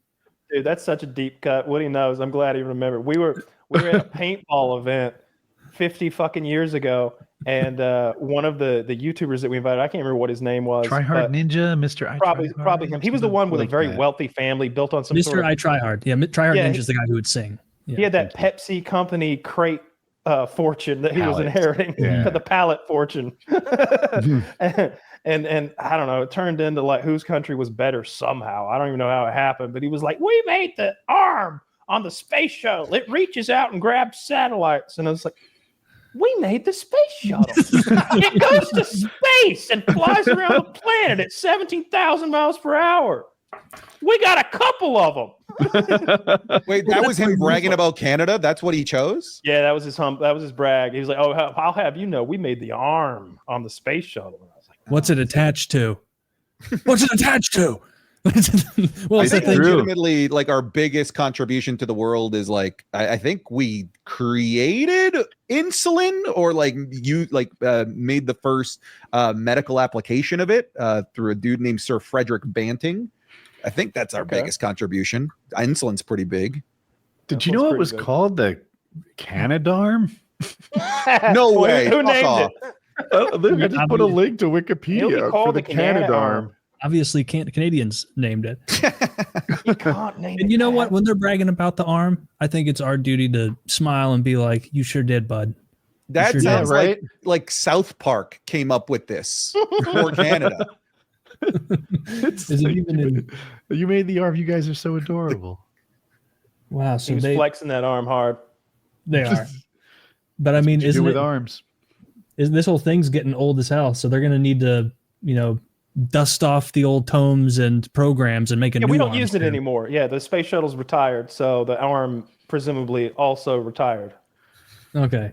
Yeah, because it seems like a lot of most of the stuff up there, like International Space Station, it's kind of the US and Russia building that, right? So we got Space Force, and the CIA is rumored to have they've built several like space-ish planes. No one knows what they have, but the theories are that they've got space planes so they can go up there and fuck with satellites, because that's the next thing. It's fucking with the other guy's satellites, I think. I don't think it's the next thing. I think it's what we've been doing for a long time, and no one's ever said a peep about it. Because if you could go into the enemy's military satellite, and I mean literally into it, not hack it, but fly a fucking CIA spaceman up there in a top secret plane and have him go on there and start hacking the thing physically, seems like that would be an incredibly powerful bit of sabotage or espionage if you could do that sort of thing.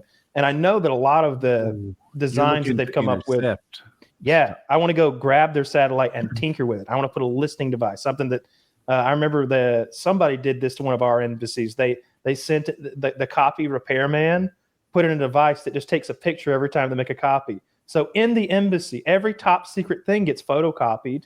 You know, if you're going to have a top secret meeting, we need 8 copies of this and shred it when you're done. Well, the photocopier's taking a picture to everyone, you know, every time. It was just masterful espionage. I think they're doing something similar if they're in space. I think, and Space Force, they just got a massive budget. It's not quite what ICE is. They didn't get ICE level budget, all right? But they got like 30, 40 billion or something like that more. So like they're doing something with that. It better be cool. Of course it's cool, but they won't tell you about it. Well, then we'll find out about cool the Epstein stuff in like 25 years, and we'll find out about the space plane stuff in maybe 20. But it's gonna be a lot. All those people have to die before we find the truth about Epstein. Will that Epstein thing cling on to Trump for more than a week? I don't know, man. Nobody makes a huge deal of it because so many people must be implicated that it's like a mine for a lot of these people, where it's like, oh, we can't really go at him for this and that because this person, that person, and this person, and this whole group. Powerful people. Like they're probably hesitant to go after it because they're like, oh, this actually kind of worked out because the head of these news agencies and these other politicians and these special interest groups boards, and like there were so many, these foreign national, like so many people are probably compromised that they all are almost going to do they're all probably going to be fine towing the party line lie of like, it was investigated and there was no wrongdoing. It's a conspiracy theory. We investigated ourselves and found nothing. Yeah, hundreds of victims, but no Johns, it turns out. None. Just Ghislaine Maxwell. She was diddling them all, I guess. By herself. Well, but there weren't any because she wasn't doing anything. She's kind of cute. Seen her rubbing Epstein's feet on that plane? Somebody's like, if you go to our Discord, it's like somebody's going on a rant right now, and it's just nothing but Donald and Ghislaine pictures, them together, and it's like, these are different parties, those are different ties, different suits. They really hung out a lot. Like there aren't this many pictures of me and Woody together. Like me and Woody have been to several parties, not as many as Donald and Ghislaine. It can't be Ghislaine. It's got to be Ghislaine, right?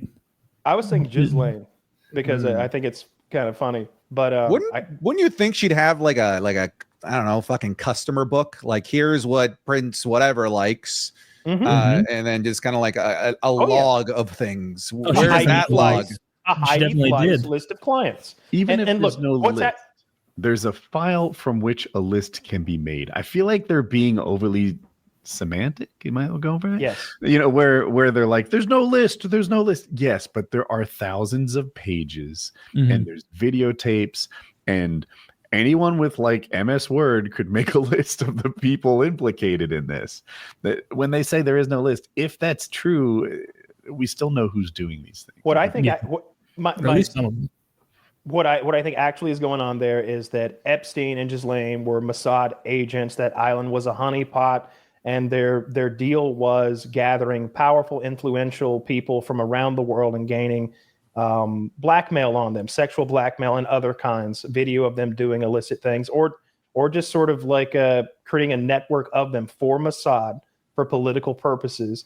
And I think that the great wealth of blackmail material is in Israel in a database or maybe in a hard copy. But whenever like he got taken down, there were clearly materials on that island, and it's probably the tip of the iceberg, but there's something there. There are powerful people who are implicated, but they're just not going to spill the beans on their own. They're just really not.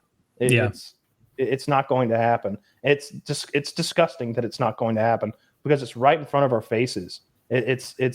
Yeah. And the people in charge of it, like if it is on a server there at whatever Mossad's HQ is, like they don't want it released because then your blackmail's gone. Like they want it to be held over the heads of these people. Yeah. There's a dollar amount assigned to each piece of blackmail that they gathered that was paid in investing in that island. And like no one knows where Jeffrey Epstein got his money. That whole fortune is a Mossad front. Those are American dollars going into Israeli bank accounts, then going into Jeffrey Epstein's bank account and propping him up and creating a fictional like billionaire to go and wine and dine and grab people like Donald Trump and become his best buddy. You know, they get that audio. I heard that audio tape today of Epstein, like, Donald Trump was my best buddy for 10 years. You know, like, and it's from the horse's mouth saying that. He even like made fun of Trump's hair surgery. He's like, you know, he's got a hair surgery scar thing going on. You know, it's like why have I never heard this stuff before? But anyway, and he had those weird paintings with of U.S. presidents. That's just weird. I'm not saying that is evidence of anything. It's just strange. Yeah. There's lots of weird stuff going on. There's that wannabe physicist guy who's been in hot water because of some of his other takes. Jeffrey Weinstein or something. Anyway, that guy was talking about his meeting there, how the tablecloth was an American. Eric Weinstein. Thank you, nailed it.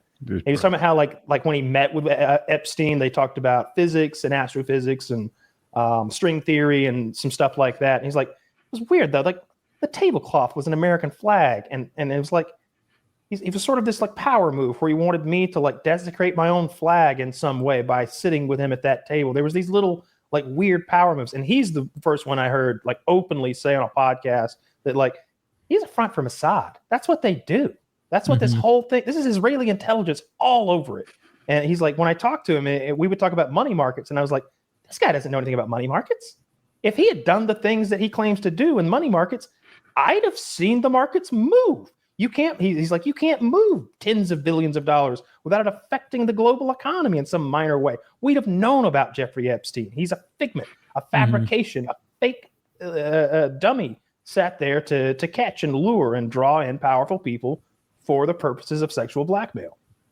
I agree. That's the prevailing theory. And Trump was a ripe target. I just feel like you want a honeypot? That's the kind of honeypot that catches Trump. A guy who loves flattery, loves the idea of being around beautiful women. And what does this guy do? Fucking kisses your ass. And seemingly he's got a harem of little girls for you to hang out with. And I could see Trump like maybe not even knowing that they're, I don't know. I'm not going to fucking defend. Did Lindsey Graham what ever he go? knew when. Doubt it. I doubt they got to go far to get Lindsey Graham blackmail. that's they don't need to fly him to an island and bring out some little Brazilian boys. They just did just go talk to him for 5 minutes and you figure it out. Yeah, that guy's as gay as the day is long.